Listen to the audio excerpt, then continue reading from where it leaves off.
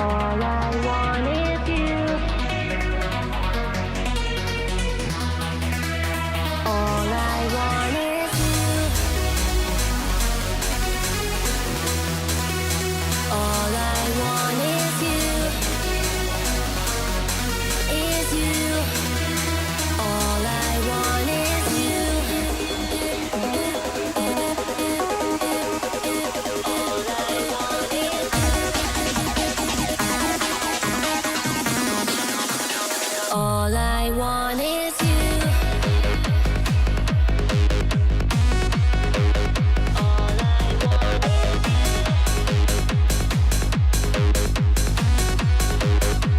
I want is you. All I want is you. All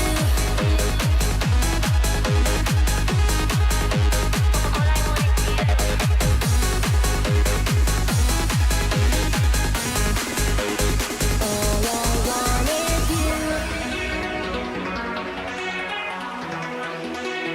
All I want is you.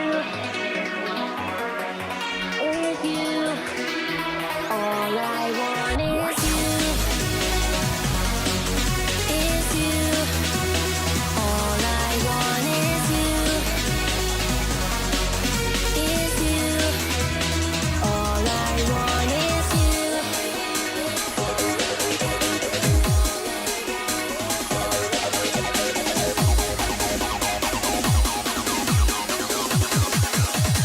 All I want is you.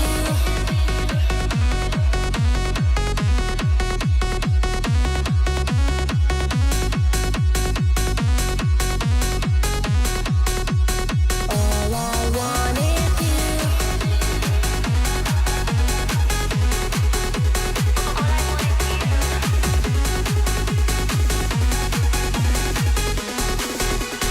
All I want is you. All I want is you.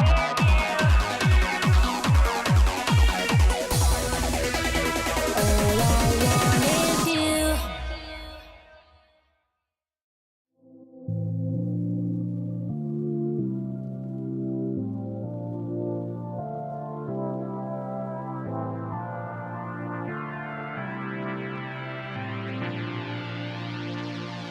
The way that you make me feel like I've never been felt before. One look in your eyes, I found the one I've been waiting for. I'm feeling electric. Our love is electric. The way that you make me feel like I've never been felt before. I'm feeling electric. Look in your eyes, I found the one I've been waiting for. I'm feeling electric.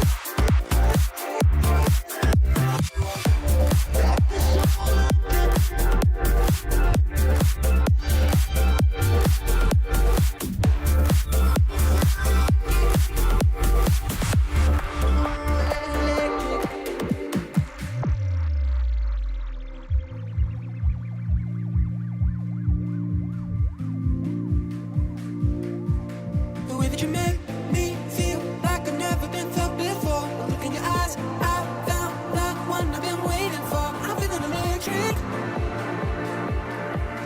Our love is electric. The way that you make me feel like I've never been felt before. I'm feeling electric. In your eyes, I found the one I've been waiting for. It's like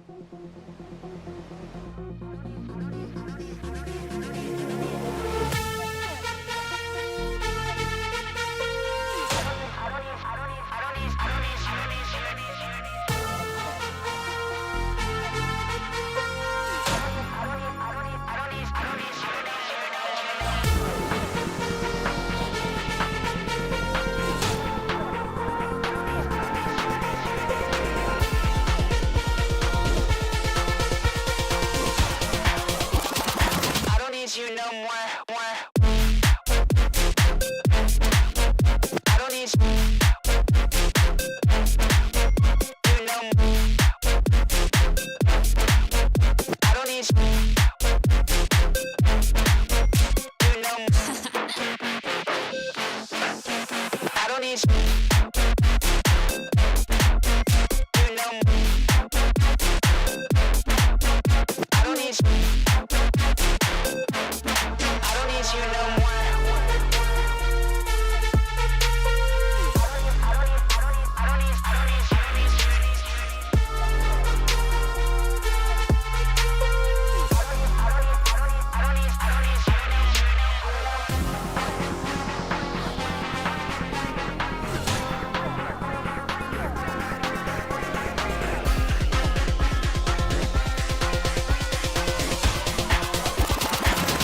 You no more.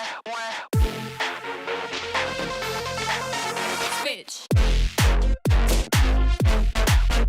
You know I don't need you. You know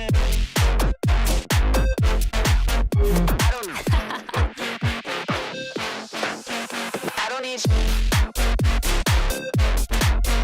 You know I don't need you. I don't need you no more.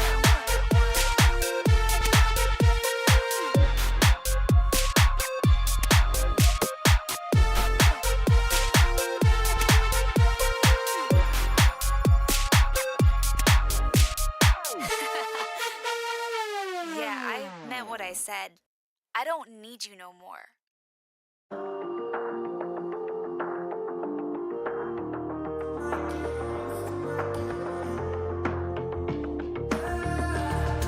My mind is racing, not used to making sense of who I was. And when the opens, I dance with demons until the sun comes on. On the outside, I seem like it's all my way of having fun. Thinking this is just a part of me you love.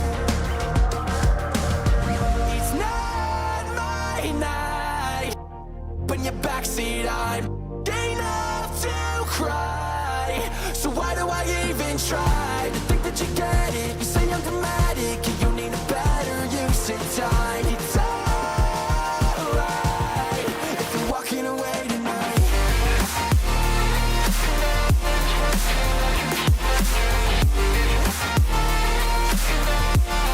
If you're walking away tonight.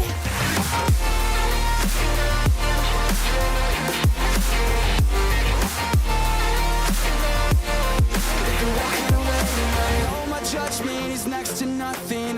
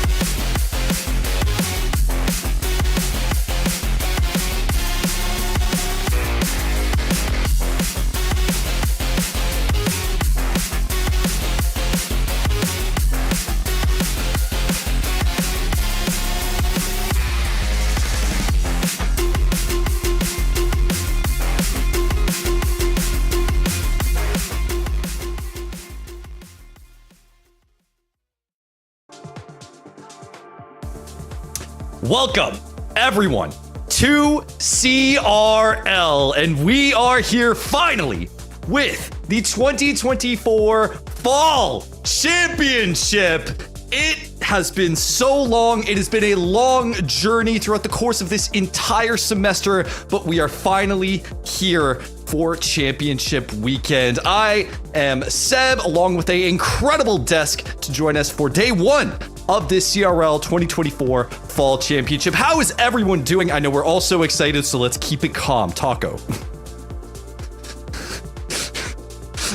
Stay calm, everybody. Stay calm. We're doing that. Yeah, and I think it's kind of hard to do that because, yeah, we have been ramping up to this one. Everybody loves to watch League play or be able to watch like a progression of regionals until you get to that national championship. You want to be able to see the best of the best actually duke it out in a single Elam bracket where it's all on the line, just one best of 7. And it's nice to see that we have had a really nice journey to get to this point. We have the storylines. Now it's just time for the players to deliver on them. Jigsaw, how you doing? I feel like there's a excitement, anxiousness, nervousness, everything that you could imagine on the day. I mean, it's enough for us in the booth, but everyone, you don't have lives anymore. This isn't the open bracket, as we mentioned. We are in a final single elim bracket with the 8 best teams currently in Collegiate. That means everyone needs to put their heart out on the field. We get to see a little bit more from the players today. I'm very excited that we finally crowned kind of our final 4 going into tomorrow. Bass, it's been a long run. How you feeling? I'm feeling good. I'm feeling good for a number of reasons here. One, the West showed up this season, and I'm happy to say that we at least have one team here in our national championship. We got one. We got one. Look, Seb, you and I are kind of, handshakes for the day. We got one Canadian team, one West team, and we got a little bit of an agreement that we're hoping the 2 of them can maybe take the whole thing. Not just because we want to see them win, but we finally have a bracket where I can't believe I'm saying this. Northwood are not the overwhelming favorites to win it all. Yeah, they're probably still the favorites, but usually it's like a 95% chance they're taking it. Today, it's a coin flip who makes it out. And that has really been the theme throughout the course of not just the CRL Opens, but this entire championship thus far. It is the parity of CRL. We cannot predict who is going to win this. We've had an incredible journey throughout the course of these 4 CRL Opens, 4 different Opens with 4 wildly different results. Yeah, I mean, let's take a trip back down towards memory lane. October 6th was our very first Fall Open 1. Day 2, of course, Sunday bracket. And this is where we crowned 7 of the 8 teams that we see today making their first stand in our Sunday showdown. Maryville, of course, coming out on top. This was our first bracket reset scenario that we had. We had so many throughout the season, but we see Maryville taking 1, Northwood Blue 2, Concord 4, Davenport 5-6, WVU 5-6, Ball State and Akron Blue both 7-8. So all of them had their first stake of real points, showing themselves. It was a highly contested bracket, a difficult day for a lot of teams that started in the lowers. We had good runs, but at the end of the day, Maryville kind of showed out in that bracket reset against Northwood, who everyone expected would be that team, as per usual, to be in the lead, to take the first win, because it had been a really long time since Northwood had fallen. And going on to the second CRL Open, there was a couple asterisks that we did have where, of course, Maryville could not field the full team. I believe it was Speed that was out that evening, and Northwood got tragically upset earlier in the bracket by UTK, and West Virginia ended up sending them out. And so while, yes, our 2 top contenders weren't in the finals, we absolutely had a grand final to showcase the parity of CRL and how even everyone is here. St. Clair Green, while they couldn't make top 8 in the previous Open, they were able to make it all the way and gave us one of the most entertaining grand finals of the entire season, going the full best of 7 back-to-back against Concord, where unfortunately they did tragically lose to Concord, who showcased us why they are near the top and continue to be so. It was a good day for St. Clair, a better day for Concord, but the better days for St. Clair, unfortunately, would kind of end there. The very next Open, they would not make it in, but a somewhat familiar face would rise to the occasion.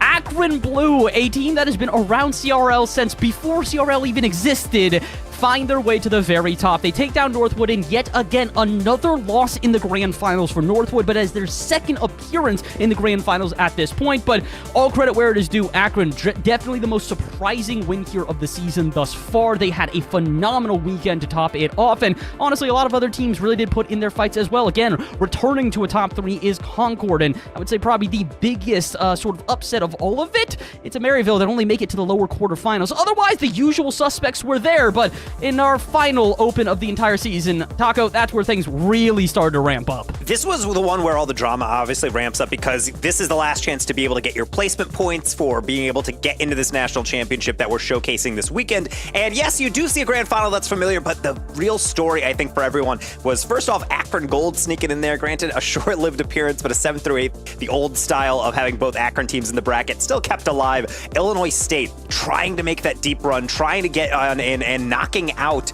Ball State from getting in. They were not successful. They could not pull it off in multiple series in a row. West Virginia sent them home, and that was really the end of it. From that point on, most of the teams in that top 4 really already solidified their placements, not just in the national championship, but really the seeding within them. So with that playoff bracket set that we're going to be able to see today, this one was really just everybody trying to take a deep breath and say, okay, we've secured everything. Now we just have to wait for all the stakes to be able to actually arrive, and that's exactly what we're going to see today. So if this was more of a casual bracket for a day 2 in CRL Open number 4, today is going to be anything but. 4 different winners in 4 different opens. As said, the parity is off the charts. Now, these opens weren't just for prizing, weren't just for placements. They were for points for this weekend. Let's take a look at the standings after 4 opens and how everything turned out. Northwood clinching the top spot after so many grand finals appearances and a win for themselves, able to secure 44 points, followed by Concord, followed closely by Maryville. Those top 3, I think, are our favorites for this weekend. No doubt about it. All of them having a title to their own, along with Akron Blue, 26 points, West Virginia, 23, even though they haven't won. Bass, it is very exciting to see that despite no championships to their name, they're still able to stay so close with those top teams in points.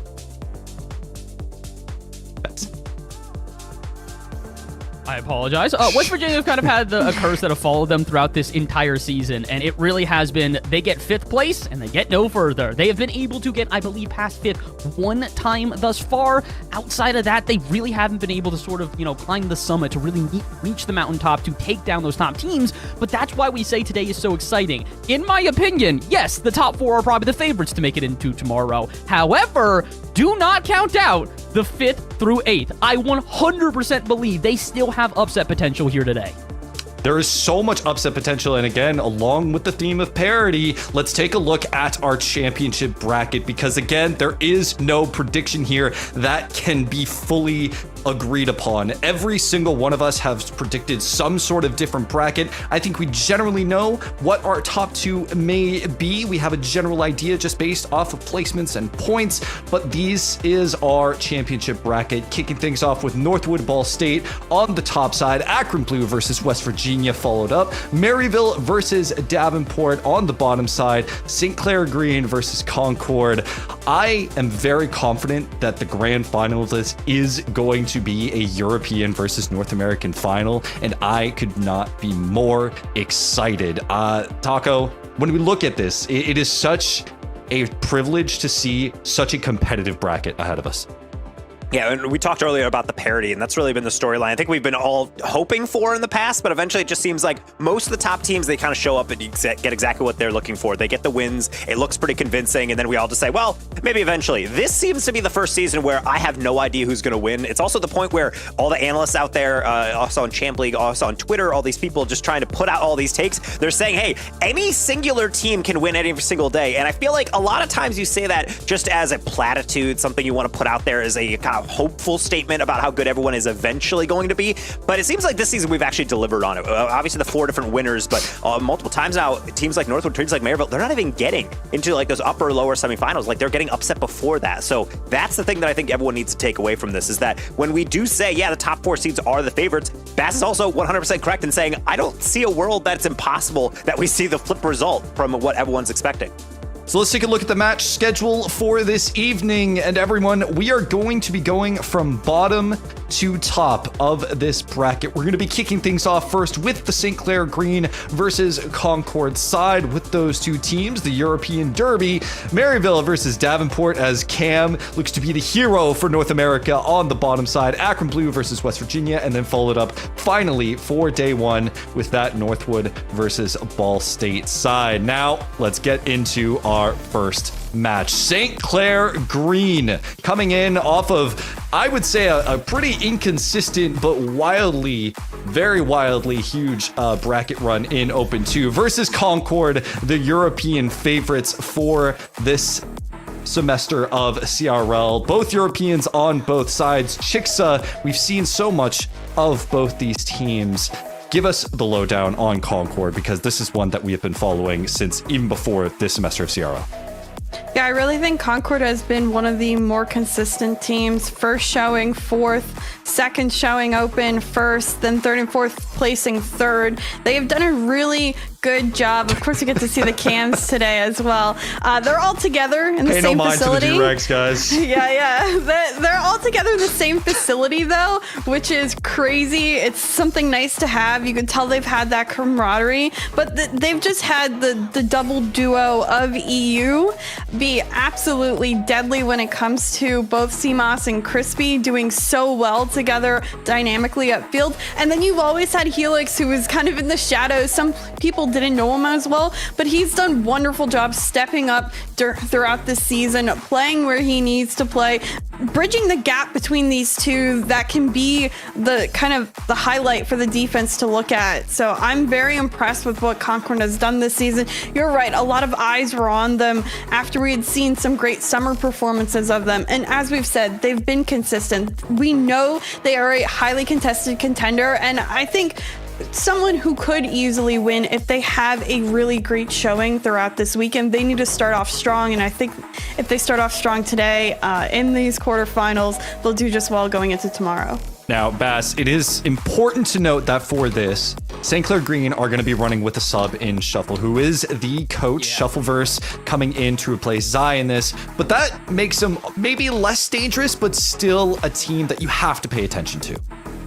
They're one of the, I'd say, weirdest teams throughout this season in terms of like tracking them and the consistency throughout them. Like we mentioned, this is a team that failed to make it in week 1, made it not only in week 2, but then got top 2 in week 2, winning in the upper bracket and only getting, not reverse swept, best of 7, losing and getting bracket reset against Concord.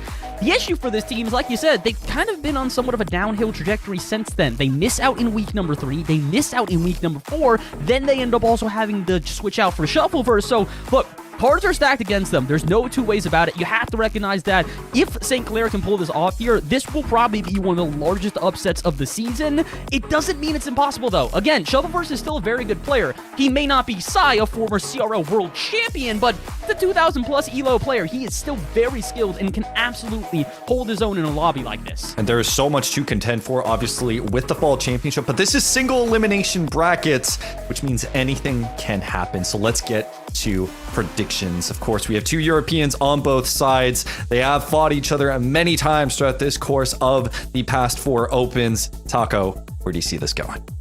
This is a rematch that we're getting to see here with St. Clair Green and Concord, obviously a high-stakes matchup, something we're not completely naive to. The difference for me, though, is that this is a new roster, St. Clair Green. We know how good they can be, but we have known how good Concord is all throughout the semester. I think they take this one, and honestly, I feel like this could even be the closest we get to a sweep all day.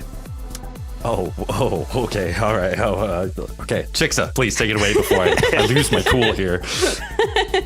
You know, to Taco's sentiment, it has been Concord that's been the consistent team. I value that consistency. I do think they come on top today. It's been St. Clair who's been honestly the most inconsistent team that we can see between not even placing to Sunday and getting top 2. So, when you have a best of 7 today, and if you can't consistently win games, how are you supposed to win throughout this weekend? I think Concord just does have that edge, and I don't think, of course, having the sub is going to do them any favors. It's just going to make their life that much more difficult. Bass, just put me out of my misery, please. I will, because I'm not pulling any punches. Taka said it might be a 4-0. It will be a 4-0. This is not going to be a game to St. Clair here. I'm going to be real. We did predictions earlier in the week. Pretty much every talent that is in CRL kind of has the same sort of feeling coming into this one. Concord, you should take this. St. Clair, I wish you the best of luck. Listen, I get it. Okay, I get it. Use your brain, analysts. Use your brain, because that's all that you're good for. I'm going with the heart. There's one Canadian school here. Yes, they're European fueled, but it is time to bring the CRL Fall Championship to Canada. There's only one way this is going to go down. It is St. Clair with the win against the European top seeds. Don't care what you have to say. St. Clair green with the win. Shuffle is a great player. What can I say? He's goated. He's been great in scrims, and I can't wait to see it. Sure, I'm not forgetting about Open 4, but that's just how it's going to go. No points, who cares? Let's get into our match. The players are ready to go. The analysts have made their predictions, and with it, we're going to be kicking off our first quarterfinal. St. Clair Green, a European-fueled Canadian institution, versus Concord. They said to me, top 2 is a minimum. It is going to be our first quarterfinal here for the CRL Fall Championship of 2024. Casters, please take it away. We're marching forward with a throwback matchup. It's the grand final of Fall Open 2 being run back. The St. Clair roster has changed, but they keep the very same passion against the Concord that is determined to end their semester right here and now. Chixa, I know you're just as pumped as I am to see this one get started.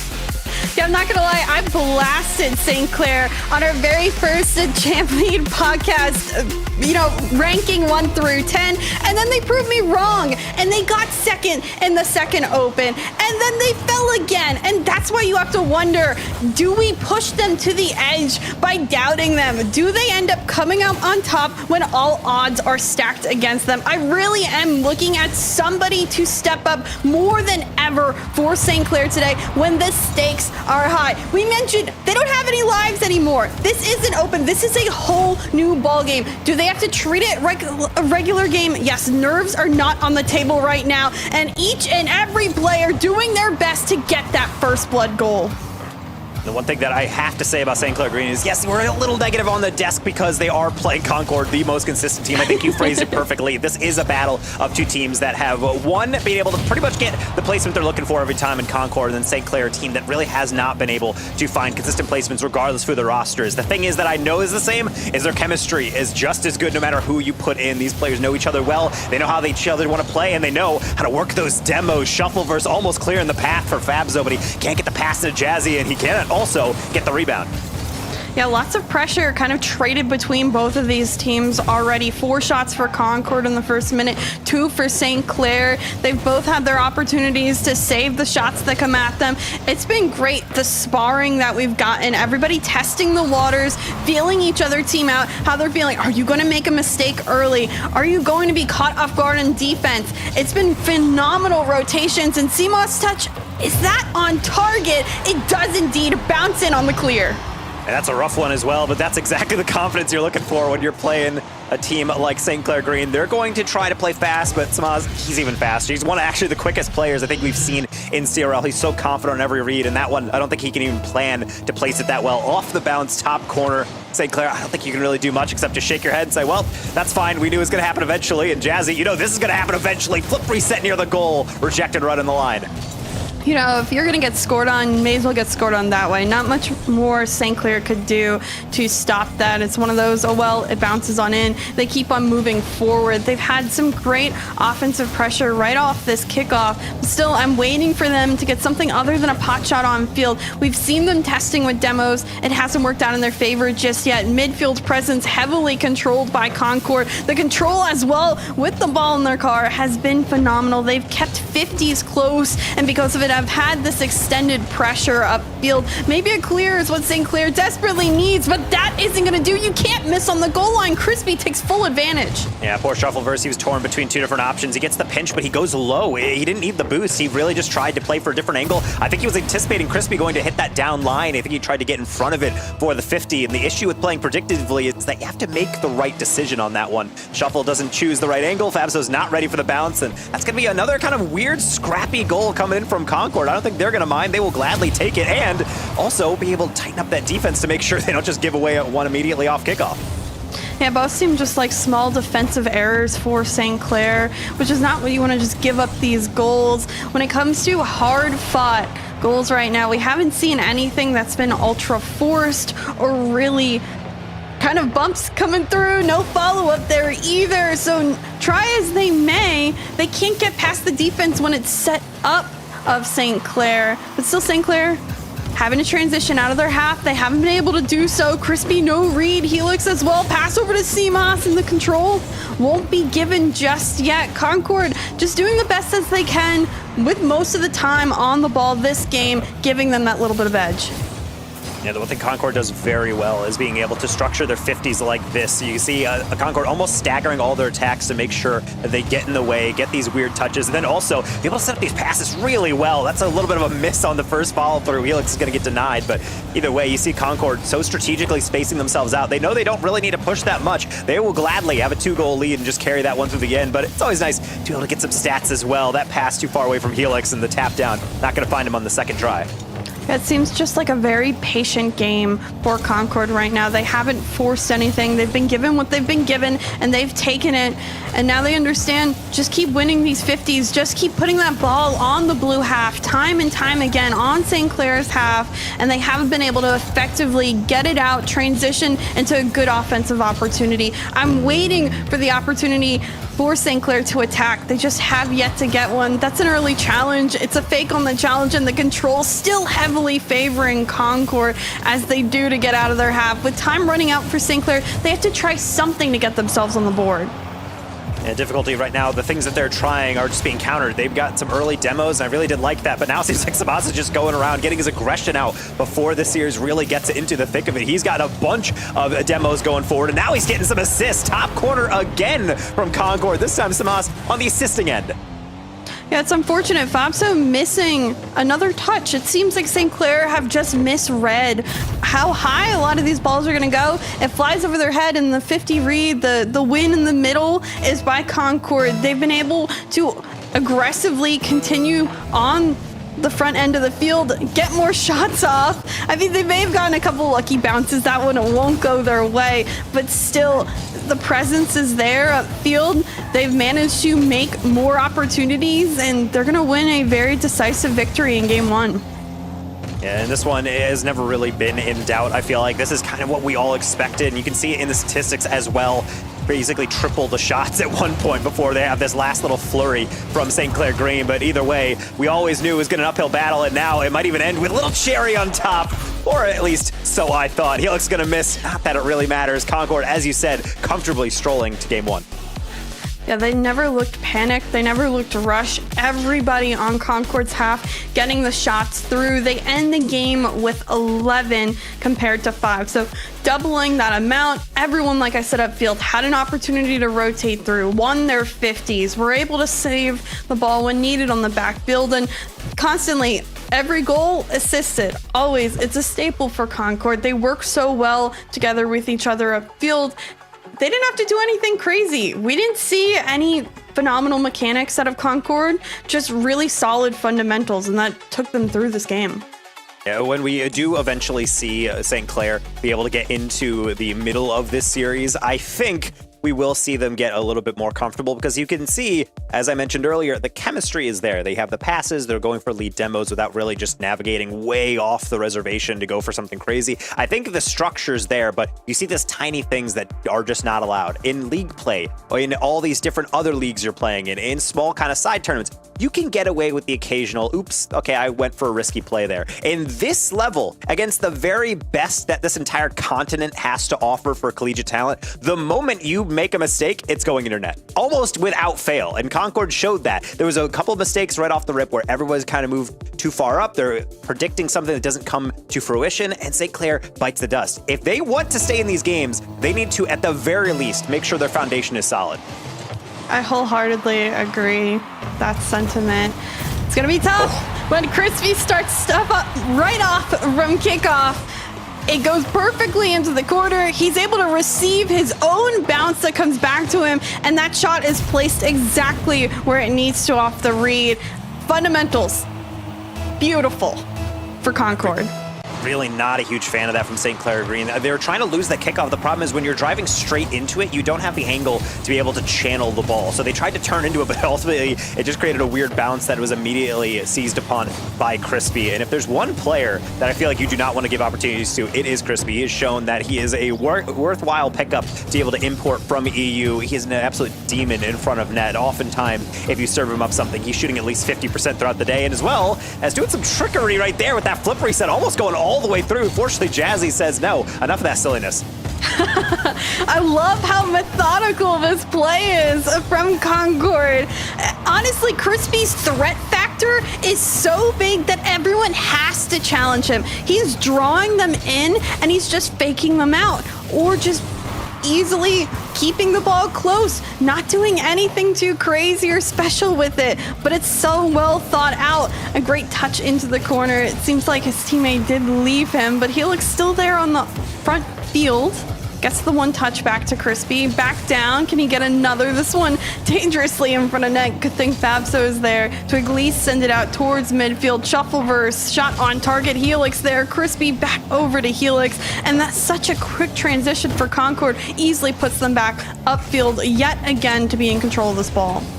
And we would say that all things come to an end, but I don't think they've been talking about the offense of Concord when they made up that saying, because right now it does not seem to be ending. Even when Fabso gets these clears, or really anyone St. Clair Green, it's just turned right back around. Smock's going to get bumped and take that one in the midfield again. I think for St. Clair, you need to be able to focus on clears, but more importantly, be able to follow them through so you at least have a chance to move on forward. These longer clears will buy you at least a second or two, but they don't actually buy you possession. All it does is allow you to get a boost or two, only for you to use it immediately. This is what I want to see from Fabso, trying to lay it down for Jazzy on the near side. Double tap, way too low to be able to pull Concord though. Yeah, great control out of the half. Helix past one, gets the 50 read as well. Jazzy last back on the backboard. Will have the touch over Crispy, but no follow-up. CMOS there. Shot saved by Fabso into the corner, but the boost steal's constant. With Concord taking so much more space on the field, they're often the one with greater boost control, and that gives them that extended. CMOS trailing, trying to get Shuffleverse. He does catch him off guard, and Crispy the flick for yet an extended lead further.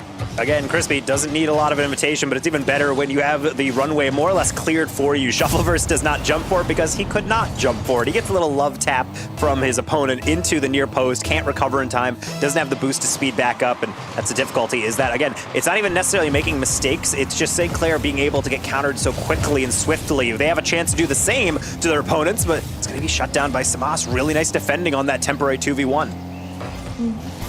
Jazzy has to get this one out of the corner, but Crispy bumping. Shuffleverse, not much more boost, can get the touch only just a little farther. Fabso, maybe an opportunity, but beat by CMOS, even though he may have only had 12. Crispy, can he get it over? A couple of bumps come through, but Jazzy on the goal line to deny for St. Clair, but that's all St. Clair's been doing. They've been denying as much as possible, but haven't been anywhere but on their end of the field constantly. Where's the transition? Where's some boost steal? Where's a demo to maybe open up the rotations a little bit more? This is the most time we've seen on the Concord half, and quickly it goes back into their favor. Shuffleverse, a backflip, and that will give Helix an opening to find a finish. That's why annoying touches like this from Smas are really important. He doesn't clear it down the line, he just taps it right down the middle. The only person who could put it anywhere is Shuffle, but he flips out because I don't think he was anticipating how fast it's going through. Fabso and Jazzy, they're back, but they're splayed out all the way to the back corners. They can't get there in time, and again, it's Concord building up and making sure they take their opportunities. That one looks pretty simple, but really it's just putting the ball in a situation where the defense has to make a quick adjustment, and they've shown repeatedly that they will struggle if they are forced to improvise in some of these movements. Just unfortunate. St. Clair has yet to score in this series so far. It's about to be a 10-minute drought. They end this game without something. Jazzy demoed, Fabso also demoed, both by CMOS from the back end. Now CMOS has time. He'll greatly use that time to even beat one. Jazzy off the sidewall, quickly contested by Crispy. This one sent away, turned by CMOS. In fact, he gives it to Crispy. They slide it behind the last defender, and yet another Concord goal. Shots right now, 12-1. And I love plays like this because it's just pure unselfishness, but it also just shows the culture that Concord really has. They all play together pretty much every single game in facility. They play in this theater that they do have on the Concord campus for everyone to be able to come on, cheer on the team. They have a team stream going. Shout out to TJ for helping run them throughout the opens. But really all that speaks to the fact that on that play, you do have a wide open shot from CMOS, but instead he sees Crispy open, just a simple pass, and is able to subvert the expectations of the defense. It's a large reason why they're winning this series and why they're winning in the way that they are doing. 7 shots just from Crispy alone. No wonder he has a hat trick, and no wonder when you see this midfield defense, not even the goal line from Concord, that you're not super surprised seeing St. Clair really struggle to get anything started. Yeah. It's been really great play out of Concord, as we've mentioned. Still patient as ever, winning a majority of these 50s. You can hope St. Clair can make some adjustments, maybe stop the likelihood of Crispy being so aggressive in upfield and having a majority of those shots. That one nicely placed by Jazzy, I think catches Helix off guard, and that'll be the first goal for St. Clair. Really do like this from Shuffleverse, just being able to lay that one down into Jazzy. Again, this is where you use your resources effectively. You don't have the shot, you don't want to lob that one because it just uses a lot of boost from the follow-up guy. Just lay it into his path and see if he can smack it hard enough. You can see the poor goalkeeper thinking it'll go anywhere except for the perfect shot. And no, it is the perfect shot. So into the back corner will at least boost the morale a little bit, but not really boosting anything else, especially not their win total. This one has been decided for quite some time, but at the very least they know that if they can get one, they can get more from there. Just got to work on the defensive side. Concord, halfway to a sweep. I love that sentiment. If they can get one, they can get more. I do think St. Clair still has an opportunity to fight and claw back in this one. They found out a little bit of what they need to do upfield in order to be successful, but they still need to stop this offensive onslaught that Concord's been bringing. As I mentioned, 12 shots for Concord. It has been endless throughout these games that they are able to continually control the ball throughout the back end to the front end of the field. They always manage to stay in control, and if not, they have a 50 and a follow-up, and because of that space that they have, they get more of that boost and they're able to have that continuous pressure. So St. Clair, hopefully a couple more clears will go in their favor, a couple more 50s they have to look for, and they'll be able to maybe catch them off guard, and a couple plays like that where a well-placed ball will just do the trick. And that's really the biggest thing for St. Clair is I think they do have good looks at the play, but the issue is that for a lot of passing plays within a high-level lobby, in ranked, you can kind of get away with telegraphing a pass because you're not entirely sure if everyone's communicating or sees the threat and able to rotate effectively. When you're playing in this kind of lobby, you know Concord, if you're just looking at a player across the field in the middle, they're going to seize on it. They're going to try to intercept it, and oftentimes they will, in fact, get in front. You saw that a lot in Game 1, where even when St. Clair was getting right up to the precipice, they're inside the box, they have a 50, all you got to do is get it past one player. They can't because the positioning from Concord on the 50, on the takeoff, on all of the rotations to be able to get into a position for the save are great. They even extended on that, pushed the line forward. They're defending well in the midfield, and that's why St. Clair, I think, it starts in the backfield still for me. I'm not convinced in their ability to be able to shut down this offense, and can you blame them? That redirect right off the rip, almost a banger right in. It was a similar situation last game, Crispy scoring within the first 3 seconds. So it'll be Concord with pressure within the first couple seconds, and that pressure too overwhelming. St. Clair will fall in 19 seconds to the first goal for Concord in Game 3. Honestly, I feel for Jazzy right there. Crispy has 0 boost. He's got almost no momentum. In my mind, I'm thinking, okay, yeah, I know he wants to throw this middle, but how much power can he really get? And then he gets the most power he possibly could, lobs it just over top of Jazzy. He's got to feel a little upset that that one goes through because not only is it yet another goal for Concord, but it's another one where they lead the game. Maybe not for long if Shuffleverse has his way, but doesn't want to challenge that one after Crispy gets the first initial challenge off backboard. Deflection by Samas, and Fabso just going to try to clean things up, but he will pay for it with his life. Jazzy, though, still with some boost. Granted, doesn't win that 50, and CMOS is able to get there. Shuffleverse with 0 boost doesn't get contact with the ball. Now, the only person with boost right now was Fabso temporarily. Shuffleverse trying to get some demos through, does find contact with Crispy. Can Jazzy get in front of the net? No finish to be found because Helix able to send it away. Another miss, has an open net because of it. That's how big one simple mistake can be in midfield. You cannot miss that touch. Especially because with Helix, all he has to do is play that whiff because he's landing. He doesn't have the ability to contest. He doesn't really need the boost, but he knows, hey, this is kind of a weird read. It's really high off the ceiling that might actually hit the lip and go straight down. And if it does, I will be ready for it. And he knows the defense will not be. Another one where you just have to have that deep sigh if you're St. Clair and say, well, back to the drawing board. And maybe the play is just play it to Fabso and let him cook, but he's not able to actually get that one all the way through. Jazzy with the rebound also going to meet a similar fate.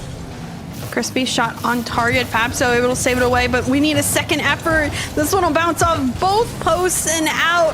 Crispy up quick. CMOS kind of cherry picking that back wall. Will do the back pass. I don't know if Helix was ready. Doesn't have much boost either in the tank. CMOS taking over. Can't get the second effort. Crispy to just stall in midfield.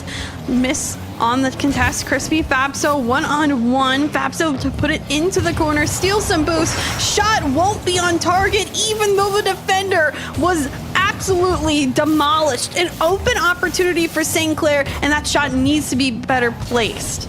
Yeah, I feel for Shuffle because that is a tough angle still. You're coming from the middle. You have to wrap all the way around it and get it on target. Even though it is wide open, you still have to make sure you're doing that with power and some placement as well. Talk about this. Coast to coast from Crispy, being able to fight that one underneath the bar.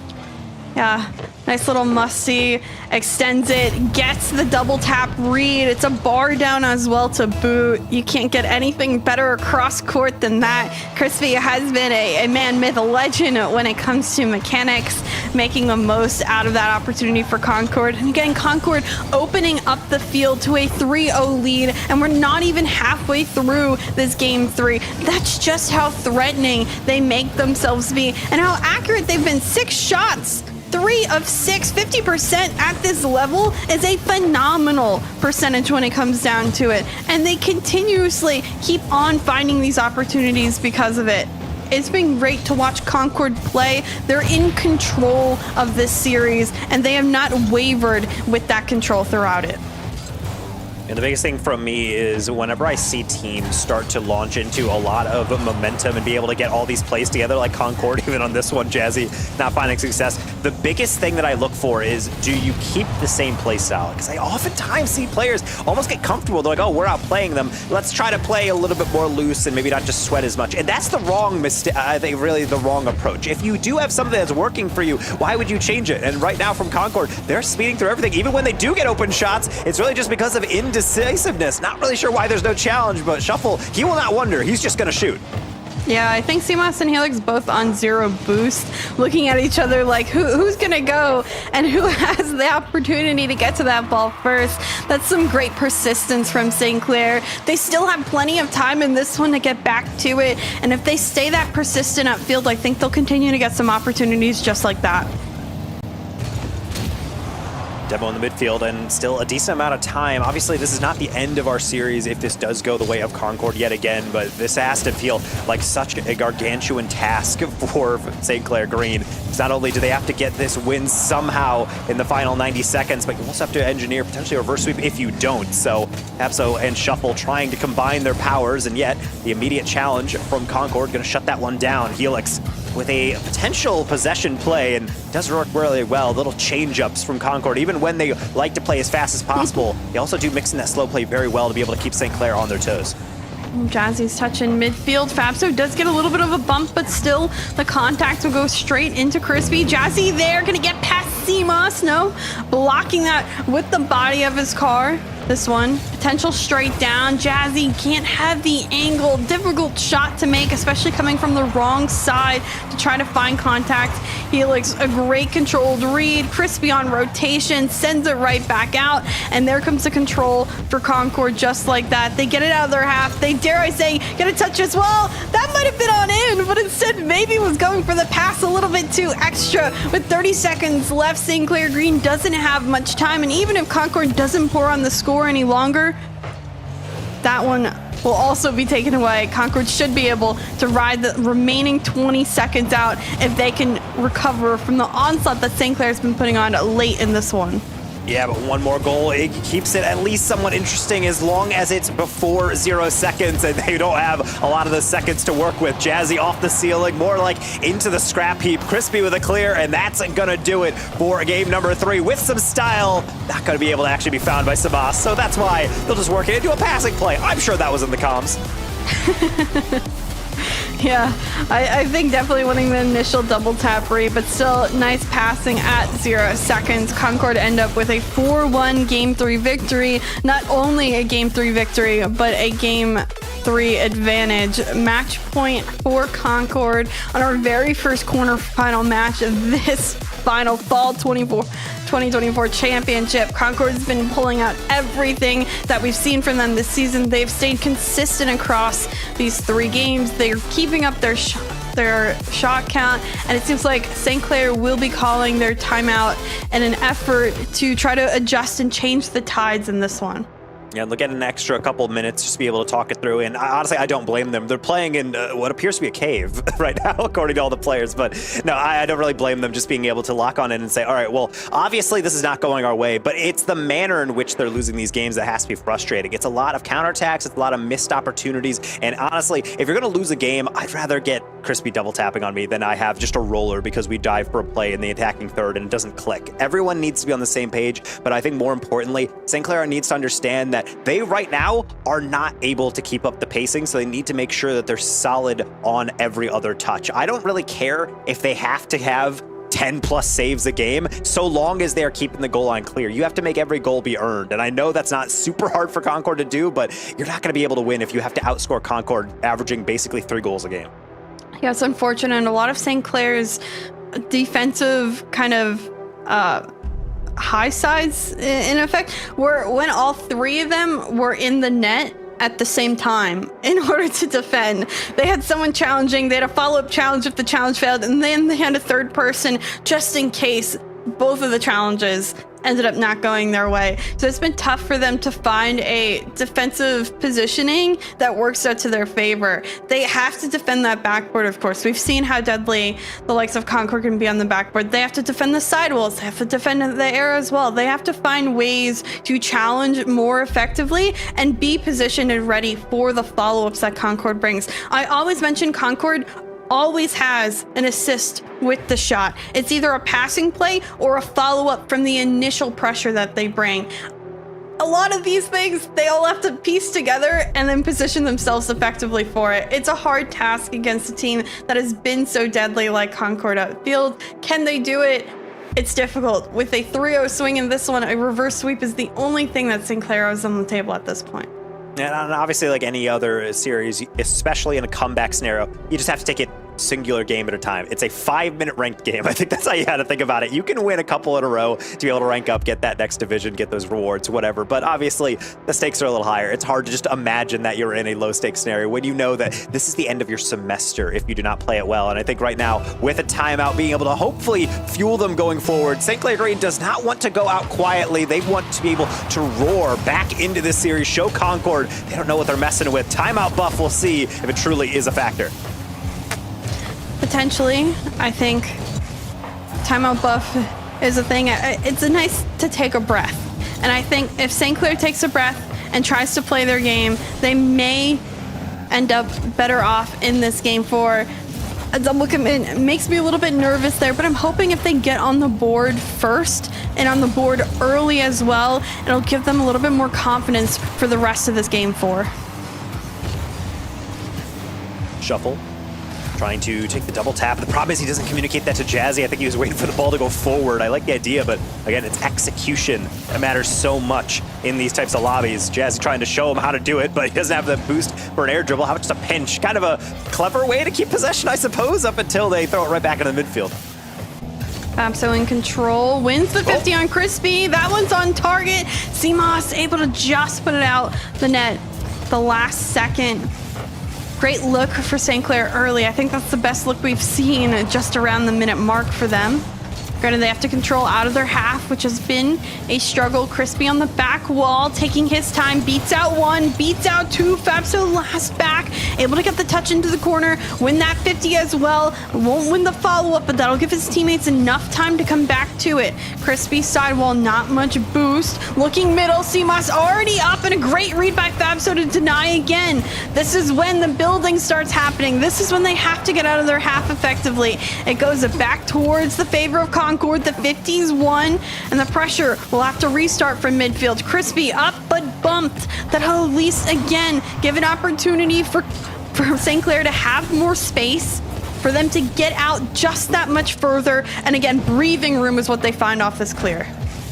And the biggest thing I'm noticing from St. Clair is that when they go for a read, they're 100% committing to it, which might sound like a mistake, but if you have the read, the worst thing you can do is be able to say, well, I might want to recalculate this one. I don't know if he actually has a reset. If you have your rotation in and everyone's behind you, just go for it. Be able to trust in that. And the second one is that I've noticed on defense, starting to fake challenge a bit more. One thing that Concord does not do well is they don't fake. They don't play slow. They really just go as fast as possible. They go right down the middle. They go straight for the jugular every time. And if you do throw in the occasional fake challenge, you can win back some possession. And that's exactly what it seems like St. Clair is committing to. And that's exactly why this is their best performance so far off the timeout. Could be even better if Shuffleverse has his way. Problem is Samaz just tucks on in, steals that one away. This is the biggest scoring drought we've seen from either team, nearing the 3-minute mark in this game without a goal. Jazzy, backboard, flip reset, extends it further. Easy touch into the corner. Helix demoed for his touch will give Fabso a little time to send it into the corner. Trying to get a piece of Crispy, but won't get the demo from it. Granted, does bump him far enough away. Shuffleverse off the corner, pop out to the midfield, won't go too much further. Looking is Concord.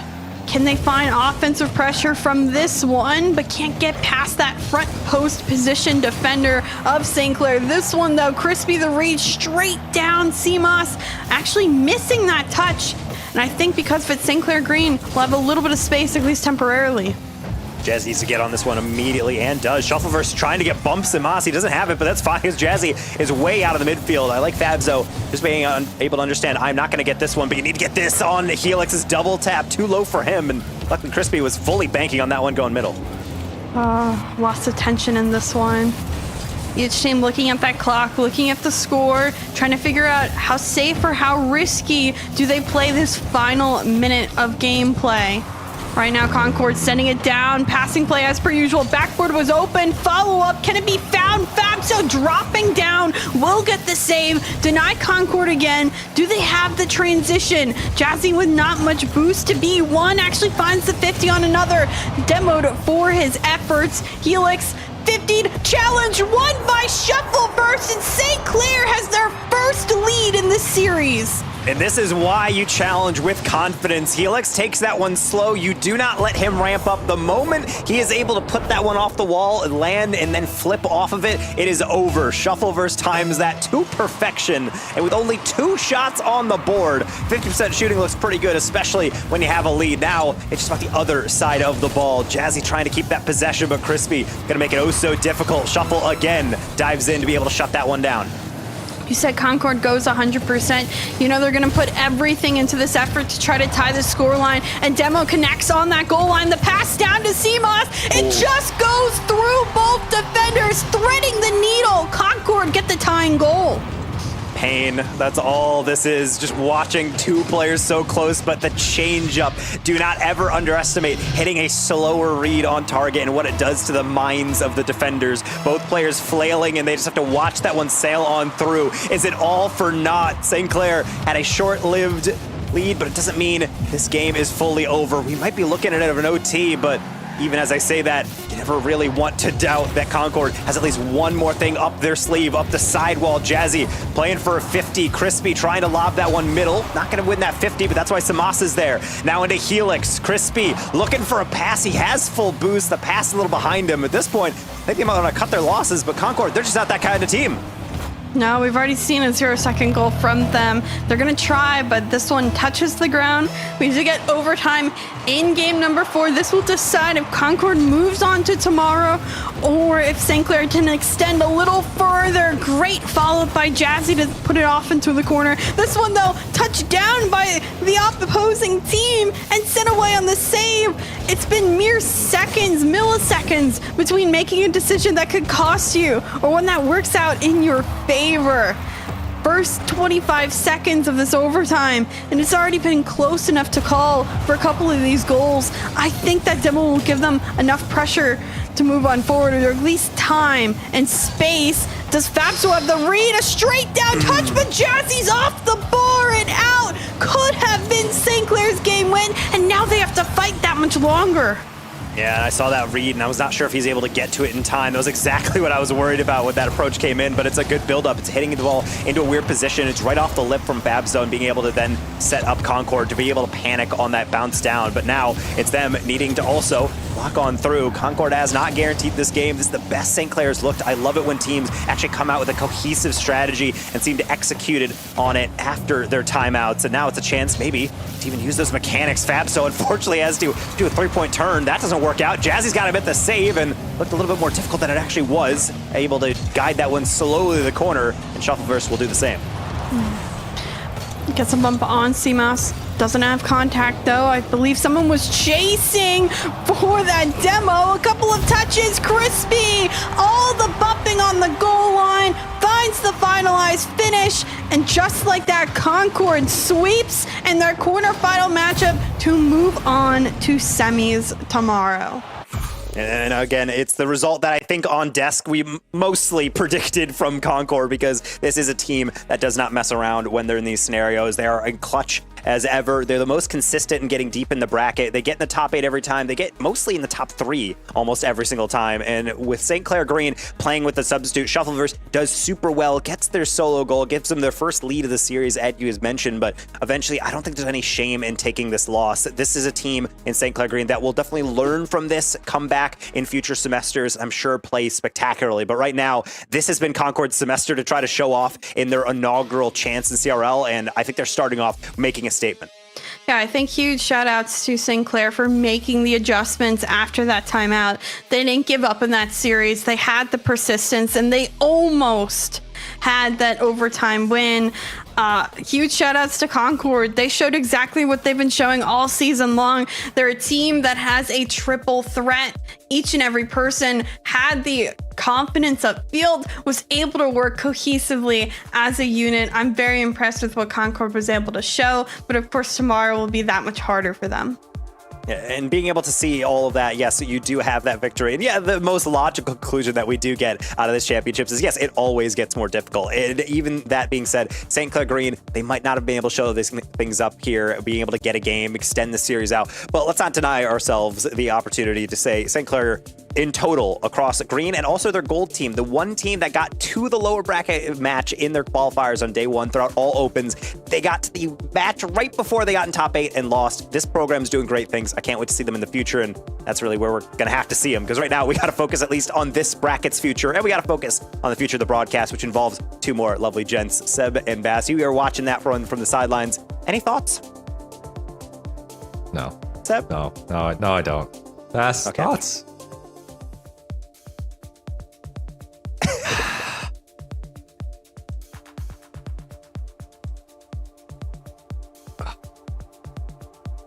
I am muted. Never mind. I will tell you, as Seb gets to hear it in his head about how St. Clair did not really live up to expectations. Now you guys get to hear me say the exact same thing. Look, St. Clair, unfortunately, we kind of knew after week 2 this was going to be a difficult task for them. A single top 2 that kind of got them here into the top 8 in the first place, but they came into this one with one of the coldest streaks of any team in Collegiate Rocket League. The streak unfortunately continued. It took them 9.5 minutes before they scored even their first goal in that series. Yeah, that was a painful display to watch. And again, I know that St. Clair are working from a disadvantage, obviously having to sub in Zai, or sub in Shuffleverse for Zai, but it still was just a display where in game 4, they were able to kind of lock things down. They were getting a bit more ambitious with their challenges. They're faking on defense a little bit more. They're trying to just not play so predictably. But the amount of times I saw just in the midfield Concord isolate a 2v1 scenario and perfectly capitalize on it every time was painful to watch. And I know that St. Clair, they're disappointed generally with kind of how the season has gone, that they could perform better. I mean, listen, the majority of this squad is the 2023 CRL World Champions. They know they can perform at a peak level, but unfortunately, with I not being able to come through for this one, this is just a learning experience for the next split, Taco. Yeah, and I think that's really where you need to be able to take everything into account is, yes, you are playing in your national championship for the semester, but this come around most semesters in most different leagues. You have to focus on playing in a trillion different other collegiate leagues. You have to all pull together on days like this, but I think they've shown great improvement. This is basically a brand new roster, at least within the NA side for Collegiate. So when you do see them play this well, they're top 8 in the nation. I don't think you'd be too upset about that. I think the way that they lose, obviously so upsetting. You're not playing with your usual roster, but Shuffleverse still does very well. I've seen much more disastrous performances when you've had to change a roster kind of last minute and you have to change it around. I think they played well. They played respectively. It's just the problem is in this era of CRL, you're not coming into the quarterfinals like, this will be our easiest match. You're playing Concord. Like, this is an insanely good team. I have to say, one of the worst possible draws they could have gotten. Yeah, and I mean, you say you've seen worse, but I don't know, man. That was kind of bad. Like, I don't, I'm not trying to sugarcoat it. I'm trying to be as real. I'm just disappointed, okay? That's all. But I understand where they're coming from. They really want to be able to showcase themselves at a top level. Unfortunately, yeah, Concord is a team that, they've played against a few times in the past. They knew exactly what they were going into it. Unfortunately, Jazzy just didn't have the room to pop off as much as he would like to. Bass, I don't want to point at anyone, but it also felt like Fabso really struggled here. Defensively, I think would be the main place that I would point to for that in particular. He just had a lot of weird rotations at times that just didn't really make sense. It was whether double committing with a teammate on the line or just putting himself in an awkward position with low boost. And yeah, the low boost was due to the fact that it was constant pressure from Concord who would steal it away from them. But if you're going to get into those bad positions, you kind of got to adjust your rotations. Constantly making dives, getting a little too aggressive, a little too pushed forward, just exposes the rest of his team to those mistakes. So, yeah, not the greatest performance out of Fab, so I don't think I want to point the entire loss on him specifically, though. It was just maybe not the performance necessary to overcome a team like Concord. Yeah, but in the meantime, we are currently getting an interview ready with our winners. We'll be determining who will be the interviewee. I think we're still figuring that out. But Chixa, overall, I think a decent opening for Concord, though I kind of worry for them because obviously, in this side of the bracket, they are going to have to deal with either Maryville or Davenport. I don't know if this is kind of like the pace that you want to be challenged at going into what, my prediction is Maryville, but I'm not going to make any assumptions. I don't think you want to start off a championship weekend with a 4-0. You want to be challenged. You want to see where your scrims are at. You want to see where, your level is at. I don't know if this is the best start for Concord going into the second round. That being said, I mean, still, you can't complain about a 4-0. Yeah, normally I think if we had done the entire bracket today, I'd be a little more concerned, but keep in mind their next game isn't until tomorrow to begin with anyways. So I'm not as concerned with it not being as maybe a good of a warm-up or a challenge as they may have liked. They already have to completely shut themselves down, rethink about it, watch the next team up, and then decide how they want to attack tomorrow to begin with. So for them, they can get a better scrim tomorrow, maybe some other strategy, whatever they want to do to prep for tomorrow's game that they know they have to do and potentially more. I think they have their eyes glued on this next one. I think that'll certainly be the strategy. Who are they going to play? How do they attack? How's the other team feeling? If it is Maryville, they've struggled with Maryville a bunch this season. It always seems to be their Achilles heel when we get that kind of double EU matchup. So I think stuff like that, if it's Davenport instead, I think they may have an easier time. So they have a lot on their mind right now, but I did see really just a lot of consistency out of them today as per usual and a lot of confidence. The team didn't waver. No, and Taco, I think one player that I do want to call out on the Concord side is just being fantastic. It really felt like it through game 1 and game 2. And in fact, we have him here this evening. We have Crispy, who I'm going to call out as our MVP. He was playing so crispy. How you doing, man? I'm good. How are you doing? Dude, doing good, man. You guys are in the facility. I think you're all there, right? Yeah, everyone's here. Literally everyone. Well, I think they're getting propped out a little. Well, we got the whole Concord team with us, so we'll give you guys, all of you, a question at this point. You guys are playing in a facility for this fall championship here. How is that affecting the overall gameplay? Like, how are the comms? How are the vibes? Give us a walk through that. It makes everything easier for us. I mean, like, it's just easy. I don't know, like, everything we do is just better. Everything we do is just better. So I can't thank Concord enough for letting us do what we're doing this weekend.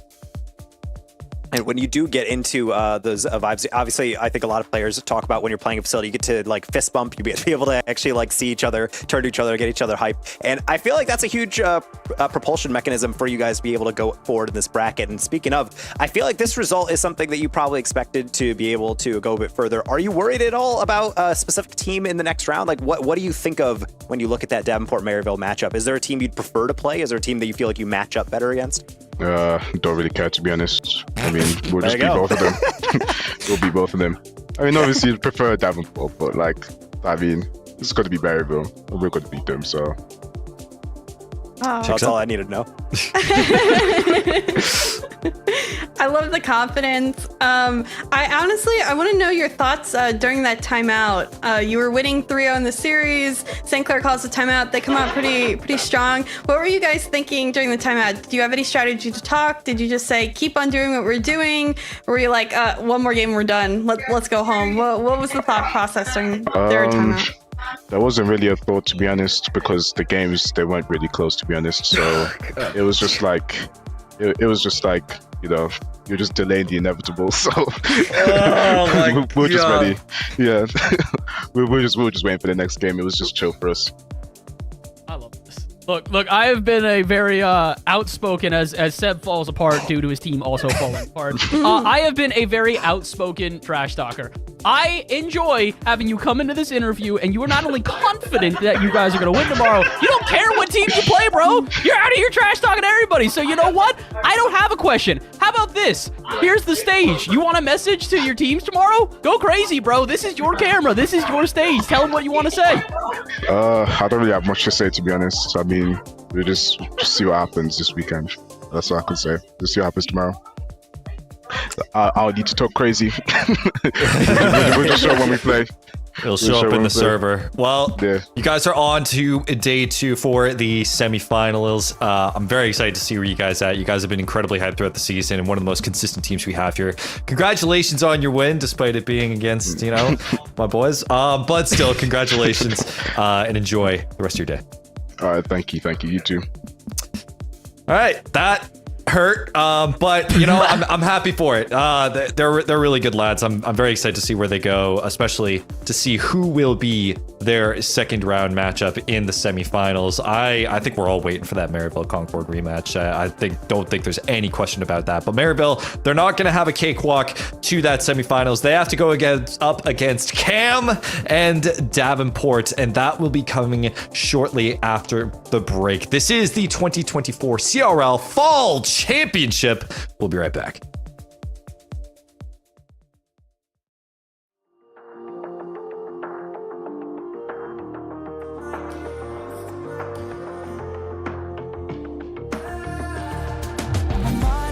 I used to making sense of who I was. And when the opens, I dance with demons until the sun comes on. On the outside, I seem like it's all my way of having fun. Thinking this is just a part of me you love.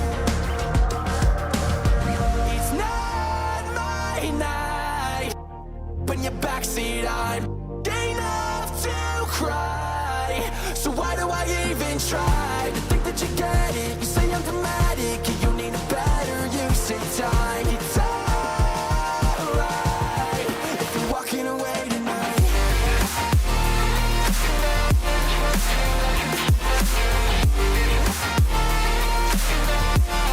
If you're walking away tonight.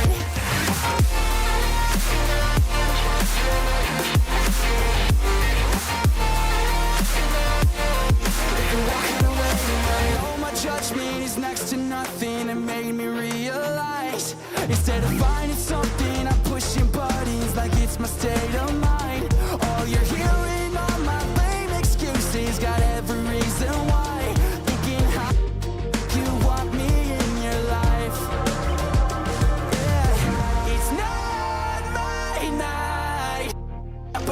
backseat. I'm enough to cry. So why do I even try to think that you get it? You say I'm dramatic, and you need a better use of time. It's alright if you're walking away tonight.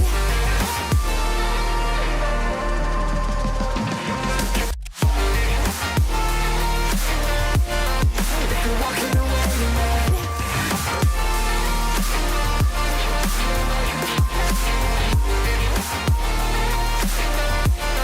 If you're walking away tonight.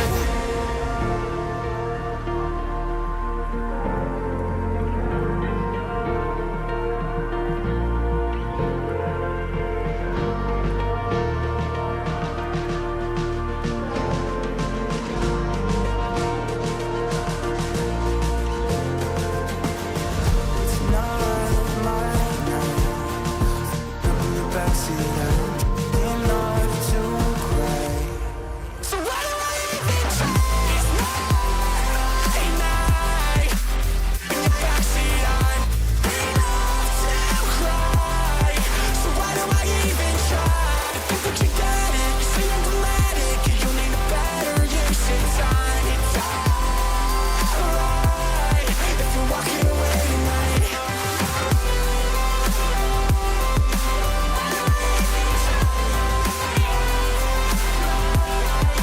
Why do I even try to think that you get it? You say I'm dramatic, and you need a better use of time. It's alright if you're walking away tonight. Let me hit you with the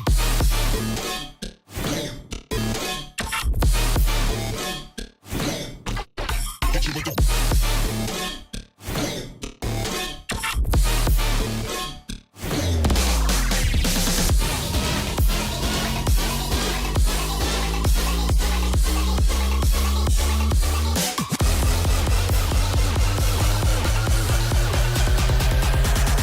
yo, let me hit you with the bleep blue.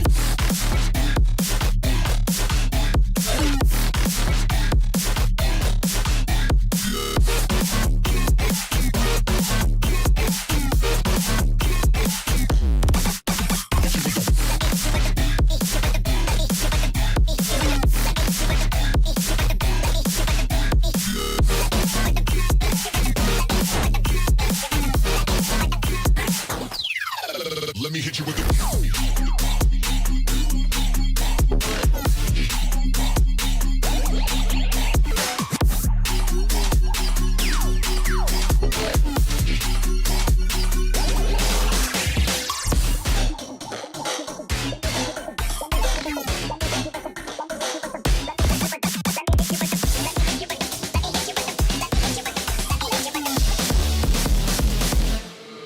let me hit you with the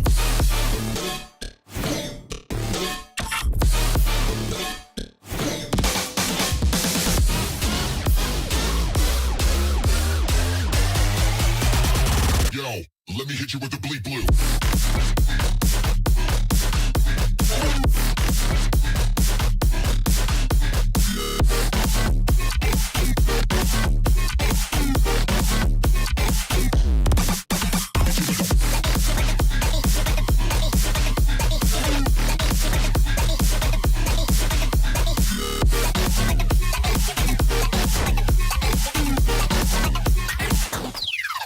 Let me hit you with the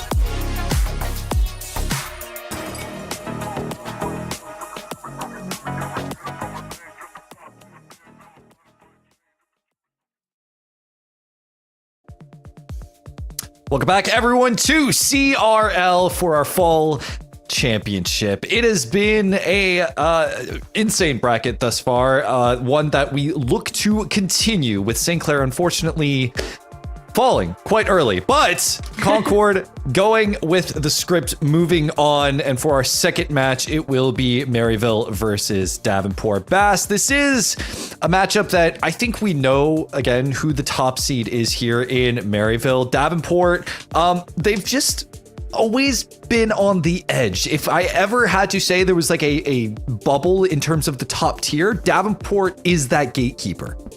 They are the perennial gatekeepers of top 8 CRL, and they have been that way for a hot moment now. Even before the CRL semester, they've been a team that have been able to hit some peaks, get a top 4, top 5 here or there, but really a team that averages somewhere around that 5th to 8th range when it comes to their final placements. They are still a very solid team. If you look at the actual roster here, you recognize some names. Cam, a long-standing member of the CRL community, even a CRL national championship in 2022.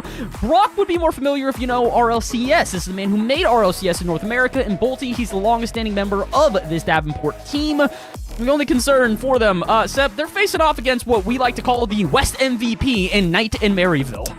Yeah, no doubt about it. You know, Knight, of course, being that Western MVP from our last fall championship, an incredible player, and one that you might look at relating wave, you might look at speed and see, okay, we got RLCS players. No, Knight is standing toe-to-toe with them, and at times, Taco, exceeding them. Yeah, I think Knight is one of the more disrespected players, I feel like, that we've seen within CRL, because for a while he was just playing in the West. You don't really get as much press because they're saying, competition's a little bit weaker. But then we saw it across the summer in all the different leagues. Knight was playing at ridiculous levels, like playing and hitting every single clip imaginable. And now he has 2 weapons that he really just gets to goof around with. He really just gets to be saying, okay, well, I'm just going to chuck the ball around. We're all just going to improvise some crazy plays and it'll work. Speed and Relating Wave have been able to, I think, make Knight even better, because now it's not just like, okay, we need to play well and we'll figure it out. It's just like, hey, Knight, you're just been taken off the leash. If you're going crazy before, just do whatever you want. It will not backfire. We have your back. And I think that trust with Coach Calix frames center in the camera as Speed very nicely frames him in there. Is also nice to be able to have not only the gameplay unlocked, but the strategy behind them, that confidence in that coaching role also being fulfilled. I want to point out that Calix was also talking smack in our Discord chat while he's currently with Maryville, talking smack to St. Clair. He said, big upset. Love you, Calix. You know, great guy. But, of course, a core member of this Maryville squad. Now, Davenport, on the other hand, no comms, not in the same facility. But, Chicksa, this is a team, while they have been the gatekeepers, when they were first built, we saw Brock and Cam join forces with arguably the best of the previous Davenport squad in Bolty as well. I mean, this is a squad that you look at them, they have the pieces to make it work. Yeah, I remember watching Bolty and Davenport before this roster was created and wondering, oh, who's this Davenport team? And Bolty comes out playing against some of the best rosters previously created last year. And I'm like, man, this guy's really good. He has a lot of potential. If only he could get 2 teammates. Oh, he did get 2 teammates. And they've done pretty well when it comes down to it. You know, 5th and 6th and 7th and 8th placements across the entire year. They've been consistent, as we've mentioned, in the upper echelon of the top 8. But they haven't really broken much farther than that. They always have a bigger threat to overcome, it seems. And Maryville has been one of the largest threats when it comes down to it. I mean, we have our first open of the entire year. This is the first showing, and Maryville wins it. They come out strong, and since then everyone has eyes peeled on them, and they're, in some people's opinion, the favorites to win this entire thing. I think that counts for some of us on the desk here. So let's get to talent predictions, because of course we all know kind of where we see this bracket going generally, but for this match in particular, although it's spicy, we gotta go with the seeds. So Chicksa, where's this going? Yeah, I am going to have to go with that consistency with the winner in Maryville before. Speed Relating Waves, phenomenal players Knight. I've watched him grow. He has 2 phenomenal teammates. This is just going to be an uphill battle for Davenport. I think it'll be closer than the last one, but at the end of the day, Maryville has been stronger and has proven to be the stronger team throughout this open season. Bass. Look, I'm going to say it and put it very simply here. I believe that there's a world this becomes competitive. I also believe that I'm taking the best team in the West on this one. It's going to be Maryville. I almost guarantee you it's going to be Maryville. Look, Davenport, was there any doubt? I would love for them to prove me wrong. A, because we kind of got to fight back against the European invasion at this point. They continue to send more European players over and take top spots in North America. But also because, look, man, Cam has been talking about a revenge tour all season long. If there was ever a chance to finally prove it, it's here today. I don't think they will. I think it's a 4-2 in favor of Maryville, but don't sleep on Davenport. Taco. I think for me, I agree in that Davenport has a shot in this one, but the thing is, it's Maryville. They have gotten to multiple grand finals. They won the very first one within CRL Open number 1, and most importantly, in their 2 meetings this season in NECC and outside Collegiate League and CRL Open number 3, Maryville won both of those encounters. I don't think they're too worried about this one. I think honestly, when Davenport first got formed, we were kind of saying this will be one of the elite teams in CRL, period, not just in the East. And they have lived up to that. They're top 8, but you're playing not only against one of the better teams, you're playing against arguably the team in all of CRL. So if there's ever a point where Cam comes in and say, hey, we have Maryville's number, we will beat them, that is direct quote. That's exactly what he believes could happen. It didn't happen in their last engagement in Open 3, but it has a chance to be able to make quite the statement and be able to blow everyone's minds if they can get it done right here. Just for right now, Maryville's the better team. For me, it's always been the case of, can Davenport shake off the gatekeeper name, the title? It's just, if there is any time for them to drop that from their moniker to say, no, we are among the best, today would be the time to do it. But for me, I don't think that's happening today. I'm going to go Maryville on this one. The best of the West, fueled by Europe, is going to be taking this one. And although I fully believe Cam can put in an effort, I have been seeing these Maryville players grind the 2v2 events, grind outside of the actual CRL circuit, and they have looked incredible and only continue to get better within North America as they get their playing time in North America. So for me, it is going to be Maryville, though I do hope Davenport will give us a fight. I think it's going to be an incredible run for both these teams regardless. That will give us an entertaining series. Maryville, CRL Open champions, best of the West. Davenport, always the underdog, but can never be counted out. Our second quarterfinal, North America versus Europe, with stakes beyond the bracket. Casters, please take it away. It is our second series of the night, of the afternoon. It is another EU-NA mashup battle. 2 teams a little bit closer in strength. We have a upset potential in Davenport and the likes of Cam, Brock, and Bolty. And we have notoriously a team that is on everyone's brackets as winning this entire thing. Maryville, Speed, Relating Wave, Night, all together in the same facility, want to structure themselves as CRL champions. What? Starting off good. That's the best way to do it. Not even 10 seconds in, and already Maryville find themselves their first goal off of a flick from Relating Wave. Oh my. I hope this one goes a little bit longer than the last. It's always a good sign, bad sign when we see that first goal come right off kickoff. Hopefully Davenport can calm the nerves and get back in it. But you know, Speed and Relating Waves, they're going to be so aggressive upfield, and keep your eyes peeled for Knight. He catches you by surprise. He's mentioned how underleveled he has been at times, how under the radar people see because of the 2 that he's matched up with. Cam has an opportunity if he can get the double tap read. What a touch by Speed, and is able to get the transition upfield as well. Maryville on a whole nother level to start, it seems. That shot just wide. They're almost getting their second goal already, and I do want people to look at this and maybe not be surprised. One of the biggest things we've talked about Maryville throughout this season is that when they come prepped, they come beyond prepped. This team has had some inconsistencies, but there's kind of some asterisks attached to said inconsistency. We mentioned it. Week 1, they do stuff like this. They win the whole thing. They don't have speed for week 2, and they do get him back barely for week 3, but here's the impact they can have when he's on full hours and ready to play. Yeah, phenomenal pass right to where Knight is waiting. Has to just flip into it. Easy goal. Another 2 assists for Speed to start. 1 goal each, Knight and Relating Waves.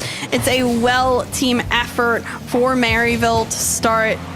Davenport need to figure out a way to cut the likes of Maryville in the middle of this one. It's only a minute. It already seems like Maryville is such in control. The possession heavily favoring them. Cam will have to try to get this out to a teammate. Knight is there to jump that pass. Get another touch towards the back wall. Good thing one defender's there, but Brock's bumped. Seems like you cannot stop this onslaught that Maryville is bringing to play. They're just putting them in the blender on repeat. More and more pressure over and over, and even in their more awkward moments in defense, I was going to say they don't seem all too exposed. However, this will change that up. Bad challenge from Knight, worst challenge from Lading Wave, and Speed, no contact at all. Unfortunate Knight doesn't have more just speed to go into this ball. He's kind of stopped on that goal line, only has a flip zero boost to work with. Because of it, Davenport gets one back. It's a great job to come through just when they seem to be at the disadvantage and attack when Maryville is at their most open. Granted, you have to stop Maryville when they come right on back. Another shot, a demo as well. Clear. That one's just off the mark. An open net Davenport had for the taking. Fortunately, just off target. They'll have to try again from their own half. That clear goes straight into Knight. Double tap, read off target. Bolty putting this one away, and that'll be some space for Davenport to work with. Ooh. And a goal. We'll take another one. 2-2, tying it up pretty quickly. And again, it's still Maryville just a little bit awkward on defense. Their offense is great, but the defense just not stepping up when necessary. Yeah, I think Relating Waves maybe a little bit too confident. Comes right off of back post, goes through front post as well. Isn't structured to make the save. Because of it, that's an open shot that Bolty and Brock both equally having opportunities take them and now tie up this game just as quickly. I thought Maryville would have been better suited, maybe a little too overly confident to start off in this one. Now Davenport fighting back. Brock last back, can only touch this one to midfield. Takes it right back, sees Cam on the sidewall, a little bit too far behind him, so that one touched back into possession of Maryville. Well, they'll have to also start their transition from the backfield. Speed beats one, can't beat Brock. Just like that, play upfield will die for now. But transitions, what seems a little bit more even, I think, than we expected, Bass.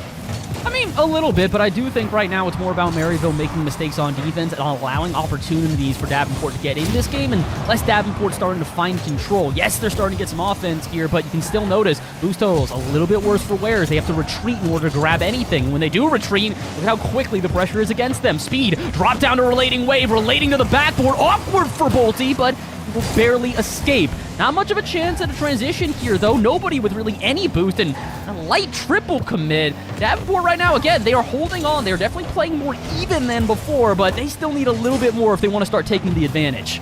Yeah, a little bit too overextended, Davenport. They'll have to all transition back onto defense, maybe a little bit too late, but not just yet.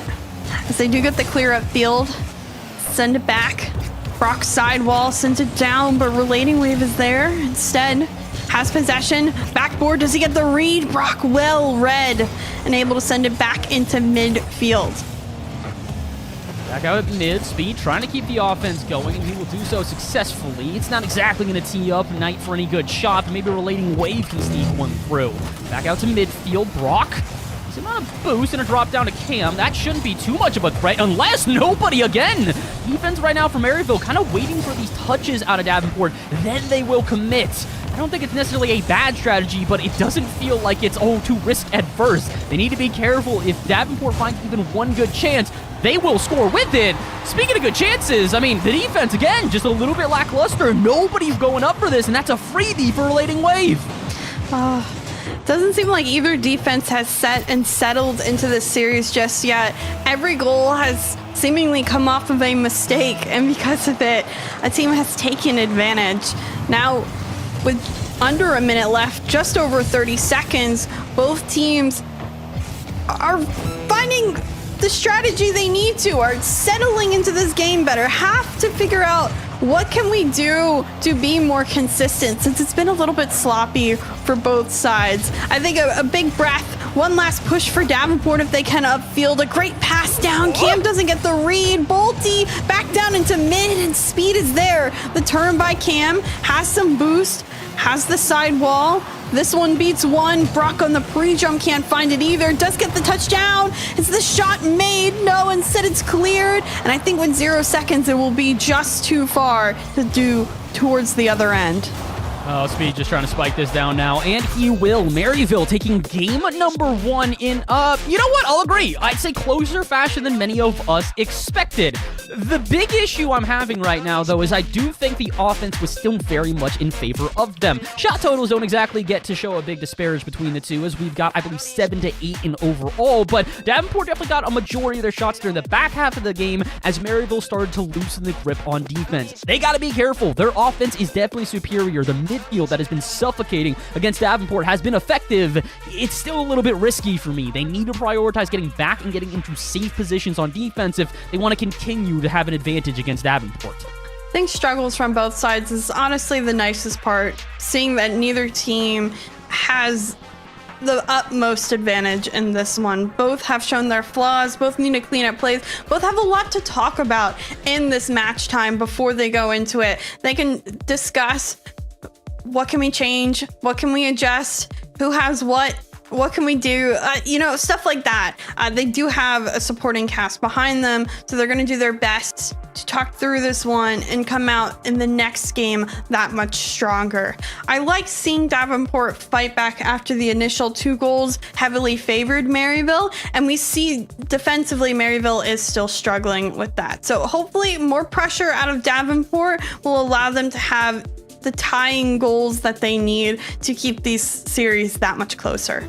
I think they got a chance, but they're going to have to prove it here in Game 2 on Forbidden Temple. Like we said, this is expected to be a closer series between the two teams. It's really all up to Davenport in order to do so.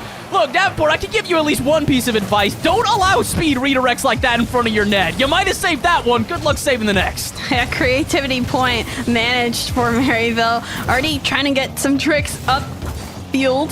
Speed off the 50, does not have the read. Brock instead sends it away. Follow up by Cam. We'll send it over to Brock, who was trailing upfield. This one, though, will continue to be on target. Bounce out and in. I almost thought Brock threaded the needle, but can't get there quick enough. 50's won by Cam. Knight in midfield. Brock there as well. Picks it up instead. Speed will have to stall and does just that. Gets a follow-up touch as well, but Cam is right there. Sends it back to Bolty. Backboard maybe a little strong. Brock to send it back there. Can't get the 50 read down, but still lots of pressure coming from Davenport. Maryville needs to set themselves up. They're running out of boost and need to clear desperately to give themselves some space. Still not in control of this ball, though. More pressure comes from Davenport, and it is just in front of Maryville's net this entire time. It just kind of feels like Maryville, though, aren't really all too threatened by what's happening right now. A lot of heavy touches to the backboard, and I do think they've taken the moment in between 2 games to really recognize, hey, if we continue to play this aggressively on defense, it will leave holes for us. That's why you're seeing Speed kind of wait out at midfield, look for the challenge when he can find it, and keep the offense going. Knight trying to do the same thing, but maybe not as clean of a touch from him. He'll try to redeem himself with a 50 against Cam, and I think he will, because it's players downfield. Numbers advantage, but can anybody get there for the shot? Not quite. 2 players get back in time from Davenport, but here come Maryville with even more offense. Brock will have some space. Has boost to work with as well. Beats Knight. Looking for a bump. Just find the demo on relating waves. But I don't know what happened to the follow-up by the team. That was 2 players taken out, and it seems like no one was there to follow up on that solo play. Can't just be chaotic upfield. Bolty will be there first off the sidewall, bounces back mid, and Brock's touch I don't think goes exactly where he wanted, so back in control very temporarily is Maryville. Still struggling to get this ball out of their half. Bolty's shot will be just off target, a little bit too high. I think, though, would have been placed right into the defending car. So we find ourselves at halftime in a 0 score line right now.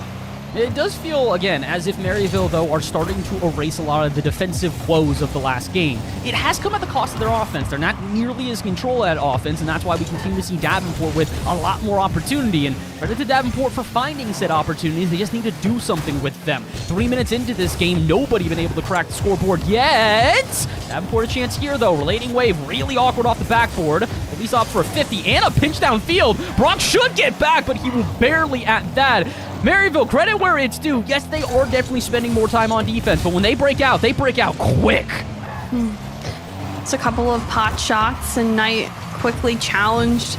Again, Maryville stuck on their half of the field. Need to get out a nice clear, or else the passes. Oh, so many shots just off the mark as well for Davenport. They seem to be everywhere but in that goal box right now. Cam's shot, slow and steady, wins the race. I guess it'll go on in. I think it's more speed does not win the backflip. This is not what he was hoping for. Trying to play near post, cannot find it. Backflips into Knight, who probably actually had the save. Disaster strikes, and again, this is where we talk about it. Unfortunately for Maryville, they're playing really well at most of the game, but when it comes time for them to just touch up a little bit, be careful on defense, occasionally they make mistakes like that, but they're trying to redeem themselves. Offense immediately off the kickoff, they need a goal just to see an overtime. Brock in control, boost, has the flick.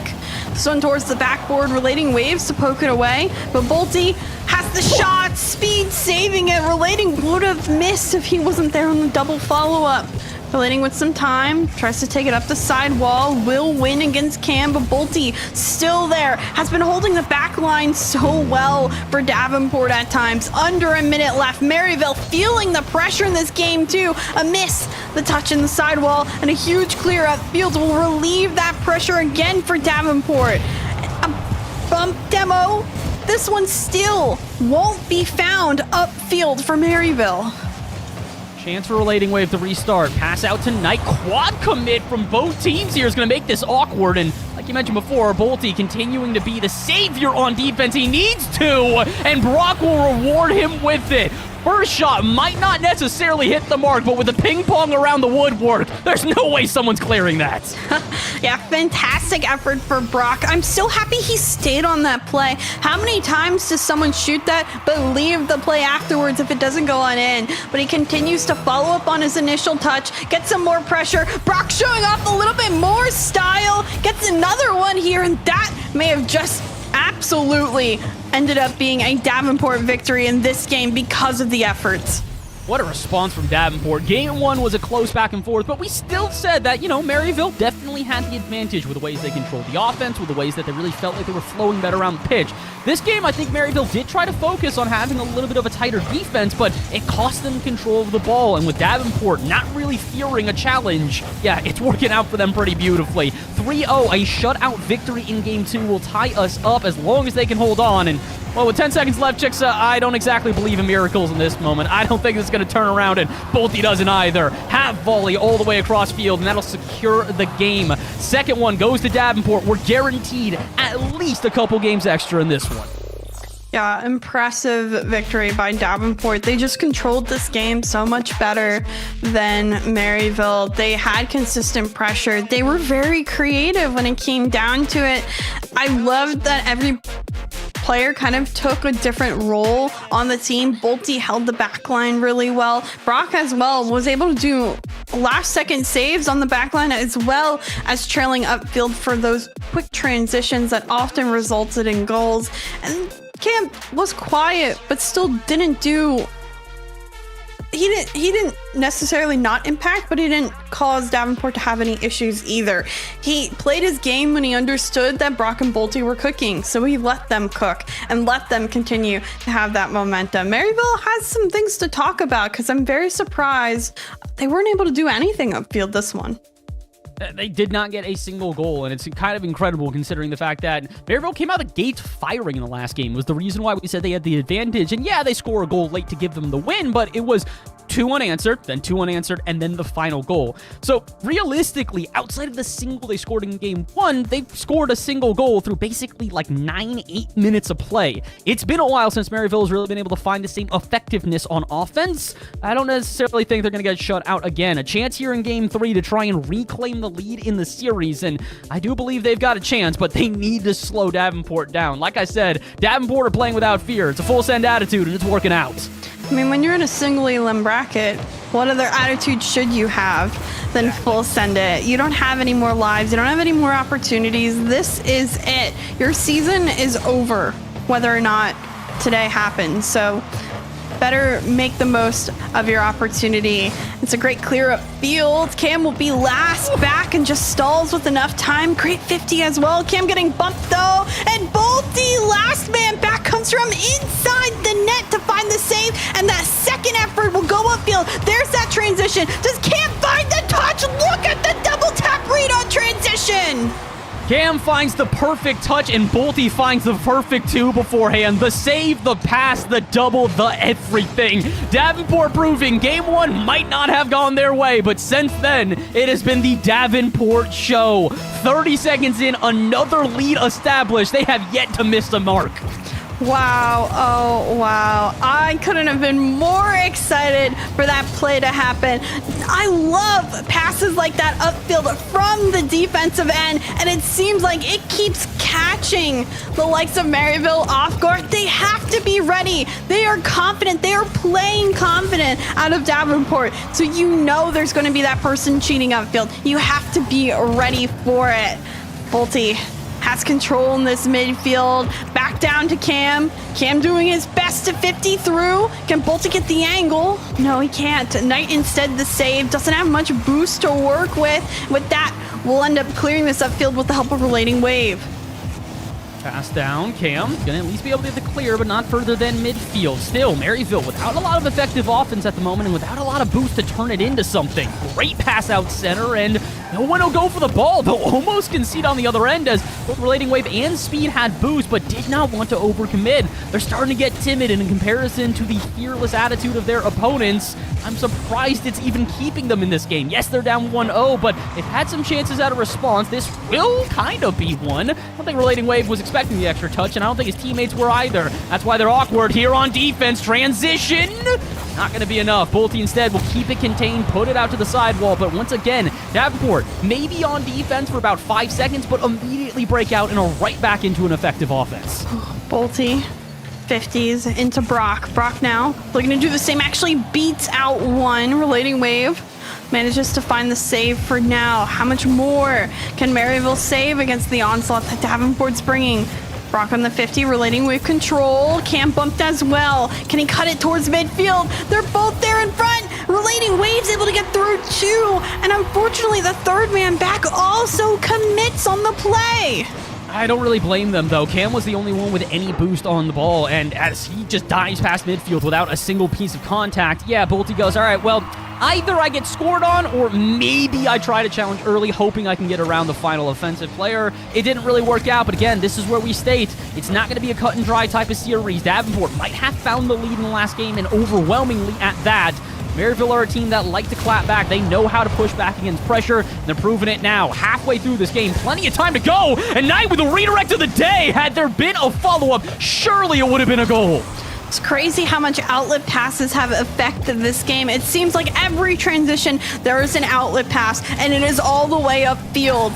Because of it, we're getting these shots that are very much of high quality, and they're often going in. So it's made this game that much more exciting because each team needs to be ready on the transition for that outlet and be able to defend defensively. We are not getting people pushing up past that midfield line, really continuous offense. We are getting kind of once and dones just because of how quick both teams have been on transition. With time ticking, Davenport doing their best to again get through the defense of Maryville. Granted, Maryville has some control. Speed fakes one, gets the 50 on the goal line, and Maryville now with the lead. We talked about this game coming into it with Maryville really playing from behind. They had not found a goal in a very long time. They find two in quick succession to turn this game on its head. 2-1 with 90 seconds to go. Definitely time for Davenport to turn this around. Again, Davenport not playing the same sort of effective offense they were in the last couple of games. Maryville are getting more and more chances on attack and are spending more and more time in this orange half. They might even find a third goal here. Relating Wave just a bit high. Speed on the follow also puts it off the bar. 2 in a row. Chances to close out this game, but Davenport will stay alive. Don't forget the persistence. They're still in that midfield. Knight sends out that pass and it is saved. Granted, transition still hasn't come just yet for Davenport. Speed towards back wall, doesn't have more boost to do much more with it. Relating Wave has some time in the corner. Can't get past the defense of Davenport. Knight towards the ceiling. Straight down. Can't do anything. Speed. Well back. Takes his time. Decides to let the ball come to him. And because of it, is able to keep this one on the Davenport half. Rock, touch up high. Let's see if he can get any further than the relating wave out of midfield. Not really, but he's got Bolty on backup and a couple demos to lead the way! No contact from Cam, though, and yes, they'll continue with their offense, but a huge chance with a numbers advantage to maybe find an opening. Instead, Maryville will march downfield. Knight, no boost in the tank, and Cam will cut it out. 2 players up, both have boost, and the lead block, and the shot! Whether intentional or not, the little bit of trickery midair will give the tie! Oh, that's 100% intentional. You know, again, the confidence that oozes out of this Davenport roster means they're going to do crazy stuff. Should they do that in most scenarios? Probably not. But if it really was, I think that communicated that I think it was. It's something that Davenport does so well. That is their team strategy. Granted, that needs to be a better defensive read because Knights 1v1 manages to get their lead back with 7 seconds left. I didn't even think there was a chance at a goal here. I started writing down stats, getting ready for overtime. See Bolty with a full tank of boost on defense. The defensive hero for Davenport does not step up when necessary. An unfortunate moment, and Chicks, I hate to say it, this reminds you of Game 1 a little bit? Yeah, a little bit.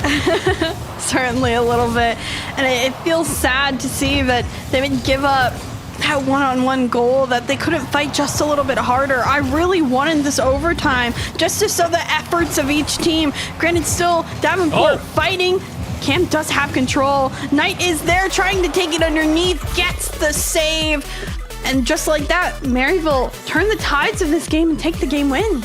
A little bit of a different way to get to the same result as Game 1, but still very similar feeling. Maryville starting to find control on offense again. Davenport still finding ways to push back, but really it was the defensive inconsistencies that are starting to plague these teams. Look, Bolty might be one of the best thirds in all of North America and all of Collegiate Rocket League. The concern is how many times can you leave him alone on an island against the, as we said, best team in the West against him?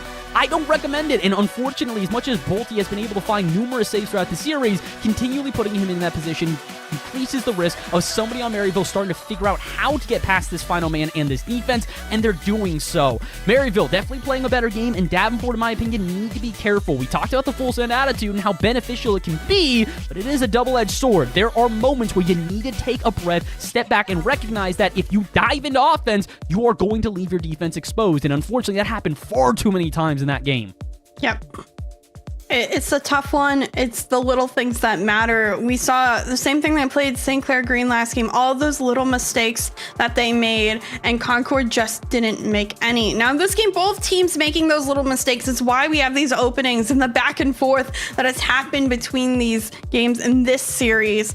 So you have to wonder who steps up. Does Maryville end up going to get near their match point, or does Davenport come back, tie up this series, and make it that much more interesting?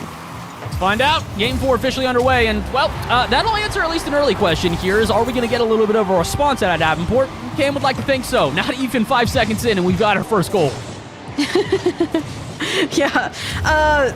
Deja vu a little bit. We've gotten this once before. Now it's happening again. Oh my goodness, there's been so much happening in this one. Davenport this time with the early goal. Can they keep the lead is my question. Brock on an island by himself does get this upfield. Cam gets the touch. Does he find the follow-up? Double tap read on target. Knight to save. Bolty follow-up. This one by Relating Wave is saved away. And Davenport somehow manages to get themselves out of a 3v1 situation and put 2 shots to boot upfield.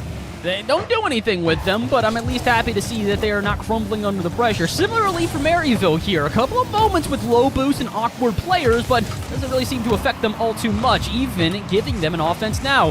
Knight shot on target. The Gizmo maybe backing up the player. A little bit of an odd card choice, but it doesn't seem to be affecting him too much, as the 1-0 we've found so far is only off a kickoff. Otherwise, very even back and forth, and maybe even a response goal. Downfield sees the opening, a defense overcommitted, and Speed will take advantage. Yes, exactly. An overcommit, and Cam just can't get back to it. I often tell my players, go up as far comfortable as you can that you can make a backward save like that. One that will fly over your head, and Camp just cheats up a little too far. Doesn't have enough boost to come back to it. Simple mistake, but it'll cost him. And now a tied game. In the very first minute, we have seen the back and forth go on through. And in control is Maryville as Speed attempts to go in transition and back upfield, relating wave. Quickly contested by Brock, and that one sent all the way towards the other end. Knight up on this one. The 50 sends it straight down, gets another touch up. Speed. Midfield won't do much with it. I feel like these first touches coming off the cars of Maryville need to be better. They're not in control, and they keep letting it away from them. I think they're trying to bait in Davenport right now with those touches, is that they recognize that Davenport's still going with this hyper-aggressive, just jump after jump type of attitude. And these dives, while they can be beneficial if you do overcommit on any of them, well, we've seen the results. Transition plays really becoming the bread and butter here for Maryville.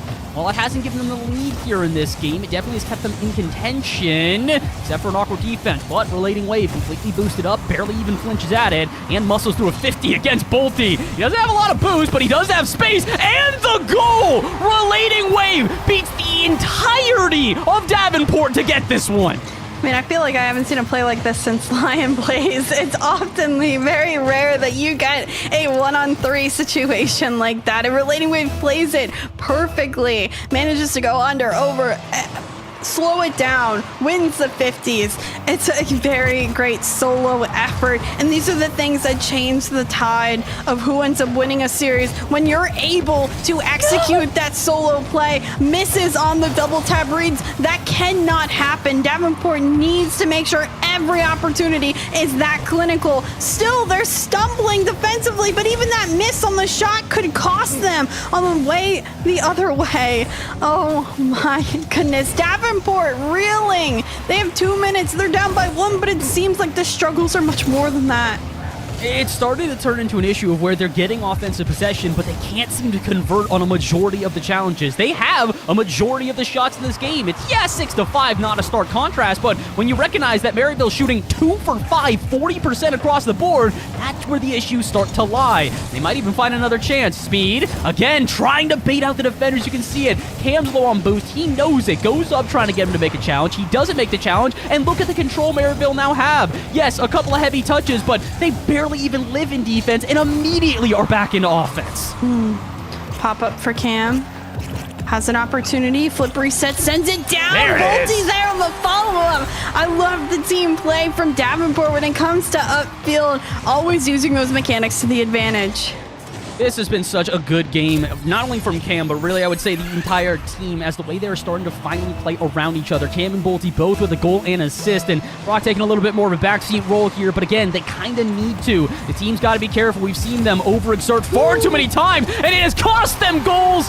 Doesn't exactly result in a goal here, but it will be the kickoff instead that gives back the lead to Maryville.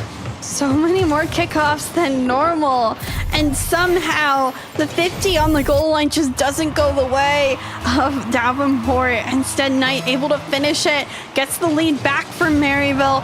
Davenport has been fighting for these goals upfield, but still the defensive mistakes are changing the way this game has. It seems like Davenport has to fight so much harder at times in order to get their goals, and Maryville just wins a kickoff, just wins a 50, and it ends up working out for them. Two very different strategies, or at least ways that this game has ended up going out. With a minute left, Davenport in a very similar situation to what we've seen in this series so far. What on earth was that? All three players from Davenport pushed upfield. Cameron the only one to come away with any sort of possession, but he doesn't have any boost. He had a teammate in Brock who, again, also had no boost. And again, this is the issue we're seeing. This team continues to dive into these plays, make these challenges, but they aren't with the resources to do so, nor with the positioning. We see a quick transition. There's the concern. Cam, though, again, in my opinion, the hero for the team right now.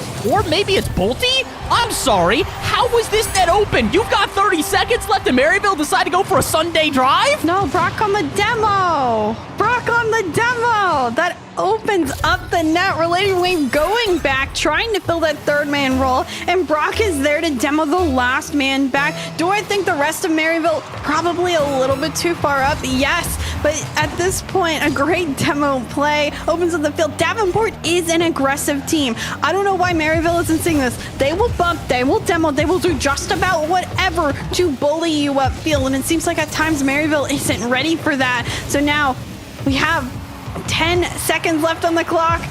A tied scoring game. How risky will Davenport play these final 5 seconds? Is a transition for Maryville open? Speed towards the back wall of Davenport. This one by Relating Waves popped up. Knight backboard just too far. Can the entire Davenport team transition? Looking to touch the ground. The fake hits. We get overtime in this one.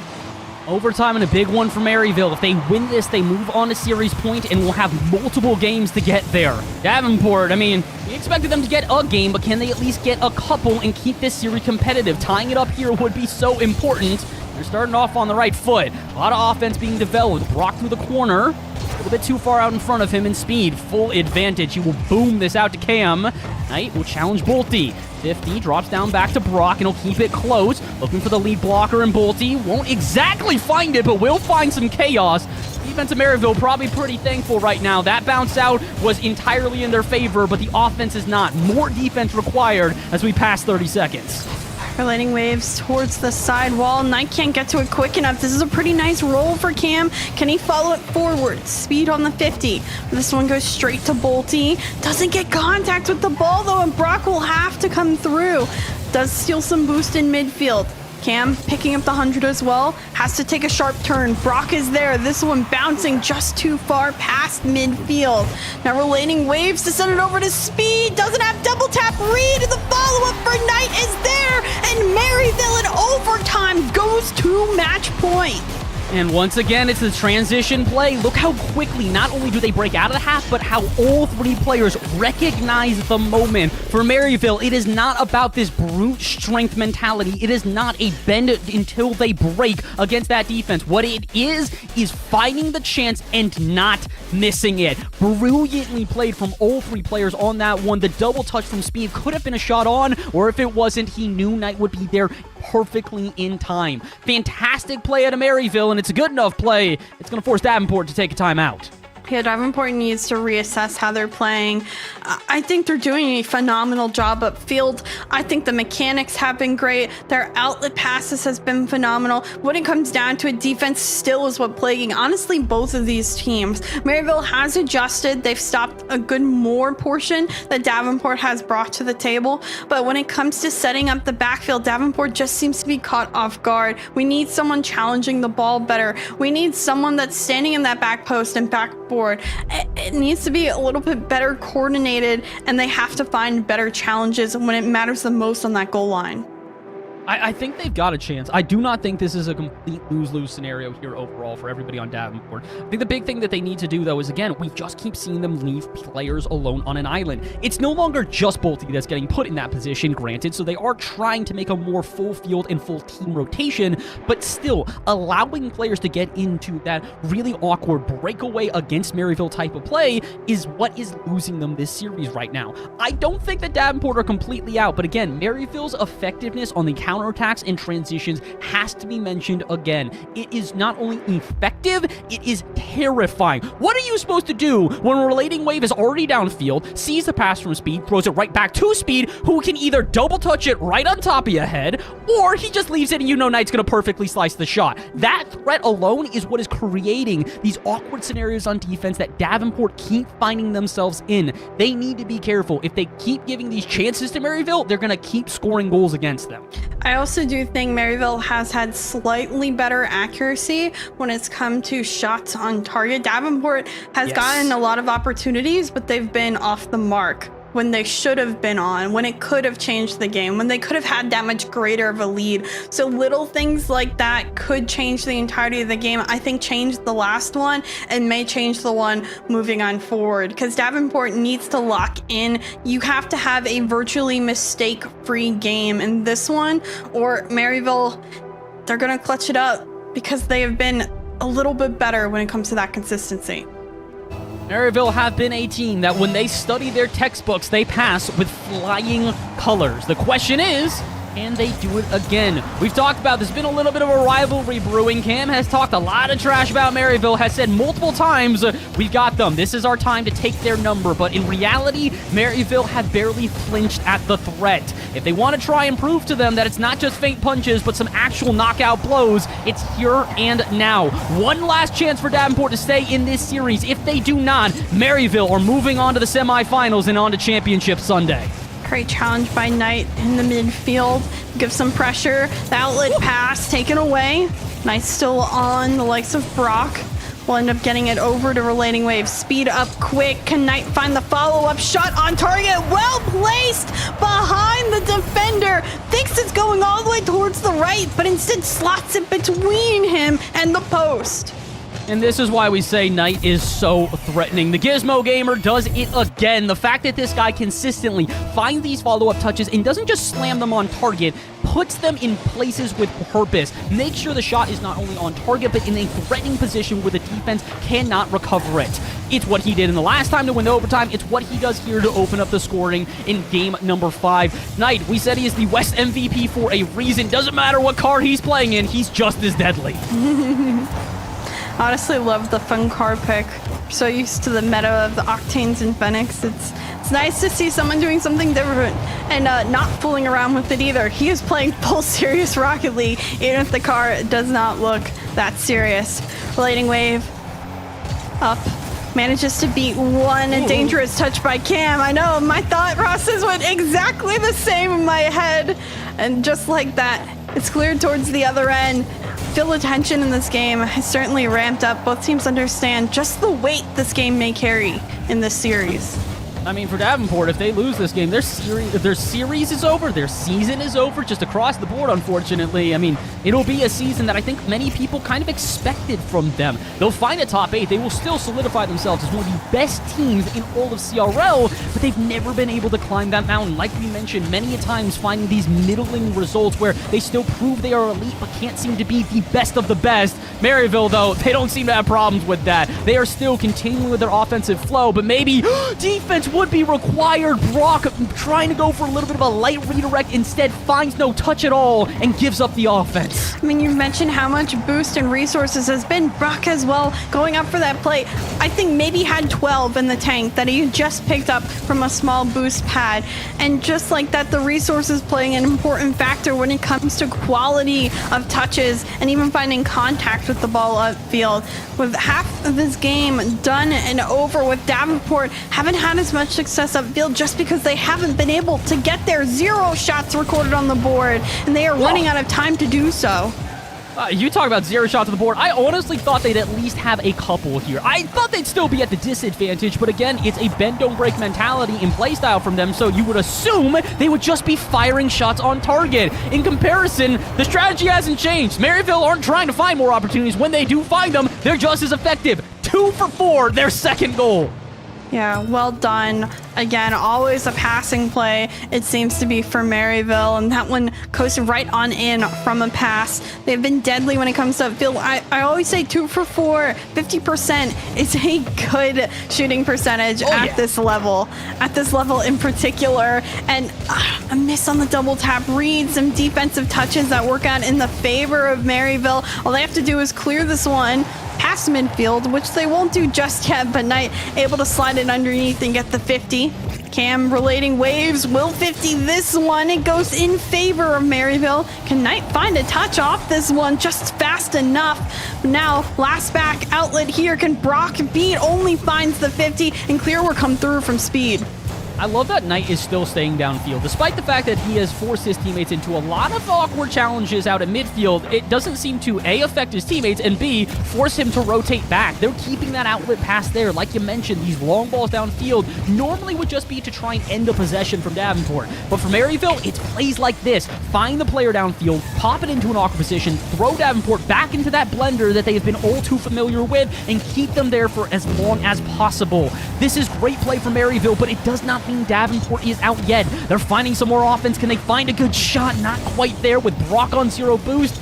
think that might just end the offense altogether. Bolty trying to make me eat my words, but with only a minute to go and still only a single shot registered, it is going to take a massive step up for Davenport to turn this around. Yeah, each and every clear that Maryville gets is precious time off the clock. We've already gotten rid of 10 seconds. They have to make a forceful touch in midfield, and Relating Waves is there to, again, penalize them for a forced touch that they had to make, because that was Cam's only option. Now Davenport 3 down, 35 seconds. I mean, miracles can happen, but Davenport only has one registered shot on the board. Look, I'm usually all for the miracles, but unfortunately for everybody watching, we're about 2 weeks away from December. It ain't exactly the time yet. We got some time until we get there. They do not have time on the clock, though. Davenport, I think, are going to say goodbye to their CRL season. Another offense for Maryville, and more time that they can waste away. They will find themselves at least a top 8 finish, but again, Maryville, one of our 4 winners of the CRL Opens here in the fall, will find a berth through to Championship Sunday. 4-1 victory and a 4-0 to cap it off. Relating Wave with a hat trick to send them packing. Yeah, really masterful game by Maryville in the back end. It seems like they grew and they got better as the series went on. Even when Davenport started to throw different punches, blows, aggressiveness upfield, it didn't end up working out in their favor. They adjusted. The defense got better. They, in fact, completely stopped Davenport from shooting at all in this last one, even after a timeout where they had time to talk about strategy. Congrats to Maryville. They meet their other EUNA rival in Concord tomorrow.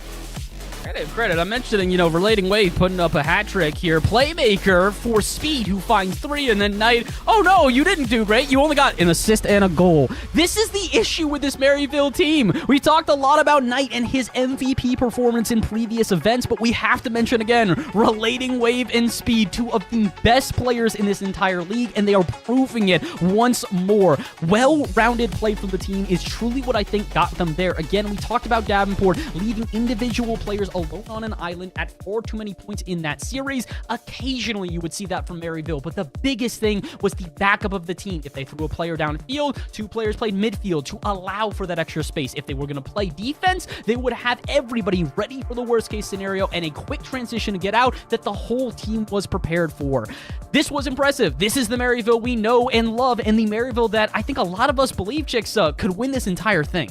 Yeah, I'd have to agree with you. They showed themselves up. I do think Davenport shot themselves in the foot at times by not capitalizing on so many of those shots that we said could have been in, should have been in, and because of it, allowed them to kind of get bought on the transition, as we talked about so many times. We've talked, as I mentioned, so many times about this one, maybe a little bit too much. Why don't we bring back in Seb and Taco, see their thoughts from the sidelines? That really screamed a series of Davenport getting overconfident. They actually, for a solid minute, and Taco and I were watching in the back room, it felt like they had the key. It felt like they had the answer. They were playing very proactive on the offensive end. They held the midfield pretty tight. The passing plays they were getting off were smooth and clean, but it felt like for a minute, Taco, it was just a touch too far, a bridge too far, if you will, and it just fell out of their hands.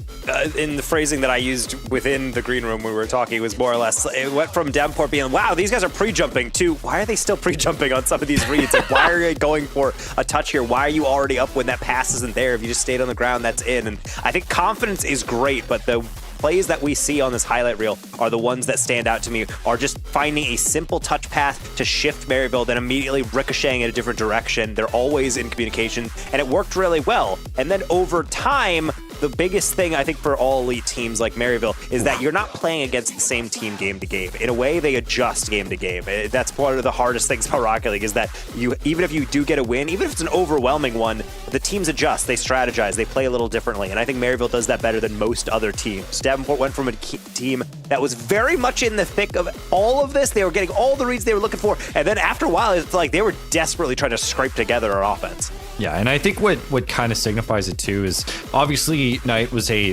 hard contributing factor, but Speed and Relating Wave, I mean, the amount of solo plays they're able to get on their own just from playing the 1v1s, this is one of the best duos that we have here currently in CRL, and it really showed just how proactive and how much synergy they had playing off one another. But there were times where I felt like defensively, when Davenport were on the defense, they just felt a touch slow. They felt like they weren't expecting the easiest shots that were coming to them, when frankly a team of their caliber should be making those saves, or at least making the attempt on those saves. And especially when we look at the caliber of players we on there, they're going to be quicker. They need to be quicker, and unfortunately it didn't show. So it was a case of Davenport great on offense to a point, and then on defense it really fell apart. So unfortunately for Davenport, they will be eliminated. That is one North American team down. That means we will have 2 European teams in our first semi-final of this bracket. It's going to be Maryville versus Concord. Bass,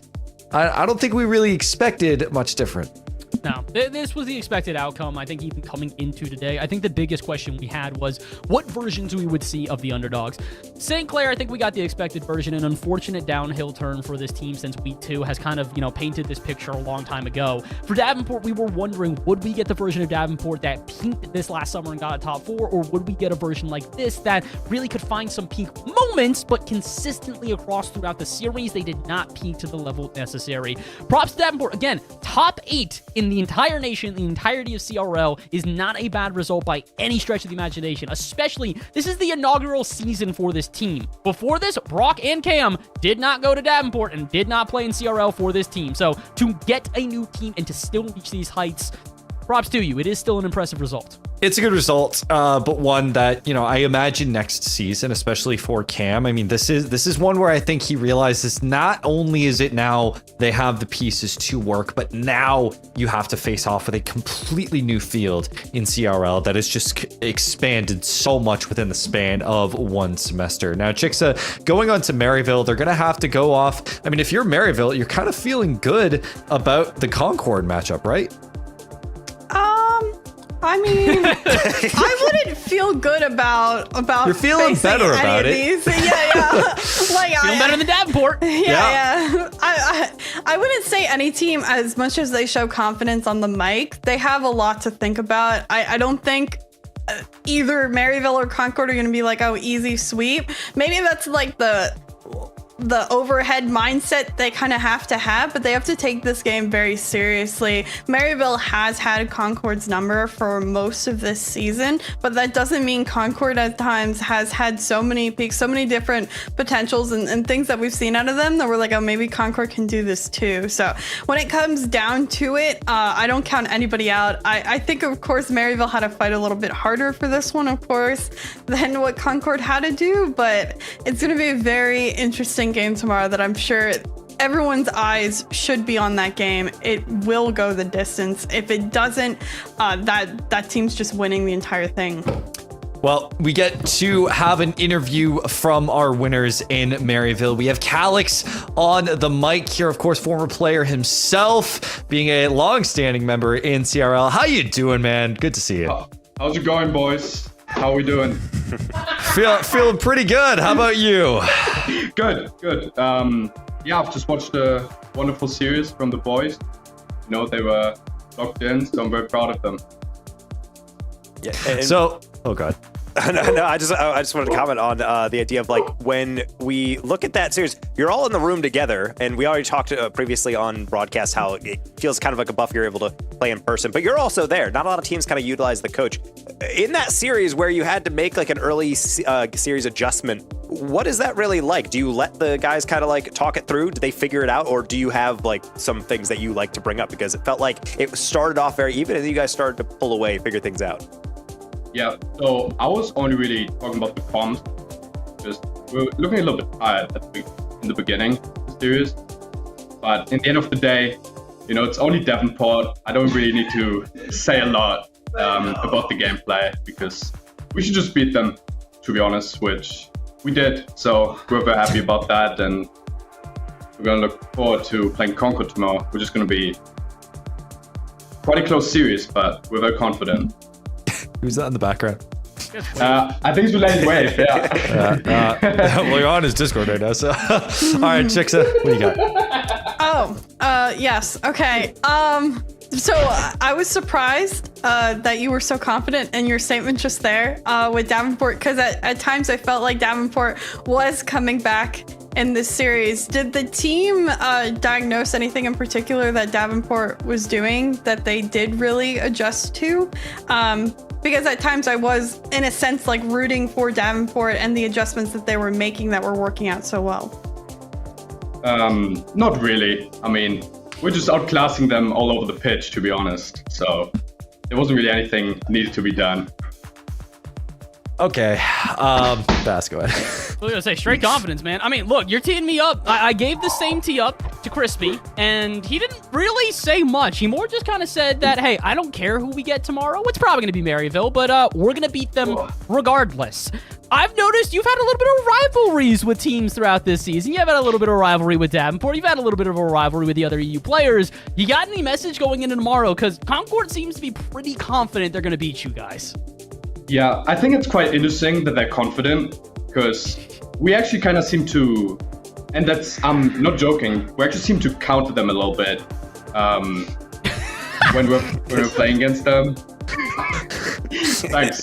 Thanks guys. So I think they shouldn't be this confident. I think it's false confidence, in my opinion. They seem to be pretty good against other teams, but I think against Northwood and us, they're always looking like the weaker team. So yeah, we're looking forward to playing them, and it's going to be a good match regardless. All right, one more question before you leave. One, yes, your voice is that deep. But for you specifically, Thanks, guys. You know, you're coming over. You obviously played in the first inaugural CRL World Championship. Coming over to North America, you did play for Maryville at one point. What has the experience been like to not only bring over more Europeans to play in this North American environment, but you taking more of a backseat and kind of overseeing the whole team? Yeah, I think in general, what's so great about Maryville University and what we're all grateful for is the whole culture that we're in. You know, we're all going to the gym, we're all going outside, and now that the two Brits, Speed and Relating Wave, joined us, it's gotten a lot funnier too every day. As you can see, they like making jokes sometimes, which is very great, to be honest. I really appreciate it, and yeah, just all positive vibes over here, so it's great. All right, man. Well, congratulations. You're going to be facing off against Concord in the semifinals of the Fall Championship. Good luck, man. Thanks, guys. Have a good one. You know, confidence. I love Calix. He's not afraid to talk the worst smack against literally everyone. But Concord, you know, Bass, it's going to be a challenge for them tomorrow. No doubt about it. Sure, they have the winning record, but still, they are a pretty fantastic team. I mean, look, Concord are one of those teams where I think today was really kind of a, what version of them are we going to get throughout this weekend? And we got an answer pretty quickly. A confident version, a very dominant version, a version that I think could take on any team throughout this entire bracket. Yes, they definitely had, I'd say, the weakest matchup in the quarterfinals. No disrespect to St. Clair, but again, we've talked a lot about the trajectory of this team coming into today in comparison to Concord, who, for fun fact, I don't know if we've mentioned this today, Concord's average throughout the season was 3rd place. Technically 2.5, closer to second place than anything else. They average 3rd almost every single event. This team is guaranteed making the semis, but again, their hardest task is making it further than that 3rd to 4th place. So good luck to Concord. I think you have the capabilities, but Maryville have proven they've gone to 2 grand finals. It'd be surprising to not see them get there again. Well, with that match out of the way, we will be moving on to the other side of our playoff bracket, our second set of quarterfinals. We're about halfway done through the day. Next up, it will be WVU versus Akron Blue. This is the CRL Fall 2024 Championship. We'll be right back.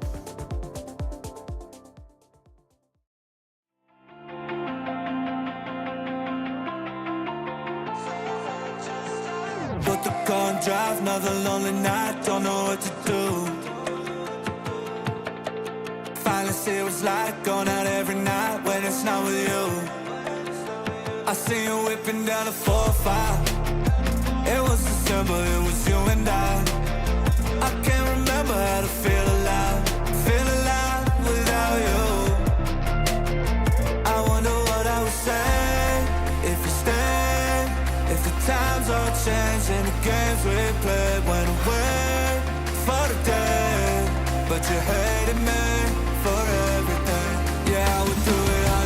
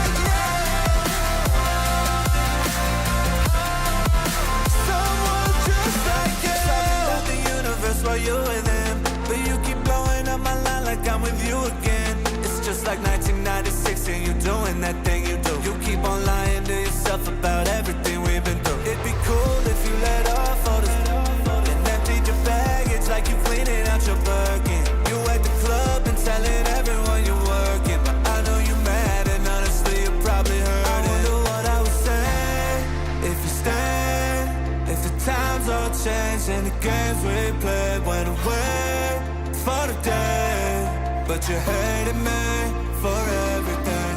Yeah, I would do it all again if the clock restarted. No, it didn't land with us broken hearted. We could both pretend I'm in love with someone new, someone just like you.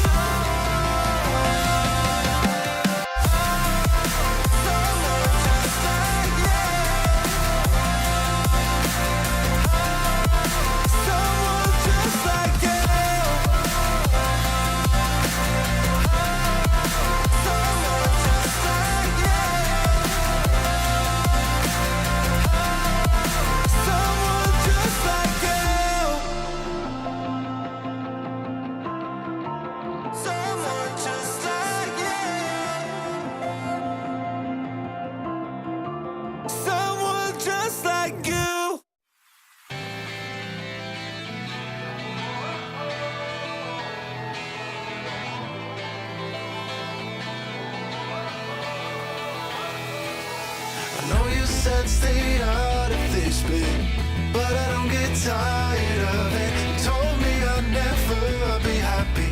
I'm not sad at all. Maybe I'm a fool, following my dreams, but you're gonna see me on every magazine.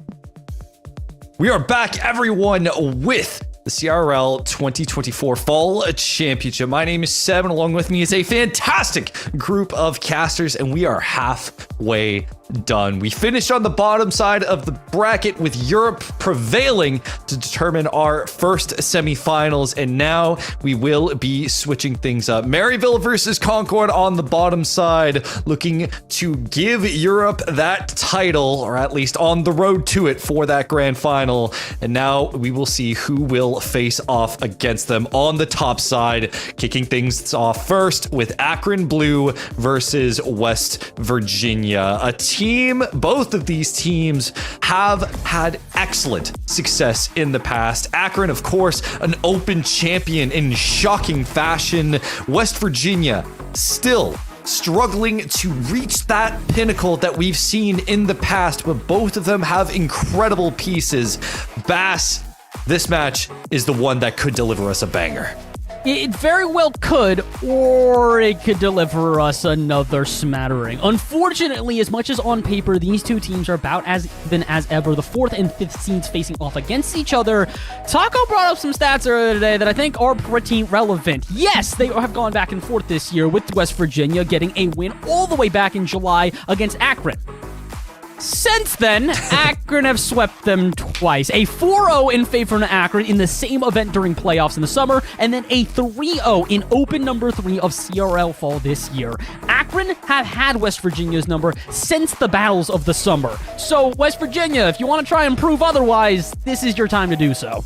West Virginia, Taco, has been a team that, I'm not gonna lie, has disappointed us on a couple of occasions, mainly because they fall into the curse of the double elimination bracket. Every single double elimination bracket, they have underperformed to a nth degree. And only since Summer Series 2023 have we really, and another tournament where they did beat Northwood in a grand final, all of the success they've had has been through single elimination brackets.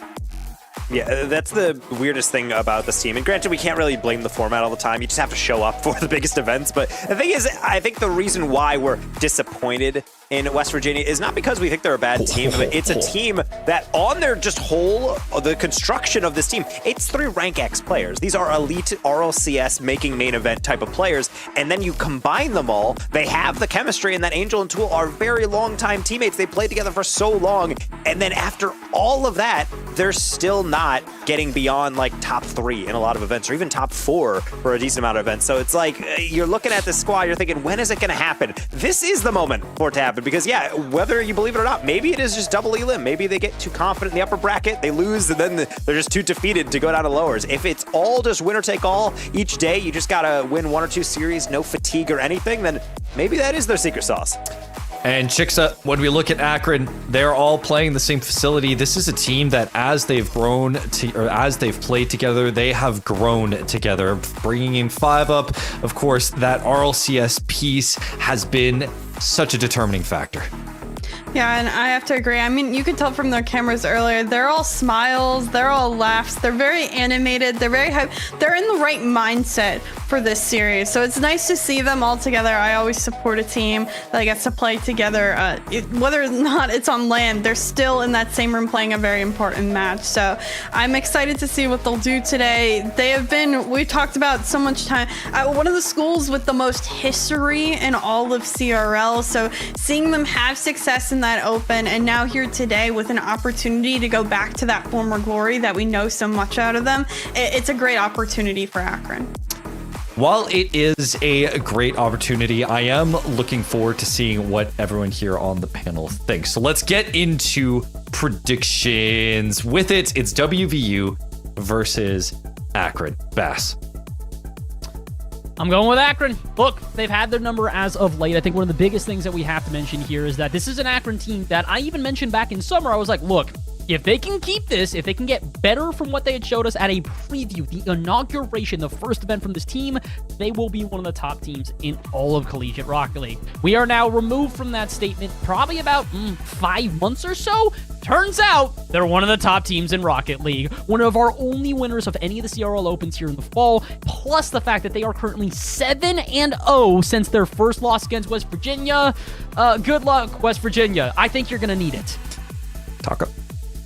I agree. I think Akron is having the better luck in these matchups. And on top of that, I have become doubtful of West Virginia's ability to be able to show up against big teams. And it's even worse when Akron seems to be, in a way, we've talked a lot of this season on broadcast about teams kind of having a kryptonite. We haven't really touched on West Virginia's. It does kind of seem that Akron does have a really good play style to be able to counter West Virginia. I think even though this is our best opportunity, I think for the most evenly matched teams in terms of total results, I still think Akron has been able to show that they have really all the reads down. They know the play style that they need to lock in on, and we're just gonna have to hope that if you're a West Virginia fan, that the country roads will truly come for them and they'll be able to advance down that road a little bit further if they actually play up to potential. Chicks, where do you see this? I hate going with the two people that went before me, but I am very heavily favored towards Akron as well. It's a huge consistency thing for me. Akron has been the more consistent roster. I think, Taka, what you said in West Virginia has made you doubt their abilities. It's true. We've had so much faith in them before, and because of it, that faith ended up being misplaced because they didn't show up as they needed to be. If they show up today, I'll be very impressed. I'll be very surprised. I'll be very happy for them. But when it comes down to it, Akron has just played better in the most recent of time. I am actually going to go with West Virginia on this one. And I know that while Akron currently does have the record in the past, there are two mitigating factors that I think make this a little bit not better, but throws a lot more doubt into the whole case. First of all, we haven't really seen West Virginia play too many full best of sevens, and they have a pretty good track record with full best of sevens. They're a very downloady team.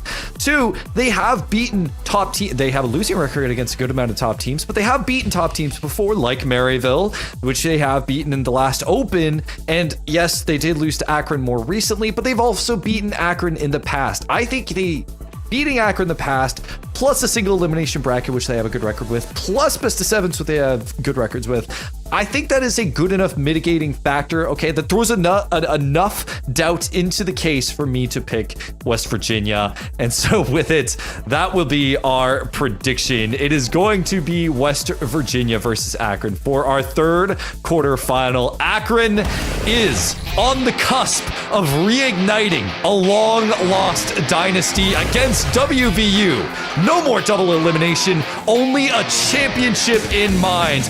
Our North American side of the bracket starts now, one that can only produce bangers. Casters, take it away. Two dynasties facing off against each other for survival here in our CRL championship for the fall. Taco, we have one side, one of the oldest legacies in all of Collegiate Rocket League with Akron, but since then the dynasty's light has faded. West Virginia have taken over, even winning a national championship against them this year alone. But they've got a new piece of the puzzle. His name is 5UP, and he's ready for some revenge. He's trying to send West Virginia back on those country roads home. Find out if they can do it. We'll see whether or not things are going to be starting off in a way that we've come to expect, typically with Akron just suffocating you constantly on the offense. West Virginia definitely has really good organizational ability to be able to improvise their way out of some weird situations, but the Akron skill is that they do that on both sides of the ball. They're constantly going for weird touches, and I would say the same for their opponents. What a tap down into Angel.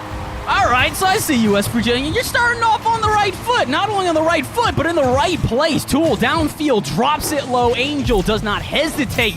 Akron, you might have thought maybe this will go a little similar to last couple. They keep this up, it's not going to be a sweep dream. Akron Blue going to have to fight from behind here in the first 30 seconds.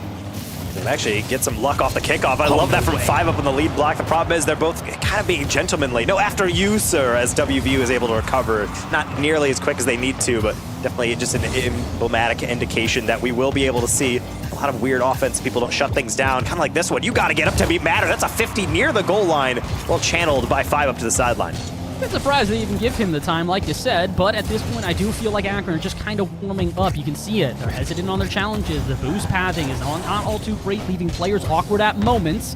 They do have a chance at revenge.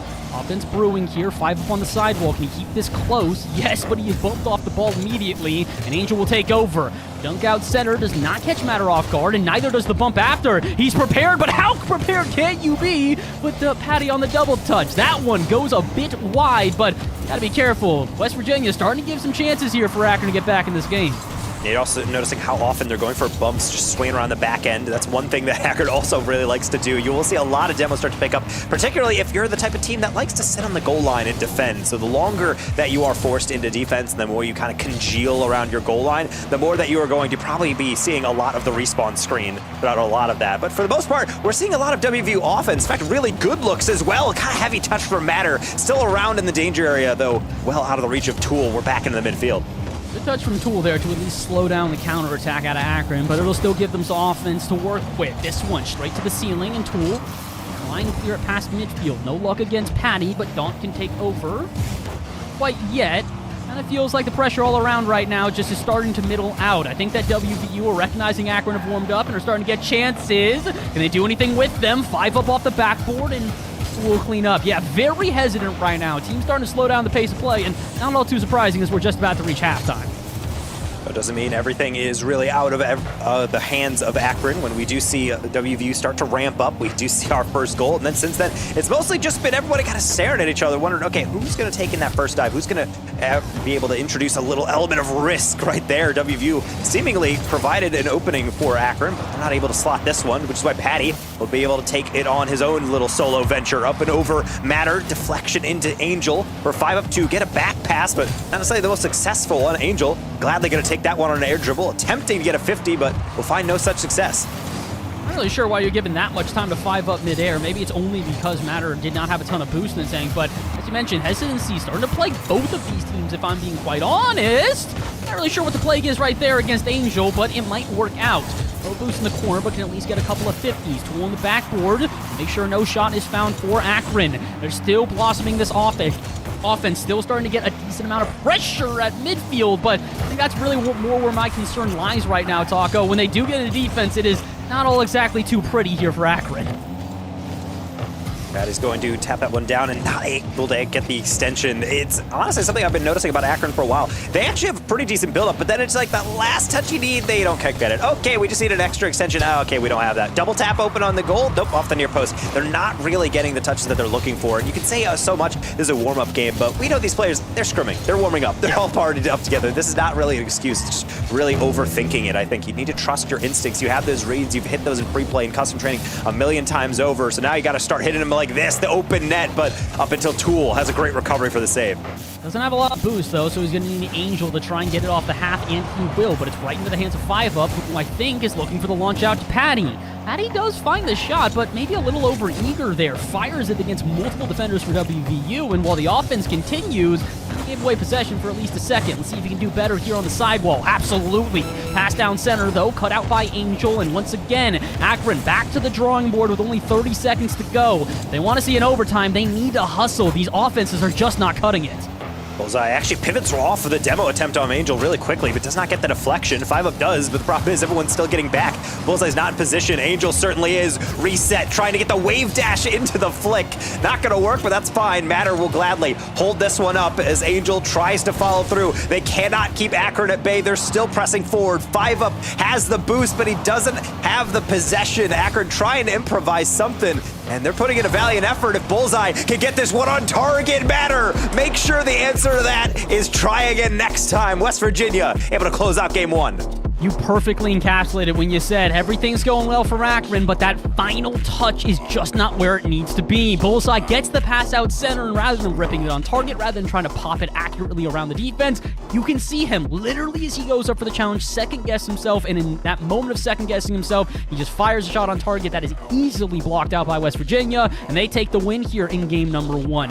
I do want to mention again, though, it's not as if West Virginia, A, controlled this game, or B, really, I would say, were the team at the advantage. They just got the early goal. First goal within about 30 seconds is the only one we find here. So yes, Akron did get shut out for 5 minutes. West Virginia got shut out for 4.5. This was about as even as we could have expected. Now, on top of the fact that Akron was out shooting their opponent. So clearly they're not really lacking for pressure. It's more about just being able to put a bow on it. A lot of times you will have some chances at a double tap or at the very least a pass attempt, but I think West Virginia is doing a good job of taking away angles. That's one of the biggest things you need to focus on defense. If you're trying to just say, okay, the goal is to never allow a shot, realistically that's not going to happen. But what you can do is force the offense to really have to constantly try to drill a perfect shot to get through. And I think West Virginia, for the most part, was saying, okay, Akron, if you want to come at us, you're going to have to contend with our 50s. And right now, they are not losing them. It looks really good from West Virginia, but they need to keep going. Like we said, yes, the last 2 encounters between these 2 teams were ending in an Akron sweep. That is not the case this time, but is that going to mean that they're going to have a series win? No. As we know, best of 7s are a journey. They are a marathon. It's not about how you start, it's about how you finish. I would love to see the journey truly complete itself here. I'd love to be able to get to 7, considering the other 2 games haven't exactly delivered the back and forth that we were expecting. Maybe we can start to see it here, though. Good early offense for Akron, and no one goes for the follow-up. Bullseye and Patty had full boost. I think they were just a little bit scared of maybe overcommitting, but lads, we've talked about it. If you're going to get those opportunities, you got to make the most of them. 30 seconds in, and already a chance left at the table for Akron. Speaking of the matter, that's a really hard read, and that's why Bullseye is going to have an easy tap-in on the goal line. Noticing the West Virginia defense creeping up a bit too much, poor Tool did not have the angle he thought. Never mind, I'll eat my words. Apparently, they do not need to take advantage of that first opportunity. They'll find another one. Water falling down off the backboard, not even 10 seconds later. And once again, Taco, history repeats itself. We have an early goal within 30 seconds. Do we get one more in the next 4.5 minutes? Well, now both teams have one. So at the very least, you understand, okay, well, it seems like both teams are a little susceptible to that. Speaking of Patty, you can't be having those types of touches. Fortunately, the shot was rushed, and it is not placed to the perfection that we're accustomed to between these 2 teams. That's another giveaway. Matter, open shot, Bullseye again, the goal line savior. Does feel like both teams, though, are starting to fall into the trap that West Virginia was falling into in the last game, and one that will not punish them. They're just pushing a bit too far forward. Teams are trying so hard to control that midfield that they're forgetting, hey, you still need to make saves and be able to make them on repeat. Last-second saves have been a must, and they are doing it in spades, but Akron's job is not done yet, especially as they transition downfield. Great recovery from Patty off the bump will give his team some time and force a double commit out of WVU. Would have been more problematic if not for Angel running interference downfield, but my goodness, the first minute and a half here of Game 2 has been all chaos.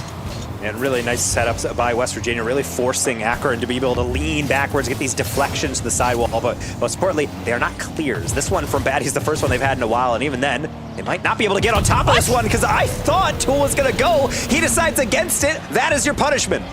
Same idea here. I see Matter pop this up, and there are multiple players. Tool's rotating through to boost, and not really sure why, considering he's got a full tank. Miscommunication for WVU gonna plague them here as they give up 2 goals, and 2 goals I think both you and I can agree were pretty preventable. Yeah, but at the same time, if you are expecting anyone to miss, I don't think you want to root for the player called Bullseye to be able to not put those away. 100% shooting, and he's got 3 saves. But Patty, I know it's a team game, but like, let's go. Like, you can't rely on Bullseye for every single stat. But honestly, I think if you ask them, they're just gonna say, you know what, man, go on. I'm just gonna lean back on my chair a little bit. They're the gamer chairs in the facility anyway. They have that recline feature anyway. I mean, we heard from this yesterday. One of the best things about Bullseye and Patty on this team is that they really are very similar to what we talked about with Davenport, that no-fear attitude, where they just dive into plays and full send it over and over. Meanwhile, 5-Up, one of the most steadfast thirds in all of North America, will back them up every time. And if he does need to get involved in offense, boy, he can get involved in offense. Well-oiled machine right now, or this Akron trio. Question is whether or not they can keep the cogs turning for long enough. We are only halfway through this second game, and WVU got a chance here, and again, miscommunication plagues them. Tool looks for the drop-down pass, and no one's home. Rudy Moore's pass actually going to be able to get to that one, and he does miss out on getting the 50, but the demo does somewhat reset everything as West Virginia is not prepped for this one. 5-Up, he's going for Angel, but Angel a bit faster. We're all the way back down. That's why 5-Up is looking upfield. Tool senses the danger. Now with the demo downfield, Patty has to be able to be careful as this one is stolen away. Passed into Angel from his longtime teammate. Not quick enough. Another deflection keeps it at 2. Good save from Bullseye. Might even give his team now some offense. Great bump from Patty as well. 5-Up in I was going to say 1v3. He's got a lot of work to do, but it doesn't seem all too perturbed by it. That's why him and Bullseye will keep this flowing. No boost in the corner, but at least a 50. And Bullseye off the respawn. Full tank of boost. Space to work with. Gets around one. Looks for the 50 around another, but can't get it past. But at this point, Taco, they don't need more goals. They are just putting on the pressure, not letting WVU escape. And boy, has it been a problem for them as they are running out of boost. 5UP going to take another long clear, but more importantly, just watch what Akron is doing with these reads. Yeah, they might be kind of downfield, but in game 2 particularly, they're putting it into open space where they're actually somewhat contesting these reads. It's forcing West Virginia to have to make a quick decision. Do you either full commit to it and hope that your defense is able to handle, or do you give them that space and allow them to create? I don't think either option is ideal. That's exactly why Akron is trying to utilize it, especially now with these demos. They get a clear, they get sent to the scrap heap, and then they have to respawn and deal with something like this. 5UP catching it through the midfield, trying to bait in a challenge. No one wants to go initially, but you gotta shut that down because here comes the open net. Patty overdrives it and no chance going through. Not like they need it though in the final minute.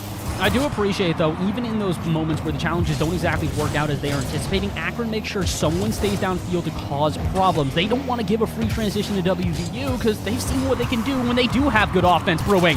Things like this. Finally, the infield pass works out. There are only 40 seconds left, but the lead is cut in half. Finally, key word right there. It seems like it was a long time coming for West Virginia. Again, they're really putting on a lot of shots. The Angel has 4, and that is Matter's second, but he makes it count with a nice little look, gets up to it as quickly as possible, and that's really what West Virginia needs to capitalize on. They have a lot of chemistry. This is one of the longer standing rosters that we have seen since their inception, and therefore, you need to trust in yourselves with those pre-jumps, with those comms, and also help out on the rotation. Matter left alone for a little bit. If not for Patty having 0 boost, could have been sticky, but now they have a chance to at least get maybe 1 or 2 shots remaining until the end of regulation. You keep mentioning it, though, and it's for a reason. Notice the way that Akron are baiting in challenges of WVU. They're trying to keep their boost totals high. They're trying to keep themselves in a solid enough position to where nothing will catch them by surprise. That almost caught them by surprise. This may as well. Tool the pinch on target and blocked by Patty. 0 boost in the tank, but it does not matter. Akron blew the response in game 2. That's a tough one. You can see actually Angel cooking up something. He wanted to get deflection, but he had no boost. Tool had way more, but he had a worse angle. So instead, I think they wanted to just go for a pinch, try to play a little trickery, but maybe Angel went for the bump. Who really knows? Either way, hindsight seems to be 20/20, but we don't really know what lies ahead now. Akron able to get the win, be able to tie up the series, and I think it's well formed from them, but you can always tell, even though most of this game leaning towards Akron, you can tell that they have all the momentum, it can so quickly go away. West Virginia was just that 1 second, 1 bump potentially away from extending this game out. I would 100% agree. I do think the big concern I have at the moment is that West Virginia, we've talked about the players being able to have all 3 of them fire on all cylinders, really play as a trio. And we've had similar conversations about Akron, but I think those conversations are starting to die down the further we get into the CRL season. Why? Because we knew 5UP would be a consistent player. We know that he can be and continues to be. It was Patty and Bullseye that I think we had the most questions about. Patty and Bullseye are usually hyper effective on offense, very solid in their ability to create double touch opportunities, create passing plays. They didn't really do that for the beginning of the CRL season. Now they are. By far, the most influential player in that entire game was Bullseye. 2 goals and 5 saves. So it's not just that he's getting, solid chances on offense. He's doing the most on defense as well. When the 2 players that we have always had questions about consistency or playing consistent, good luck WVU. You've got a 3-headed Hydra to contend with as we get ready here in Game 3.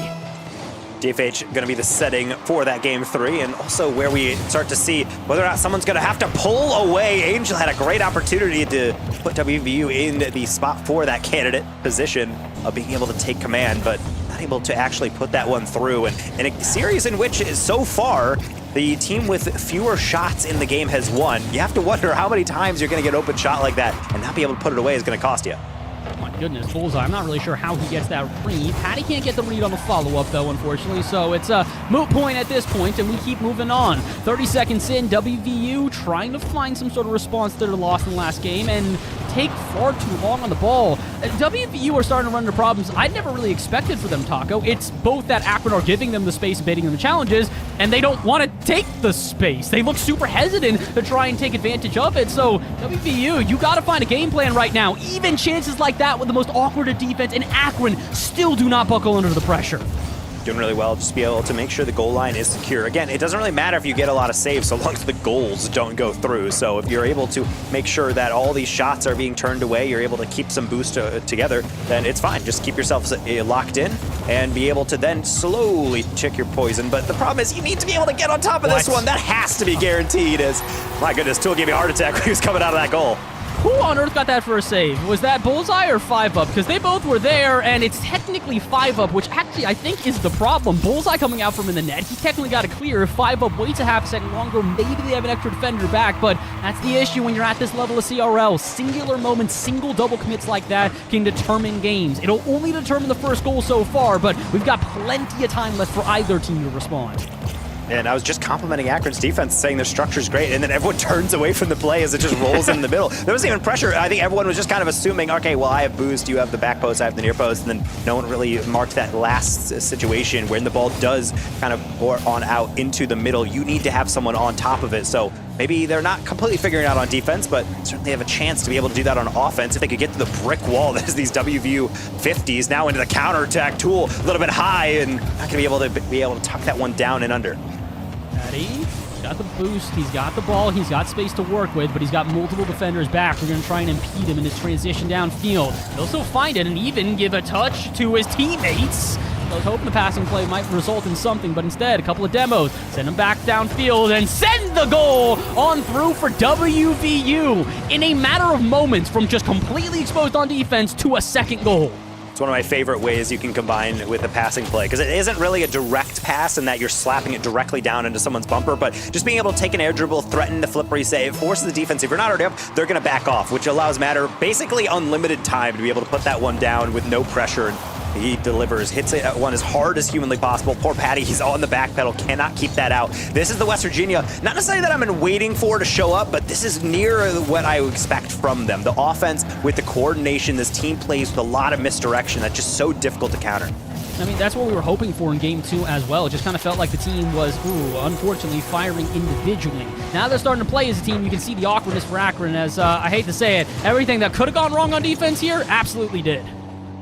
Being able to get those deflections through and be able to somewhat take those risks doesn't really pay off. And this is where I really like to see the mental side of a team start to perform. You're down by 2 up before that goal, and you're starting to say, okay, well, we need to start ramping it up. But at a certain point, you need to lock stuff down. You can get a shot off. You can get those goals, fine. But the more you try to lean into, okay, we desperately need something, the more likely you are to just kind of just give up a clunker. It doesn't really matter if you can score goals, if you're going to give away easy ones right in return. Bullseye thought he had an easy one, but the recovery from WVU off the charts in Game 3. They just do not seem disturbed at all by the offense that is being brewed here from everyone on Akron. It's just over and over again. They march downfield, they get maybe a chance at goal, but they get the singular chance, and then it falls apart. This is probably their best chance all game, and they still can't do anything with it. Tool on maybe 20 boost is able to outmaneuver a 2v1, and then Angel gets the follow-up on the shot from Bullseye.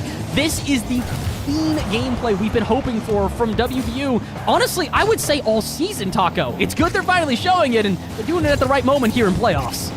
Yeah, not only that, but we talk a lot on WVU about Angel and Tool. Long-standing duo. Honestly, probably one of the longer duos within NA RLCS play in the bubble scene in general. But Matter, a.k.a. Daunt, as his previous username had mentioned, has 3 goals off 4 shots. Last game, he had one of their goals as well. He's really stepped up as just kind of the target man after all the combinations from the duo happened in the midfield. It's been impressive to see him play at this level. And again, this is a level I think that we knew this whole team could play at. Last-second saves like that are barely surprising at this point. It's just more WVU have yet to show us this on a championship Sunday through any of the CRL Opens. Reminder again, we talk about, why are they trashing on WVU so bad? Okay, right now I'm going to trash on WVU. Before I was going to start to compliment them after the fact, no compliments are coming from this play. Really nice redirect by Bullseye. Poor Matter, he was already halfway through. Honestly, he's scoring so much, he just was a little colorblind on that one. Really nice double tap from that angle, but he was somewhat forced into it. It's just Akron. It's keeping you in that vortex, and it's a really important part about offensive rotation. If you don't get the first shot, don't act like it has to be one and done. You can just keep tapping the ball around the goal line until you get an angle that does favor you. The problem is they got to do it 2 more times. Yeah, they got the time. technically, it's dwindling very quickly here, especially considering that this ball will get all the way out to midfield. Good thing, though, Bullseye has some boost to work with, and a fake out on the line. Is anybody prepared for it? They need to. Double touch shot on target and denied. 5 up still there, a little boost in the tank, and another off the backboard, plus the bump. No one's there, and still, somehow, they make the save. You send the house, and it's still not enough. That being said, 5 up still has space. He's trying to bait in a challenge. That last second 50, something Bullseye's going to reach for. Angel is just going to delicately fake that one underneath for the long clear. It took everything Akron took just to get some shots off, and it still wasn't enough. West Virginia holding on to their dominant performance through the end of that game. They're going to take another one. I cannot believe that we did not get a second goal from Akron. I mean, Akron barely got a first goal, to be real. It was through the efforts of Matter that give them the first. I thought truly their efforts at the end of that game would at least result in a second. Instead, we continue on with this trend of unbelievable amounts of shots, but teams struggling to get past the defense unless there are mistakes. That's the big thing right now. When the defense is playing confidently, when the defense is not misrotating or leaving themselves low on boost, they are playing well. West Virginia, we've had criticism through the first 2 games. I have very few, if any, here in the third.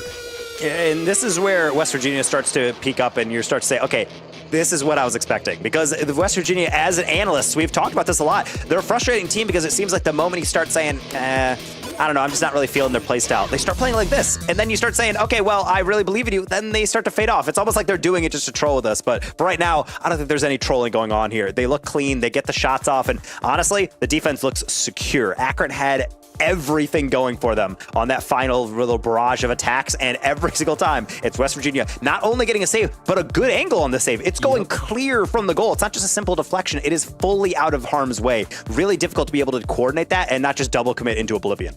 I mean, for our audience at home that's probably listening to us talk about this and compliment WVU and say all of these incredible things, they're probably like, why do they keep referring to them as the underdogs? I need to remind people that this team averaged 5th place because they could never get it done in the first match of the day. In the 4 attempts that they had to qualify through the upper bracket into the upper finals of any of the CRL Opens this entire semester, they failed all 4 times, starting their bracket from the lower side after a first loss every single time. The fact that we are finally getting a West Virginia playing at this level in a make-or-break first game of the day feels so good, Taco, but the job is not done yet. 30 seconds in, and Akron seemingly want their revenge as they've been all in control of offense thus far. And Akron has a chance to be able to establish themselves in this one. Really nice pass, but I would say a little too high. 5 up had to kind of change his mind halfway through this one. Doesn't mean it's over. Again, improv, name of the game, and a lot of these offenses. Patty up very late, but WVU was not prepared for it regardless. Off the corner, it's still around Bullseye. Tap into 5 up, a 50 well over the bars. Patty just surveys the land from midfield, waiting for the deflection. It's feeling all too familiar. It's similar to the end of the game that we just witnessed. And start of this game, the same thing. Pressure here from Akron, but they just can't seem to get past the defense. Ooh. Finally, they do. Patty, a slaughter from midfield will open up the scoring. And you could not place it much better than that. Poor Bullseye gets bumped, and Patty realizes in that moment, I just need to put this one on target. And boy, does he. Crosses up the defenders from a distance away. And we've complimented WVU's defense, but I don't really know if any goalkeeper's saving that one. No, I don't think that anybody's saving that one, and what a way to build confidence for this Akron team. Team that, I hate to say it, probably needs some confidence right now. Not only are they getting scored on like this, you know what, who cares about my other point? Let's just watch back upon the beauty that is this play. Matter is filthy today. Look at that. You cannot ask for a better touch than that on the adjustment. And yes, the goal goes to Tool, but it's also just all the comms coming in. Sometimes it's so hard to be able to get those double taps and be able to calm that and say, hey, someone crashed the net just in case, because he knows he's going to make contact. There's not a strong one. Speaking of, Matter needs contact on this one. Poor Patty. I don't think he really realized that that was going to be an open tap in if he just waited. Not only was it an open tap-in, but he had a chance also to at least let one of his teammates rotate through the corner to keep the pressure on. Instead, look the pressure they face against them on defense now. Angel touched through the corner, will not go anywhere except for into the hands of Tool after the ricochet out midfield. Patty trying to meet Tool for 50, but only again bounces to the corner where Matter can get the demo and Angel can get the shot. Doesn't really qualify as a shot as it goes to the opposite corner, but the possession at this point fully in favor of WVU. Akron, you started off the game strong, but since then you have been on your back heel, digging further and further into this ground. 5 Up going to steal that boost away, off ceiling. Should be able to do something with that, but it's almost like he was waiting for the challenge. It didn't come in, and they didn't even have a pass set up, so instead they're just gonna have to go back to the drawing board as Patty going to leave this one for Bullseye. Ricochet around, Angel's not gonna get it. Bullseye just with a free gift in front of goal. Unfortunately, this has been the biggest problem for WVU. They can only survive on defense for so long, and as soon as they make one mistake, it seems to compound into errors. No challenge to the corner, catches the final defender by surprise. They drive right underneath the ball on the backboard, not expecting to even have to make a challenge. It's awkward all around, and it's honestly a blessing for Akron. Finally starting to get involved in the offense here. Can they keep it going? 5 Up would like to think so. Angel would like to deny it. Patty taking it again through the corner, waiting for that 50, and honestly, something he's been doing a lot against WVU. Sometimes people just want to propel the ball forward. You want to slap it as hard as possible around the corner. And other times, you know the defense is going to play off your deflection. If they go a little high, you might just be able to 50 it underneath. I think WVU, despite their challenge game going super well, I think they need to be acutely aware of that, because all it takes is one weird deflection. That's exactly how the second goal went through. It was just Bullseye throwing it forward. It got the worst possible bounce off the lip, and even the best of the best here in North America are going to fall for the occasional deflection like that. Speaking of, Akron had to pray that Angel did not have enough boost to be able to get back to that one. 5 Up with some time and space to the corner. We need to start hearing his name come out of our mouths a lot more often right now, Taco. This has probably been the quietest we have seen 5 Up play since his introduction to this Akron team. I know I mentioned him before being such a, I'd say, third man for the team, a rock on defense for them, but his lack of involvement in offense is still rather surprising. 2 assists through the 4 games played, no goals scored thus far. For the player that is the most familiar name on the entire roster, you expect for him to have more of an impact, but thus far, he really has not been able to show his stuff, and oh boy, it's gonna cost his team dearly, because here comes the tie from Angel. Now, a little bit of no man's land right there. Matter steals away the boost. You see Akron is kind of just completely lost. You have 2 players with 100 boosts, but if they're not on the backboard and they're not in front of the net, they're not going to be able to do anything. They just have to watch Angel as he so gracefully taps that one into the open net. A really nice build-up from WVU and taking advantage of Akron just being a little out of position. Ooh, Angel trying to, oh my goodness, one-up himself already. Would have been impressive had it gone on target, but instead we play on. Tool in the corner, awkward against 5 Up. He gets bumped, and the 50 goes in favor of Akron, and they still can't do anything with it. Bullseye's got a full tank, but he's being chased by Tool, who bumps him off the ball. Bullseye goes for a bump of his own, and as chaos ensues, it doesn't really favor either team. Up until that moment, I did not think 5 Up had even a chance at that one. He's proven me wrong.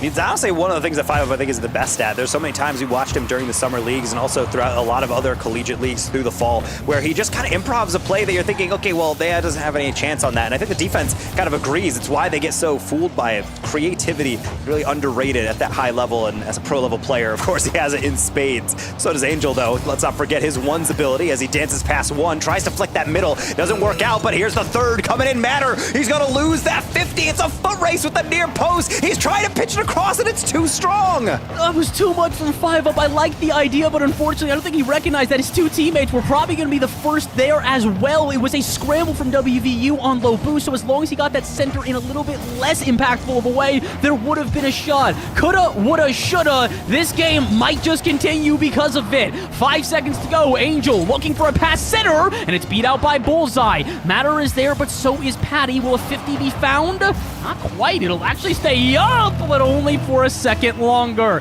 To the ground it goes. Into overtime we go. 2-2. If West Virginia win this, they're on to series points.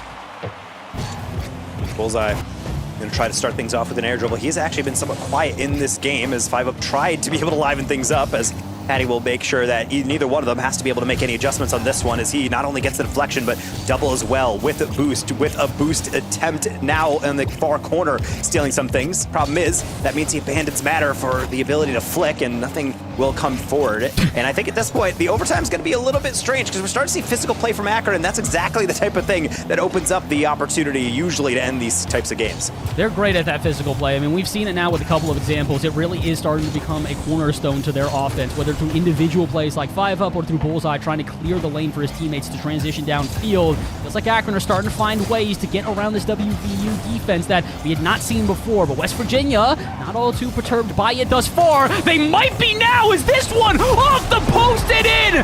Patty slots it again and ties up the series. You say slot, but it was pixels away from Angel playing hero right here, all the way back, and he has the hardest thing possible. He knows there's a player on the far post. He can't clear it around, but I think at the end of the day, that was going to explode one way or the other. Akron making sure they tie up this series and also giving us a guaranteed game 6. So we're getting our money's worth somewhere. We're actually going a little bit further on, which is what we expected even before today even started. All of us on the desk when we're talking about these matchups saying this is the one to watch because it has to be back and forth just based on how good these teams are and also just how complementary their playstyles kind of fit into each other. It had to be, and it is delivering in spades. I'm loving what we're watching right now, but I do want to mention again, it still does kind of feel like we're tiptoeing around those more dangerous moments. For West Virginia, it does feel as if the defense occasionally just kind of falls asleep and doesn't really know where they need to be, and when they transition offense, they wake back up immediately, but they can't have those lapses in judgment. They can't have those exposed moments. For Akron Blue, I'm going to mention it again. Yes, they do get the win, and yes, once again, it is Patty and Bullseye, the duo that get them there. The final goal to Patty, the final assist to Bullseye. 5-up still with only 2 assists throughout the series. While he does have the majority of the saves throughout this game, Taco, again, we need to be screaming this man's names from the rafters. If Akron wants to win, he has got to activate. And right now, we're also getting somewhat into some of the timeout zone, I would say, for both these teams. I think with either team, if they lose this one, they might want to take just an extra 2 minutes, talk things through. But for right now, it seems like it's all smiles still at Akron. They're still feeling confident. They're always in a good mood. And if you're WVU, that one has to hurt to be able to lose out on. You just have one open shot all game, really, and that's the way it's going to crumble. But at the very least, we go into the pitched version here of Wasteland to see whether it can continue, if Akron can get 2 straight, or if WVU is saying that's just a temporary blip. We're right back in the driver's seat. Can we find ourselves a Game 7? We're going to need them to trade back and forth at this point, but like you said, it's really possible for either one to take control from the series from here on out. So far, no one's doing a whole lot of much. That's a great pass out center, but to 0 boost in the tank, so he's not really going to be able to challenge that. Angel knows it. He's going to break down the pace of play for a second, let his teams get boosted back on up, and then this in the corner. All right, maybe a little bit more awkward than I expected to start off Game 5. Well, a lot of just kind of patient play, just waiting for someone to twitch and give them an opening, and it doesn't seem like they're willing to do that. So both everyone just kind of staring at each other, wondering, hey, when's it all going to break open? Maybe it's this one on the counter, Matter off the bar. His Bullseye will be able to cover it quickly, and not only that, contest with Angel and lose that contest. Angel, more or less the de facto captain for WVU, really showing out when it matters. At this point, it just kind of feels like, again, unfortunate with many of the other games we've seen here today, little mistakes might just be the only thing to open up. With both teams playing a bit more defensively, a bit safer, you don't necessarily want to be the first one to overexert. Pressing towards midfield has been a problem for both of these teams, as well as many other teams throughout the day. I think it's going to be a problem for WVU here, though. Great control for Matter, and the flip reset. Gets it out center, but Tool is already pre-jumping the pass. Was not expecting the extra touch, and that'll disrupt the offense altogether. Angel will try and clean up the pieces, but unfortunately for West Virginia, I think they just let their chances fall apart. And now as we try to restart, there's some demos being exchanged left and right. Bullseye has a chance at this, but doesn't trust himself to beat out Angel, and the pass is still coming on through. It's almost like Matter is just lurking upfield, doubles cherry picking. He seems to be the target every single time WVU's looking for it. It's almost like Akron is starting to close down on him. There's no man marking in Rocket League, but we're getting about as close as possible as all these shots contested quite closely by Akron right as they come to fruition. It's the 50 game, man. It's just over and over again. Nobody wants to lose a 50, 60, 40. They want to keep it true to its own name. And also try to get some bumps. That's a great bump against Matter on the backboard. That's going to leave them extremely awkward, but West Virginia, maybe they can recover, if not for 5-up. Flip reset in the bag. He's not going to need it, or maybe he should have. He went for the bump instead, but Tool saw through it, backed up his teammate, and makes the save. And now he's going to have a chance to rebuild from his own back corner, not using that flip, so he's just going to carry it all the way across. Matter stays within the pre-jump, but doesn't mean anything for the next one. 5-up going to get a boost steal as Angel tries to toss to the corner. Matter's trying to hold things up as Patty, close angle double, maybe even a triple on the air dribble. Bullseye waiting for the weak clear, doesn't get it as Tool will have his reprieve. And not only that, Angel, he's wide open in the midfield, trying to get the double, well covered by 5-up. That's a great jump from 5-Up to not even allow the offense to prove here at this point and give his team a chance yet again. The attack continues. 5-Up cuts through multiple players and looks for the touch off the backboard. Will get in the way. Angel will follow up with an air dribble of their own. Only a 50 being found, and a lot more of those starting to become a problem for either team. 50s at midfield, either controlling or ending offenses. It's given one here to WVU, but can they do anything with it with only 100 seconds left? WVU looking for their opening. That's the one, but the problem is Matter has no angle to put any power on that one. Same with the follow-through. Jewel trying to rescue things, but only so much he can do. He will gladly just leave and let someone else take over. How about Angel? That's a tap down he could have, but he actually bails, and that miscommunication might have caused the end of this attack, as Patty should have this one to heave clear. Oh, but it's only into the hands of Matter, who booms it out center. I think he was hoping for a player on his team to still be downfield, but instead, they're all retreating and playing some defense, which is going to be necessary in the moment, as Akron have got control and way better boost totals. Actually, that steal might change it up. Matter gonna find some space now because of it, and Tool not gonna find the follow-up. A minute to go. Both teams finding their opportunities, but nothing hitting the net. You can see in a moment, that was just a point where Akron closes your eyes and say, please hit the bar. I don't have any read on that. There's nothing we can do about it. And that's really why we talk about angles so much and why these 50s games are important. It's also why you gotta respect the skill, but not that much. Playing for the 50, none to be found. We're gonna have a clunker open up the scoring. And this is why 5-Up, you don't need to get every goal, but what a way to get your first. Recognizes that they're only going for the 50. There's no clear found unless he gives them a touch. So what does he do? Ignore the ball, go head hunting. Immediately starts looking for the bump, makes it far too awkward for the defense to escape from, and Akron find a lead with not even a minute to go. WVU, how do you respond? It's awkward part also clustering up on defense. You want to stagger rotations and your players so that if one player misses, the other one goes. The problem is that when 5-Up is dragging it that close to the goal, you both basically have to react to the same ball at the same time, and that is the consequence. Even a team as good as West Virginia, with how much competitive experience they do have under their belt, they're going to make mistakes like that. And honestly, I even hesitate to call it a mistake, but it's going to feel like one, as that's the only thing separating these two teams up until this final push. One demo out of the way. Angel has a path, trying to get it on the near post. It's going to be shut down by 5-Up. Who else to deliver Akron Blue yet another win to put them on match point? They say time is a circle, and I'm starting to believe them at this point. Akron finding yet another 1-0 here, but this time in reverse. West Virginia start off with a similar game. Now it is Akron that find themselves in the same position. The only difference, this win, I think matters a little bit more. They are on to series point. Akron, one win away from not only getting the revenge against a West Virginia that stole a national championship from them in the spring, but continuing through to tomorrow to further their chances at a PRL championship. I'm ready for this one, Taco. West Virginia, we've asked for you guys all year to prove it, that you have the clutch factor that has carried you through so many single elimination brackets in the past. It is time for you to show that yet again. And we talked earlier about a pattern that seemed to have started to emerge within these series. Fewer shots from a team typically, for some reason, results in better quality.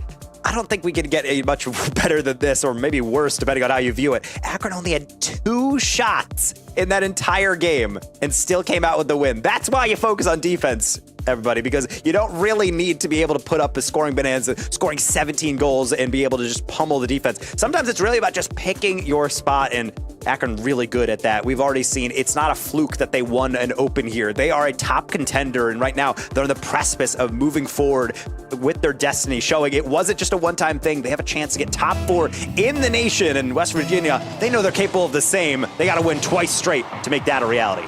And apparently they're confident enough to not take a timeout despite their opponents moving on to series point. They're okay to just keep it playing, and that they will. Neo Tokyo, the spot of either an extension of the series or the final resting place of West Virginia for this semester. So far, it's a good start. Matters got a flip reset. He's going to save it and fake out the defense. An eye for an eye. 5-Up, you won the last game with it. Matter is starting off this one with one as well. Both teams looking a little inconsistent on offense and defense at times. The one thing that has been the same is that Matter is locked in tonight. He is getting all the opportunities for West Virginia. He's delivering on most of them. You cannot allow that much space, particularly because the moment he fakes underneath with that first reset, the whole defense is going to start panicking. Angel, you got to panic. You got to put a hand up. You can't let him do you like that. Man down, and I think 2 goals down are going to be Akron. Oh my goodness, Angel, every touch was immaculate. The start, the flip reset, the double off the backboard, and WVU with a response to their loss already. Well, if you're looking for an ideal start, I don't know if you can improve much beyond that unless this one goes on through, and it does not. So no kickoff goal to speak of. Maybe an Akron one, as that's a little bit of a miss. As Bullseye gets a deflection, that's just going to glance by the back post. Tool just giving it a little help along just in case. Corner, Angel, no boost to work with, and he'll still get around Bullseye. Ain't get it out to Matter. It's a heck of a pre-jump, but it might have been more than they can chew. 2 players downfield, requiring Tool to make the save, and he will. We talked about it before. Akron, they're not going to just try and take advantage of the individual opportunity. They're going to wait for their golden opportunity instead, and they will find it. Off the ceiling, right down to 5 up, and the lead cut in half. Love this one from 5 up, actually. He can just flick that one away, but instead he knows the defender's playing his read off the side well. He just takes it to his quick tap, and then on the follow-through, they're going really fast in. The danger of playing defense and going into a challenge as fast as possible is that it's going to deflect heavy. It is not going to settle in space. Sometimes it is better, especially if you're the last defender, to kind of wait for a challenge and just kind of kill it in place. But either way, that is a lesson that hopefully West Virginia doesn't have to learn multiple times. The lead has been halved, and it's not the momentum you want to have, as we've had a pretty raucous first minute to be able to open up Neo Tokyo. I'm cool if we keep going like this, man. I've been waiting for a shootout all day. You want to score 20 goals? By all means, keep it going. And for WVU, I think they would like to, because no offense to WVU, I think they're well aware this 1 goal is not going to be enough to take down their opponents, and they're hunting for a second. It should have been there. Shot goes high. Unfortunate for West Virginia as they leave yet another chance at the table. Tool's going to actually just cause havoc. I love that boost steal into the immediate bump attempt as Bullseye is going to take his time with a slight lob, though. That's why Angel's waiting for it. Deflection in the middle. Tool's going to let that one go. Matter should have 5 up beaten. Problem is he's going to get heavy deflection. Recovery. Leave it up to Tool. Slaughter. There's just so much confusion. Cars flying left and right, but that ball only going one spot. You can see the issue here. Patty's got no boost, and 5-up's coming off the ceiling. They want to trust in 5-up to find the recovery and at least get a touch to reflect it to the backboard, push it off against another player. It doesn't happen. Patty, with maybe 8 in the tank, has to try and go for a desperation save, and honestly, I don't even blame him for not thinking he's going to make that save, because he won't. 3 minutes to go, a 3-1 lead. Let's make it 4-1. It's set for Patty, who will not let it get past this time. And now Bullseye has a lot to think about on this one. He did have the heavy clear potential, but Matter was already marking that one. West Virginia trying to play predictively, shut down avenues for Akron to go through, and it's exactly why 5-up is still trying to keep this ball close. They're trying to make sure if West Virginia's going to play that way, we can't really play into their hands, but it's so hard not to. West Virginia is forcing them to play the pace that they want to, and right now they are capitalizing on almost everything. Matter, you gotta calm down, my man. Bro, Matter has been unbelievable throughout this series. I want to make sure that I'm correct on these stats overall, but if I am not mistaken, there are 8 total goals for WVU. 5 of them have been Matter. More than half of the offense for his team has come at the hands of Matter. This man has been disgusting for WVU, and really, in my opinion, he's the reason they're still in this series. That being said, this game's been more of a full team effort with everybody getting involved in the scoring at a goal apiece. The job's not done yet. 2 minutes to go. Akron still not backing down, and maybe even finding a goal here. Patty, double out to 5-up, but he thought it would be on target.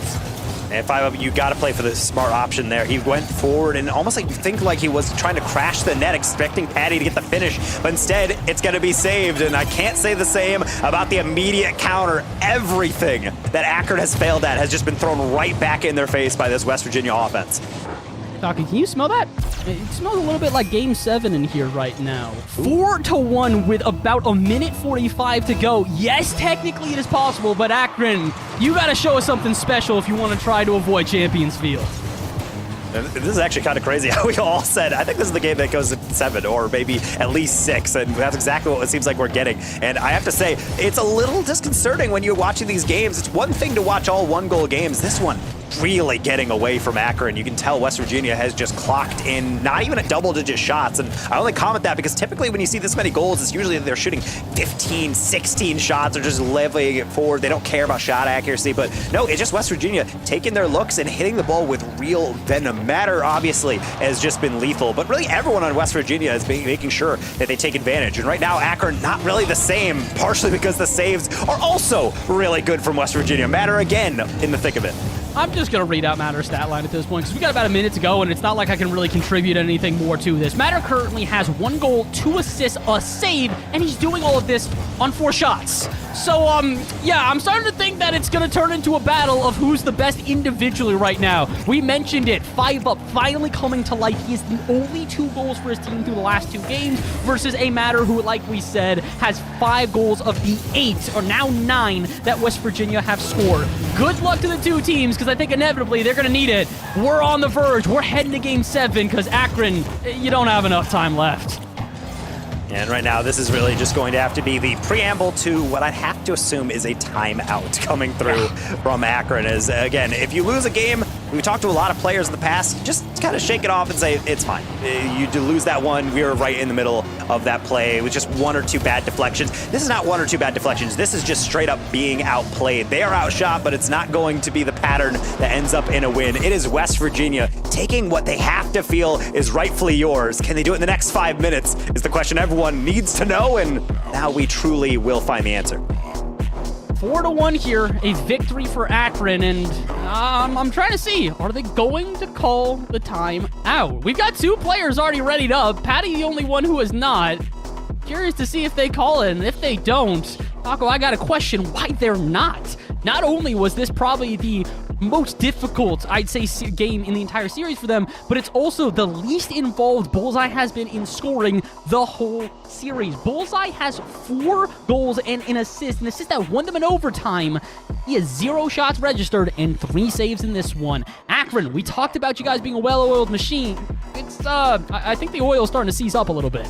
It can be a little bit difficult to understand really the adjustments you need to make in those types of games, but other times it's really just from Akron. They're seeing, okay, well, we're not really winning that challenge game. A couple times we were playing a bit too far into the game plan of West Virginia. That's at least what I kept seeing. It felt like West Virginia was trying to just position themselves on the sidewalls. If you want to clear it hard, we're going to throw it right back. If you're going to take a 50, we're going to just steal your boost and go for a demo. Tool is a menace with that. He's actually quietly one of the leading demo men for all of CRL whenever you look at season-long stats or across league play when we do have that replay data. But either way, I think there's a lot to think about, and these players don't need to. I think they're just trusting in their instincts because, again, no timeouts. We're just straight onto Champions Field, a Game 7 banger of a matchup to determine who's going to be able to go on face the winner of Northwood and Ball State, our final series of the night. And this is the one we were waiting for to deliver, and right now we'll have to see whether or not this one has a fairy tale ending. All I'm asking for is a good back and forth here. We have seen, unfortunately, teams play by mistakes on defense that have left openings, and I'm hoping that's not the result in this one. I want to see a shootout with both teams firing on all cylinders, playing great defense and great offense. Well, you might look at that one and say, oh, well, there was a player back. Yeah, good luck stopping this shot. That's a rough one. Patty's actually, you can see him just turning around, and as he jumps in the near post, he actually starts creeping out, and because of that, when Angel shoots it a bit more to the middle, you see Patty just a slight bit of hesitation. He wasn't sure how to approach it, and that is the downfall. It is that thin, the margin of error, and maybe they can actually make up for it. If Bullseye gets that 50, he waits a little bit, and that's another one that's going right down on the far side. Angel near post, and he's not going to be able to get that double with the lead demo. WVU got to be careful here, though. They've got a lot of players upfield on very low boost. If Akron can seize the moment, they can counterattack, and that they have. Tools boost is stolen, meaning 5-Up's got space, and the reset, and Angels got the save. Akron definitely do the most with the transition, and still, WVU do not buckle. And you mentioned earlier, WVU has to make sure they are aware of not creeping up too far. Northwood lost to Akron on this very field, basically off of deflections. They were not positioned correctly. They're trying to play too fast, and then when the read actually came in, they just got it slapped right into their goal, and something you just kind of shake your head about, but a loss is a loss. It doesn't matter how. So West Virginia, if you have the lead, now at this point, you don't just lock up in defense, but you try to make sure you're not throwing yourself into just willy-nilly risks. Yeah, it's good to keep offense going and keep them under pressure, but no need to be able to give up any silly ones. Angel trying to make a silly one with a first bump. Matter open shot. Patty will not be beaten that time. That was so awkward for Akron. 2 players commit, neither one of them make contact. Patty makes up for the mistake, but he does not clear the lines and give them a chance of reprieve. More offense and a brilliant shot.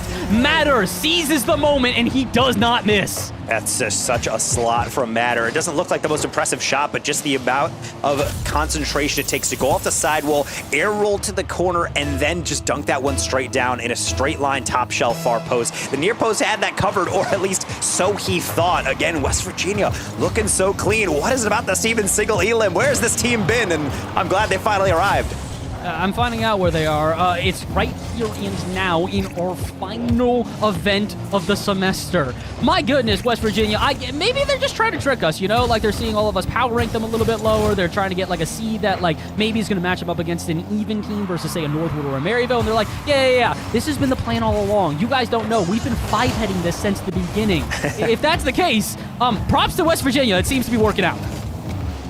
Tool's going to extend this play out. He's not going to be able to get back to it, so he's waiting for Patty to challenge, and they will. Zero boost, though. Angel going to be able to cut that one hard. Luckily, Matter was on the rotation back. Angel's going to make up for it with a demo. How about Tool? He's going to add another one. It's a symphony of explosions going all the way through the Akron back line, which forced them to back up and allows Tool to have a wide open double. Can't fit that one through from the angle. Angel puts it across, but nobody there. West Virginia will gladly just take a step back.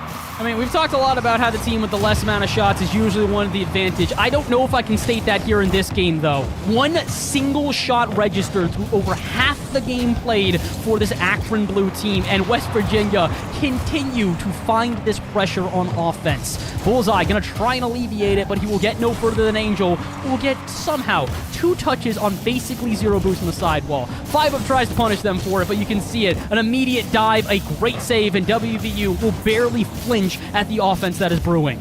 It's a game 7. We got Matter going for double flip resets. Like, if you're at all wondering how confident WVU feels right now, I think that's all you really need to know about. Granted, don't want to get arrogant because that's going to be a free goal. I could see Tool backing up, and Patty knew it. He just waited on the slow play. We are far from done here. We are not even close to done yet, and again, a lot of goals like this are starting to get scored. Teams know how capable they are, so they're kind of waiting until they make that move, whether it be a flick, whether it be a bump, whether it be just straight up muscling through a 50. So in that half a moment, if that team, that defense does not make a decision, the offense will take advantage and fake it right past you. We've seen that goal from multiple players now. The question is, does it make a difference? Only a single goal now for Akron. Yes, they do have one on the board, but it's going to take more if they even want to see an overtime. Angel really taking his time on this one, and I was a bit worried they wouldn't be able to get that chip open over. He does get the first one, but not the second. Patty, I could call that a back pass, but it's only going to find Matter instead. It's 5-up. We'll have a chance to build up with Bullseye up in tow. Tool, he's going to get beat to this one. He might have to leave it for Patty, but Bullseye goes for the double. It's across the goal line. Matter just faster. Bullseye getting interfered with. It's a deflection all the way down, and this time it is not Akron who gets it. A blast from the past, but in the worst of ways. This is almost how we saw Akron win their CRL Open, and might be how we see Akron end their season. 2 goals in a minute. It is possible, Taco, but they gotta hustle. Akron, it is do or die. If you even want to see an overtime, you need goals like yesterday. That's why Rocket League is such a brutal game. It's so much precision, not only on the individual mechanical plays, but even on that, just the positioning on a singular touch in your own opponent's back corner. That's a comeback for Patty, but he can't put it on target. He doesn't get high enough. That is the golden opportunity. If tilt is not already settled in, this one might deliver it to the grave. Tool not gonna get that reset, but they don't much need it. 30 seconds to survive.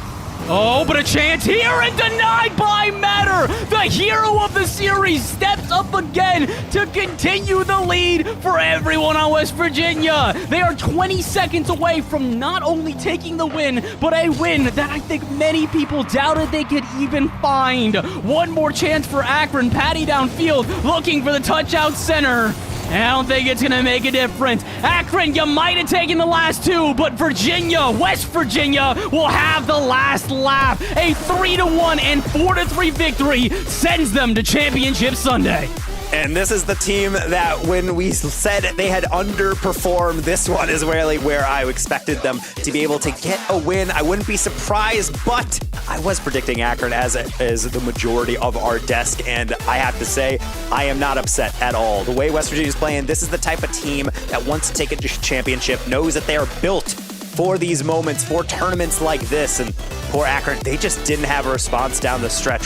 What a pop-off from West Virginia, and notably, Matter. Every single game delivered. Not only every single game, every single stat. I gotta confirm on saves, but I've got a sneaky suspicion he's at the top for that too. He finishes overall with 7 goals and 4 assists. 7 goals, obviously the most for his team. Crazy thing, the 4 assists are also the most for his team. He tied with Tool, who had only 1 goal and 4 assists throughout the series. Tool had to sacrifice only getting 1 goal in order to get that many assists. And Matter did it both. That man put the team on his back, and for a player that, like we mentioned many times, is not usually a part of this trio. Normally for Angel and Tool, they team up with Cosmic for 0-2-1 in RLCS play, but in Collegiate play, Matter matters. He makes a huge difference. He does the most, and in my opinion, he wins that series for WVU.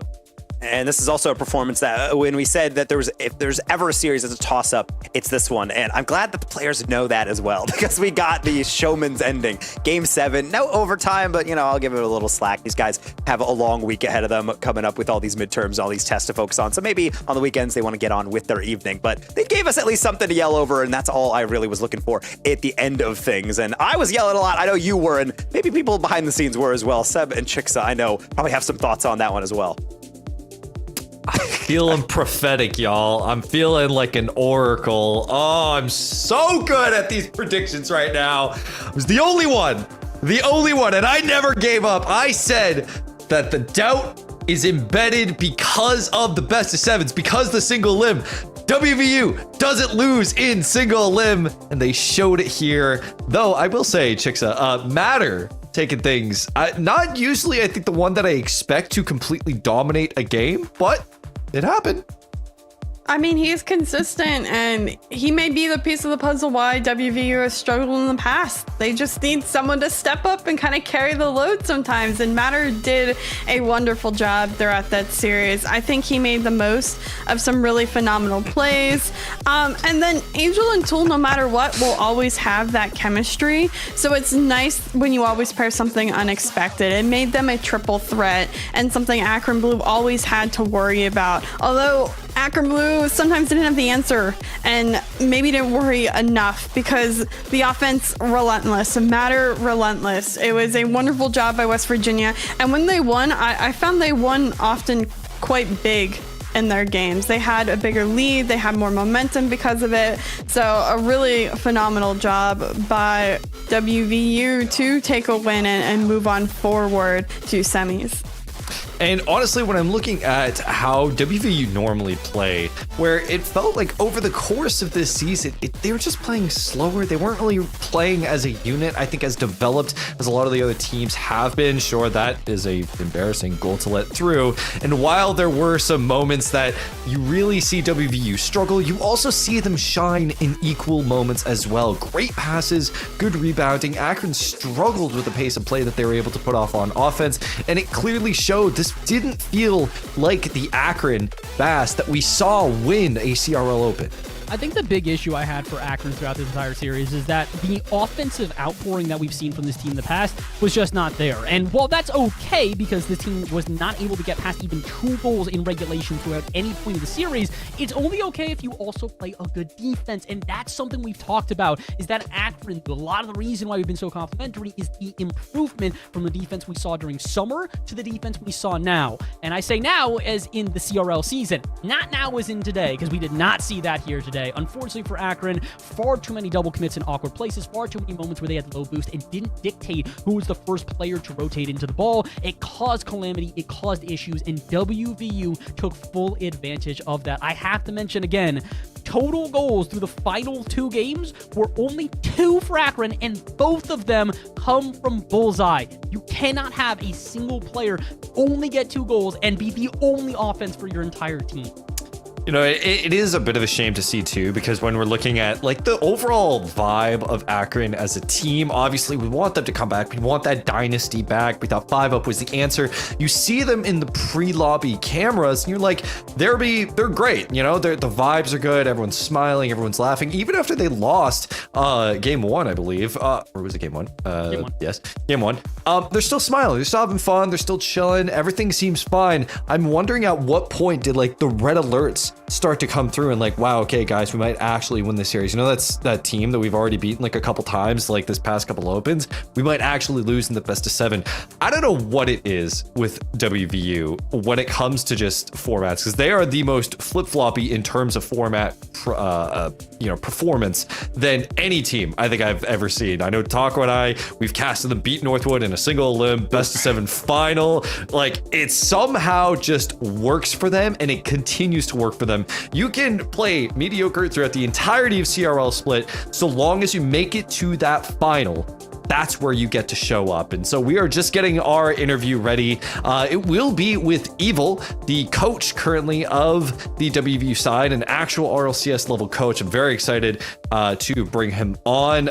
Clearly a force within this team. I've spoken to him a couple times, and he really does try to bring a lot to this team, both in scrims, both in structure. Hello, Evil. How are you doing?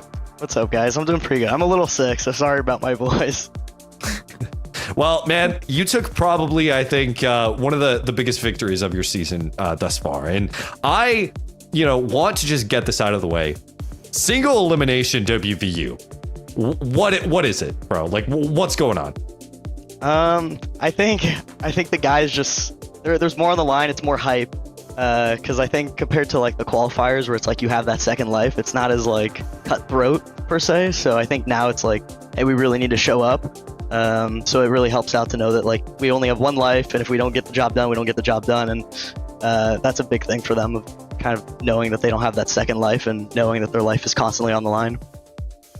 I'm so glad we get a definitive answer on that, because we've wondered this literally all season, and now you're saying it is exactly as we kind of pictured, which it literally is. These boys just need a little bit of extra pressure in order to put them in this performance. And speaking of which, I'm just going to give you a second here to talk about the fact that, what did you feed Matter this morning, bro? Genuinely, like, what is his routine? Homie popped off the most goals and assists for your team. You got to be ecstatic with a player like that. Yeah, Matt's definitely that pop-off potential that we constantly have, so it's really nice to have him. And I think we warmed up Maryville leading up to this, so kind of going into that series, we get Matt warming up against Maryville, where it's like he's constantly getting pre-jumped and just insta-challenged by Knights, so it's like he knows what he's in for as soon as he plays Akron, who are going to do the exact same thing, just at a different level. So I think that's a big thing for him. And there have been like some series in the past where it's like we don't really like take care of our bodies and like go to sleep on time or eat and have breakfast. So today he did everything he needed to, and then that kind of stuff actually matters in the end, and that's why he performed so well today. It matters. Anyway, sorry. Okay, whatever. But yeah, at least for this one, I mean, the one thing that I always kind of speak about with teams like this is we've talked about how, yeah, there's like the meme of like double elim, it doesn't come together, and single elim that works really well. But I'm really curious, I mean, especially for you as a coach, do you feel like the team like has to focus up against specific matchups? Because Akron coming into this one, the previous games for you against them specifically have not really been good. Was there preparation specifically about Akron that you guys had to figure out, or was it really just we got to show up on the day?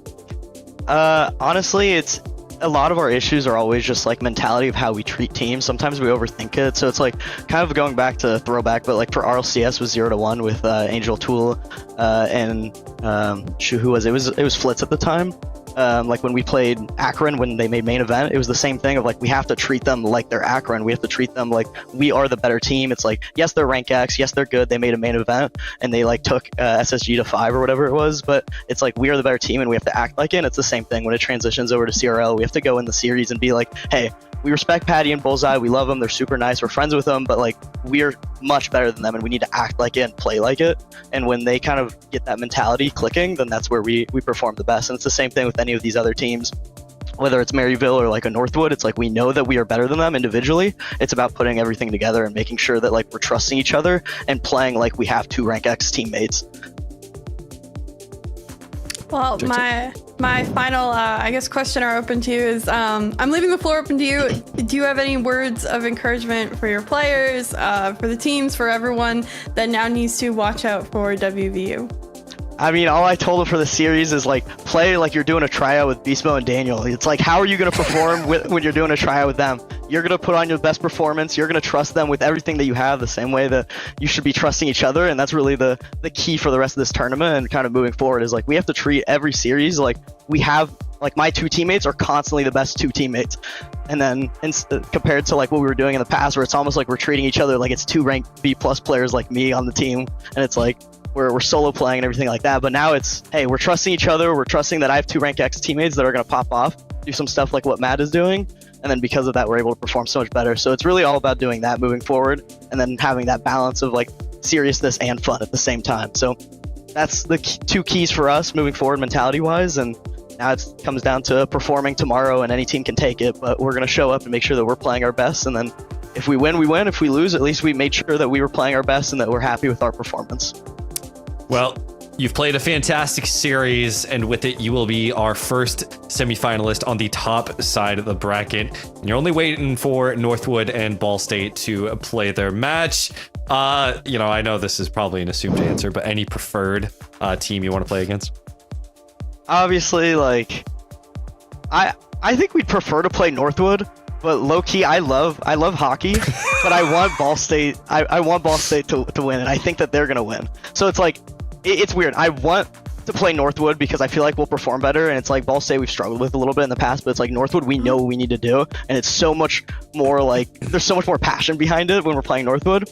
But I'm low-key going with the upset pick and saying that Ball State's going to win that series. I think that they are going to take it. Northwood sometimes doesn't take things too seriously, and I think Ball State is going to come out swinging.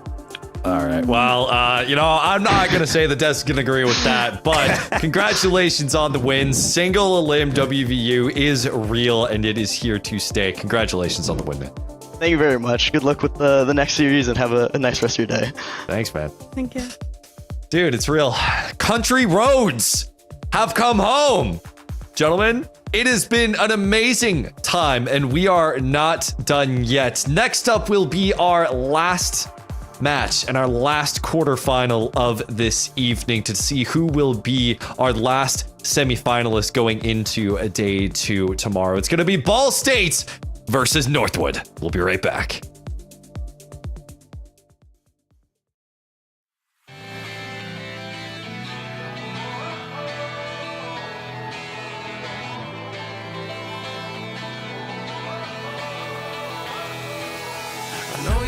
Stay out of this bit, but I don't get tired of it. Told me I'll never be happy. I'm not sad at all. Maybe I'm a fool, following my dreams, but mama, you're gonna see me on every magazine.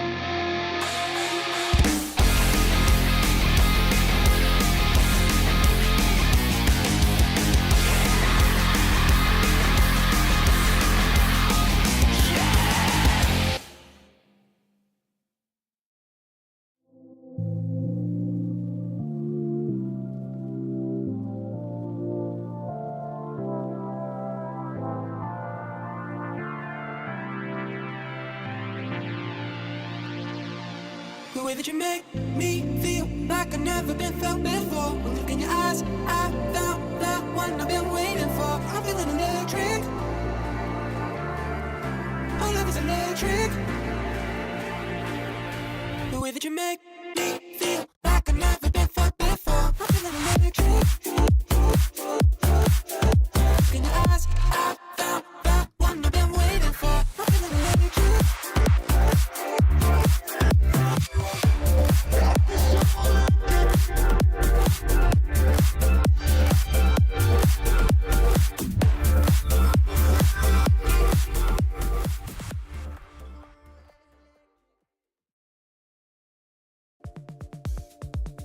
Welcome back to CRL, and with it, we are down to our last quarterfinal. It's been a long road for day one of the 2024 Fall Championship.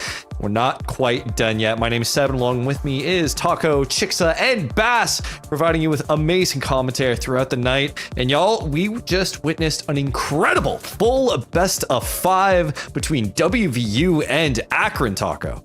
Yeah, and being able to take it the distance. It's the one series where we're like, this has to be the one, right? Because we've gotten a 4-0, we gotten a 4-1, and we're going all the way up to the top. And we do get that. And it's West Virginia, and majority of the desk choosing against them based on just pure record. Akron has won an event. West Virginia hasn't necessarily gotten close. Yeah, they had one really nice performance. But for the most part, they really have struggled. But we do have the meme. For some reason, regardless if it's CRL or anything else, they just pop off when it matters the most. And we even heard it from the coach. That is exactly what it is. They just need the pressure. It fuels them. And I love that in a top contending team where they play the best when the pressure's at the highest.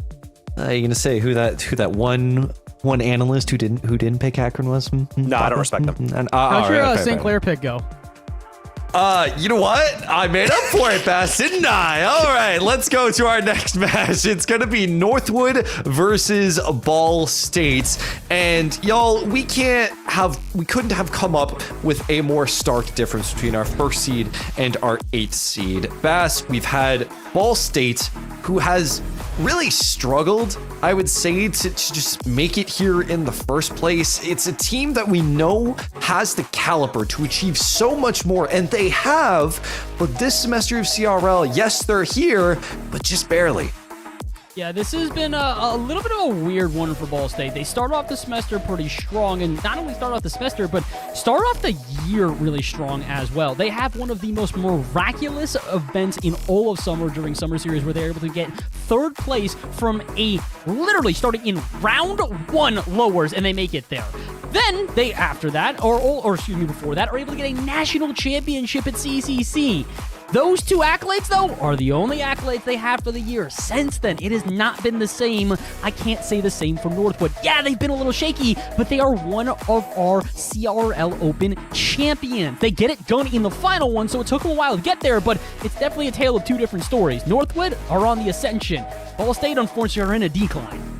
And with that decline, though, comes, I would say, a king. Northwood continues to defend their crown. They are the Open number 4 champions. And with it, I don't think, Taco, we have a team who has really, at least been as consistent near the top like Northwood.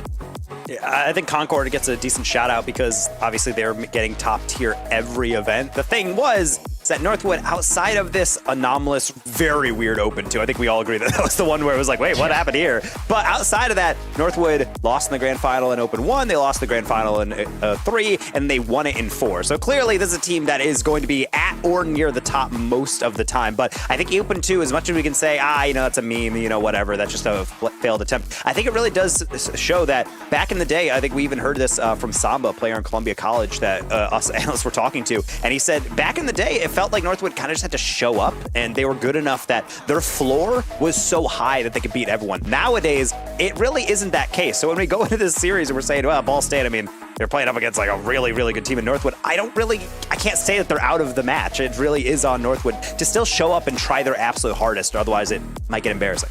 And Chixa, honestly, when I'm also looking at Northwood too, I think the funny part is we're talking about they would just need to show up, but it's not even just this iteration of this roster. It's literally almost every iteration. There is the Northwood aura to them where they can show up and just have a fear instilled into all teams. Yeah, I think there's always been a dynasty in Northwood, at least recently. So I'm very excited to see them here today. I hope they do take this game seriously, since the upset potential for Ball State, I can absolutely see why people think there may be that possibility. But Hockey Crimson and Neil are all wonderful players. I mean, not even on a collegiate level, but on a professional level as well. They're one of the teams, Northwood, for a while now, that have been consistently having a collegiate team that is filled with pros that are just constantly doing well, that have accolades, that compete week after week and play so often that it's hard to go up against a team like them. Now, Bass, I would say that I think Ball State have had their best performance ever when they are playing in person with each other. Yes. When they are playing next to each other, they get the whole school involved. Everyone gets super hyped. Do you think that will have an effect on our match going forward? I believe so. I think the biggest thing for Ball State is that they need to be confident in themselves. When this team is confident, they are terrifying. And this isn't just us stating that as like, oh no, we like the way they play. Teams have reported that. When this team is playing at their best and playing in the type of environment they want to, aka pre-jumping literally everything, they are terrifyingly difficult to stop. We heard this from multiple teams throughout the year, both in CRL, in Summer Series, and even in person. Taco and I, when we went to CECC, where this team won a national championship, we talked to multiple coaches, including one that we just saw in Akron's Coach Huntley. And what he said was, yeah, we're going to try to stop Ball State.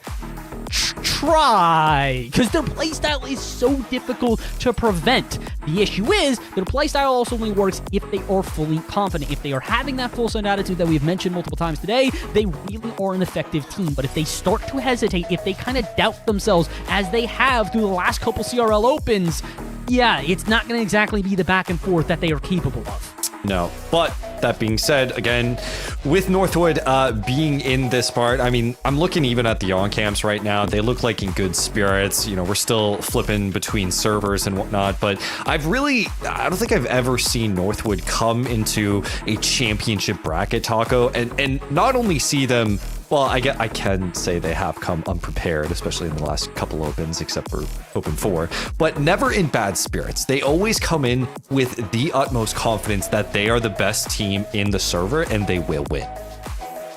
That's really the biggest thing that you have to go into. Yeah, I agree that WVU kind of said that best, when it's like you need to believe in being that confident, because I think it is a mistake at any level. One of my biggest critiques throughout the time that we've seen a lot of teams try to stand up to the very top of CRL is a lot of teams just go in and be like, we're just going to try our best. If you have that belief, you're going to lose straight up. Like, you need to be able to understand that, like, hey, if we play our game, any series is winnable. And I think that's really the mentality that we've all had. And now even Northwood does have to adapt to that, because we've seen that they are not only fallible, but they are susceptible to just getting bettered. It's not even them making mistakes, playing poorly. It's just them being outplayed. And I think that's a weird territory that Northwood psychologically has almost, I don't think, ever had to really navigate, at least not on a long-term basis across the whole semester. And again, it is interesting because when we're talking about the parity of the overall CRL ecosystem, you know, there are a lot of other teams now. One of them is unfortunately eliminated in Akron, but there are a lot of other teams now that have taken it to Northwood. We've had WVU, who has beaten them in the lower bracket. We've had Maryville, and we've had Concord, all of whom who have taken sets against Northwood, though there aren't that many that have taken full-on best. Okay, I should say that, you know, Northwood have lost a couple best sevens now. There's not too many records now where it's untouchable, where the unbeatable aura is completely gone now, I would say. And now you have the confidence from Bass, especially the European side, who are coming in and it's like, yeah, we're just going to play our game. We're going to play the European RLCS style, and we're going to have these amazing North American players in Knight and Helix, and we're just going to roll with it and be able to actually take it to Northwood. I mean, the big thing is, again, is that teams need to be confident. The reality is at this point that the playing field has been more or less level, with a lot of teams that are of equal caliber, but on the day, one team can beat the other, another team can beat the other on a different day. And that's what we need to see from all of these teams, is consistently coming into these series, not only fully confident, but fully prepared to play. Again, one of the biggest compliments we have had of Maryville throughout this whole season is that when Maryville study, when Maryville get ready, they are unbelievable in a series. And I think for both Northwood and for Ball Ball State, that rings true as well. As we mentioned, if Ball State come in confident, pre-jumping, playing their play style, they've got a great chance. And similarly for Northwood, Creams made a statement pretty bold at the end of summer saying, we are not losing a single event. And since then, I think he's got a little bit of a reality check. He lost 3 events in a row for CRL, finally gets a win on the 4th, but I think it took those 3 reality checks to really get this team to understand that, hey, we got to treat this like RLCS. We have to treat this like professional sports where we are scrimming every day, practicing every day, eating and learning how to play as a team. Because if you do not play with all 3 players at the utmost caliber, you are losing a series, and it will happen on clean feet. Shout out to Helix, man. A lot of people have had some criticisms of this kid throughout the season. You can't say anything after today. He put in his best effort and looked indistinguishable from the other 2 players on the team. So let's get to predictions. We are now finally here. Taco, where do you see the series go? On this one, I really do like this squad of Ball State. They have had a national championship. They almost won a second one in the same day earlier this season down in Arlington, the CECC Nationals with NECC and Tail. And obviously, they're capable of that. But neither of those games was against Big Bad Northwood. And right now, they have not played too much, but the record speaks for itself. They are 5-1 Northwood against Ball State historically. They're 16-5 in goals alone. But who knows what the pressure will do? For right now, I don't think it's going to be enough to tilt Northwood. I have them taking this one. Jigsaw. Oh man, I had a hard time with this one, especially there's a lot of people out here that thinking this upset is for real, but I have to go with Northwood. I do think that they're consistently better. I think they've had enough reality checks when it's come down to it, as we've mentioned, and no matter what, this is the event. If they have to try, it's now. If they have to get the most points, it's now. It is make or break in single elim, so I think Northwood takes it, but I think it does go to 6. Bass. Well, you know what, Taco, you brought up a really interesting stat about these 2 teams earlier. Yes, it is 5-1, and also, Northwood, the 4 CRL Opens we have had so far, have yet to lose their first matchup of the event. They do not lose in their first showing on stream. It doesn't happen, and it won't happen today. Northwood are taking this one. Ball State, I think you have the ability to upset it. I'm not betting on it, though. I still think they're fighting an uphill battle, and they can even get a couple of games. I'll be pretty happy with it. I unfortunately, as much as I predicted the last one, as much as I do love upsets, I have been burned by one in a terrible fashion, but I've also gotten one, and with it, I'm gonna have to go with Northwood for this one. I mean, listen, as the form as of late has shown us, they are taking this seriously. They are scrimming, they are playing as a unit together, they're playing the off-season events as well. You know, every single member is contributing in their own fashion, and I think it's gonna come into this server in a fantastic form. I think we're gonna see Northwood on their best form. So that is a sweep across the desk here for Northwood. Sorry, Ball State, but you know, we're down for anything to happen. An upset would be incredible, but the kings of CRL are the kings for a reason. Sweep across the desk, and I'm very interested to see where this goes, because as our last quarterfinal of this evening, it is sure to be a banger between these 2. And with it, match just about ready to get underway between the 2. I'm very excited to honestly see, I think, Creams, because he has talked so much smack in previous iterations. Though I don't think he's gonna have to play FIFA this time, frankly enough. I'm thinking also, because even though we have timeouts in this case, he might do it to troll Bass, frankly. I think there's a good chance he might have to troll. I would not be surprised. I think part of it is trying to get under the skin of Ball State, just because, you know, again, Ball State are a team that probably are playing from the underdog position and know that. So if you try and kind of push them into that, it's probably a little bit better. That being said, Creams, I'm not asking you to check out, brother. I do want you to fully be focused in this series. Slew, I'm looking at you. Keep your players in check, man. I know that these guys are a little bit silly, but this is not the time for silly haha moments. You need to make sure you are playing well, because again, I still think Davenport, had they been able to hold that momentum from game 2, who knows how that series would be. If you give momentum to Ball State, you are making a mistake. End of statement. Do not let them get started. that was something we talked about with Osamba. I mentioned him earlier, but one thing he mentioned about Ball State, he's like, that matchup, I expect Northwood to win, but Ball State, there's just something about their play style that's super annoying. They just trust each other so much. They're playing in facility from what I can tell right now. So they're trying to do everything possible to kind of subvert expectations, particularly because their play style throughout the season has really been lackluster. The moment that everything was confirmed and they did hold on desperately to that 8th seed, being able to scrape in to play against their 1st seed Northwood, both Oath and Wova went to social media and it was immediately like, okay, we really lucked out now. We're just going to lock in, believe it when we say this. We are not going to disappoint. So that's all I'm hoping for, is that they show up tonight. All right. It is going to be our last quarterfinal of the evening. We couldn't have asked for a better matchup. Northwood, the last Open champions, looking to defend their crown. Ball State, the underdog, looking to reclaim the magic of seasons past. One final quarters match to determine Championship Sunday, and with it, the road to the crown. Casters, take it away. Yes, Seb, it is indeed our final CRL Fall 2024 Championship quarterfinal matchup. We have had a long series of games today. It has been phenomenal. It is also my final series of the fall season. I am very excited to be here with you, Taco. Are you ready for our Northwood Ball State matchup? Oh, 100%. That's exactly why we're all here, to see who is going to be moving on into the semifinal, because we've had some expected results, potentially some unexpected ones. This would be one of the upsets of the season, not because Ball State is so much worse than Northwood, but just because Northwood is the big bad for a reason. Wova right off the rip is required to make a save. Gonna help him out. Little love tap into another one from Hockey. Hockey down to Zanil, a perfect matchup and a perfect pass and shot. You can't get anything better than that. Northwood deadly on offense already early to start.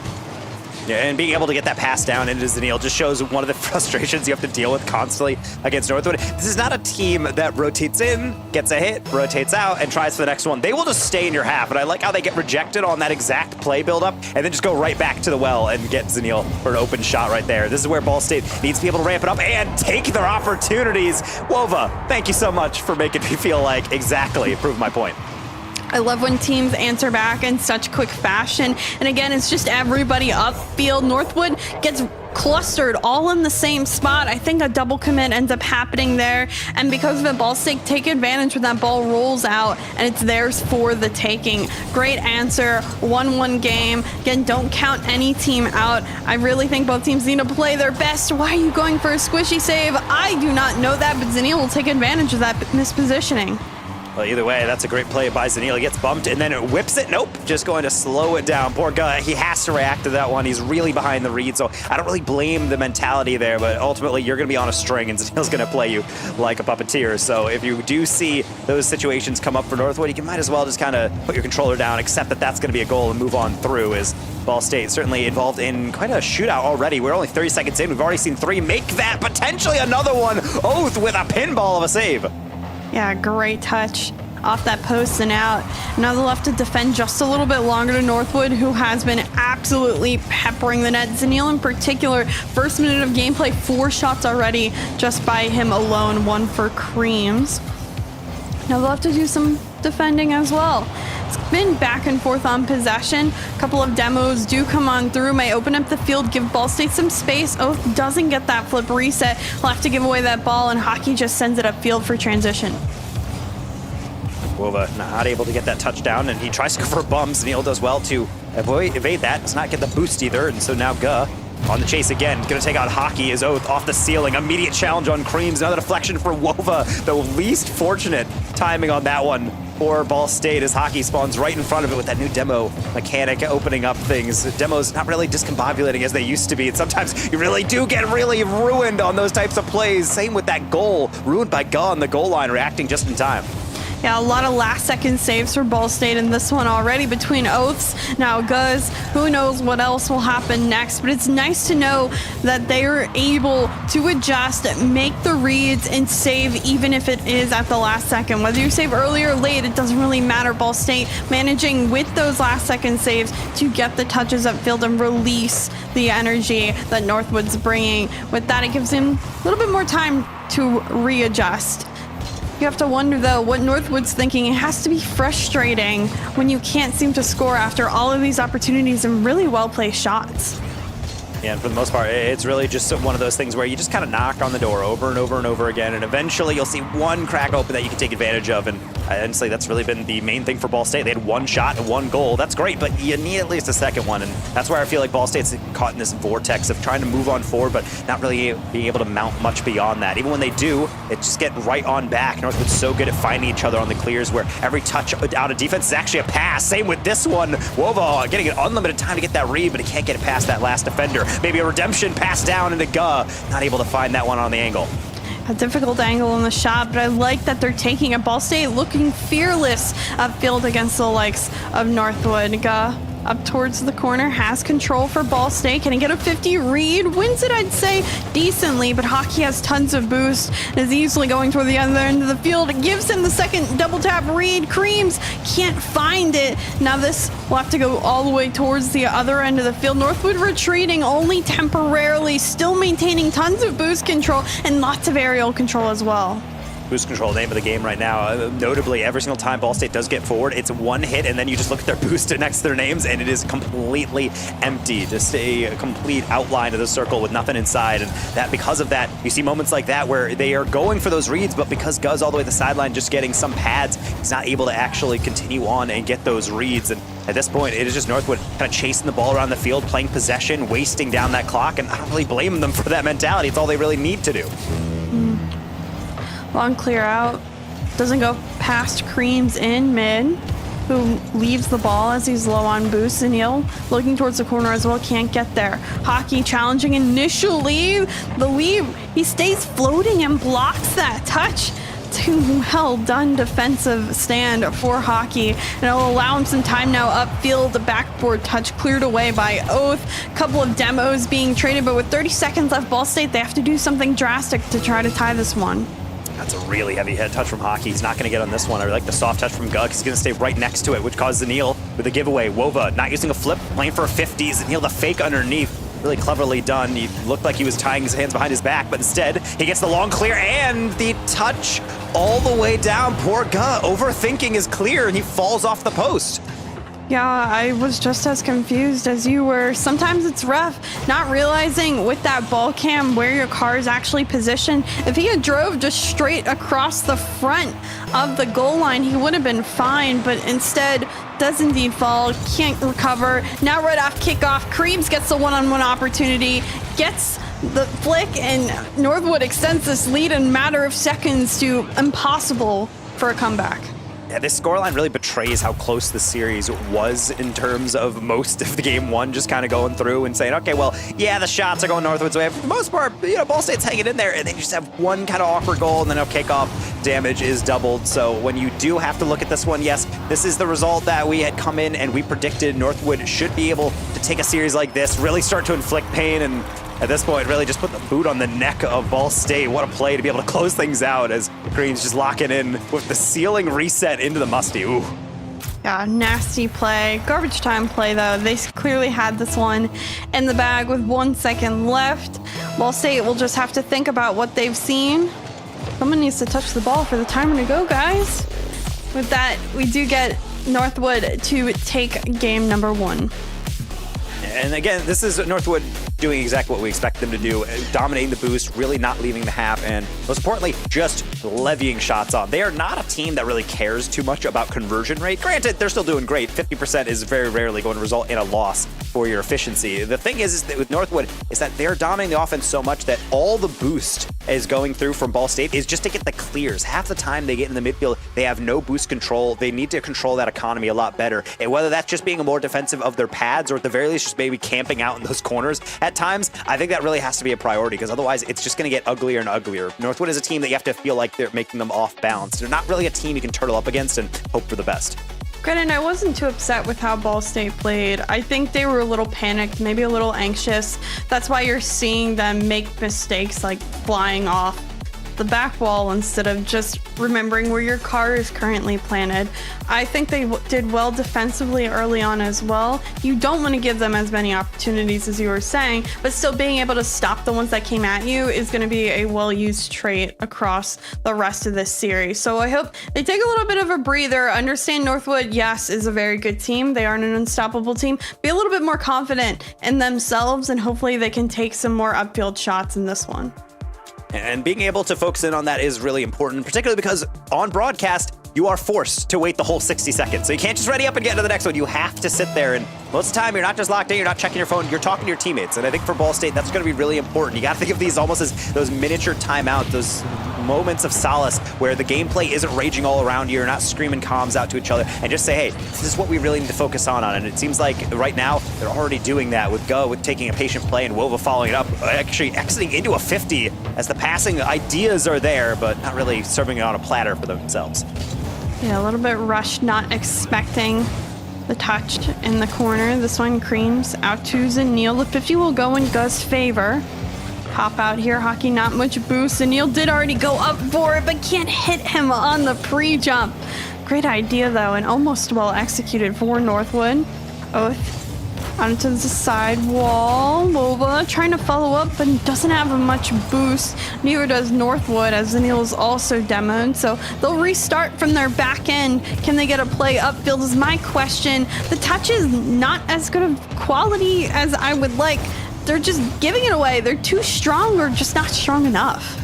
Yeah, one thing that Northwood is not going to fear against is that they trust themselves, as they're all 2s demons. They are all 2K MMR, all pro player level players, obviously. And because of that, when they do have these challenges and it just comes down to getting a crucial touch, they always trust themselves to get it. So a couple times, Ball State, they're trying to bait in those challenges. Northwood kind of just stares at him and says, hey, try your best, and then it just kind of flails to the sideline. I think that's what we're seeing right now. Ball State, just be a bit more deliberate. You don't always have to think in the playing 4D chess. Just play it down the middle, take some 50s, build from there, and then start to experiment as the touches get more confident, because certainly that is not a problem for Northwood. Hockey, what is that?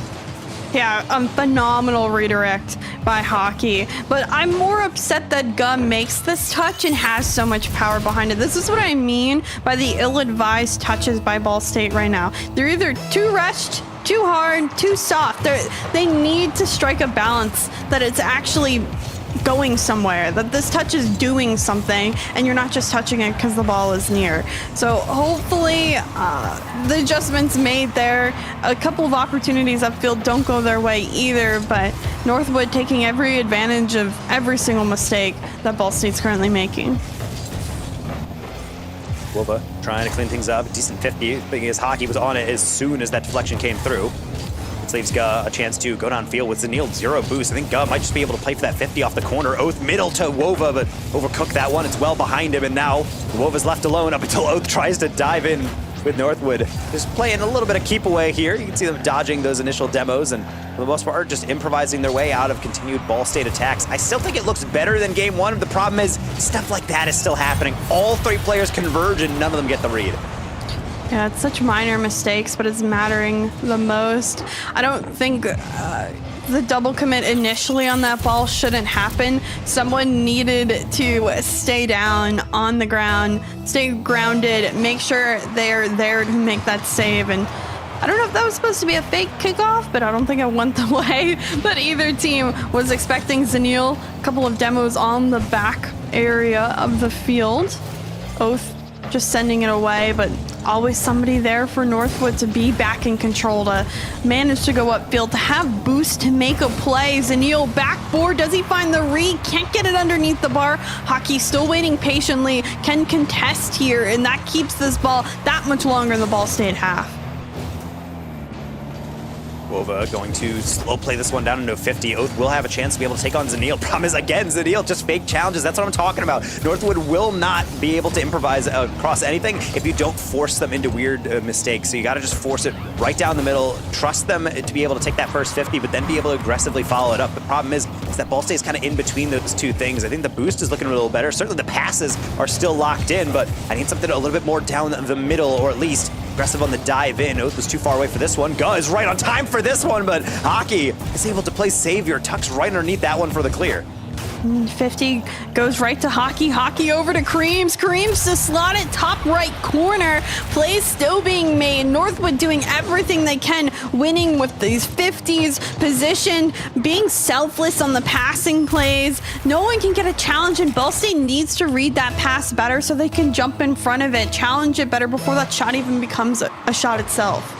Yeah, I mean, that's the thing that I like about also the build-up as well. That zero boost coming in from Hockey on that shot, or at least that it looked like it, and then he just taps to Creams, and then taps it right back across. I don't really blame Ball State for letting that one in, because at a certain point, you're just watching them and hoping that they miss. You do not have an angle on that one unless you're assuming that they're going to shoot it perfectly where they go. So, unfortunately, Ball State has kind of crumbled a bit here. It looks like the beginning of this game is great, but over time, Northwood, they're just like waves crashing into the bank over and over. They're going to wear you down.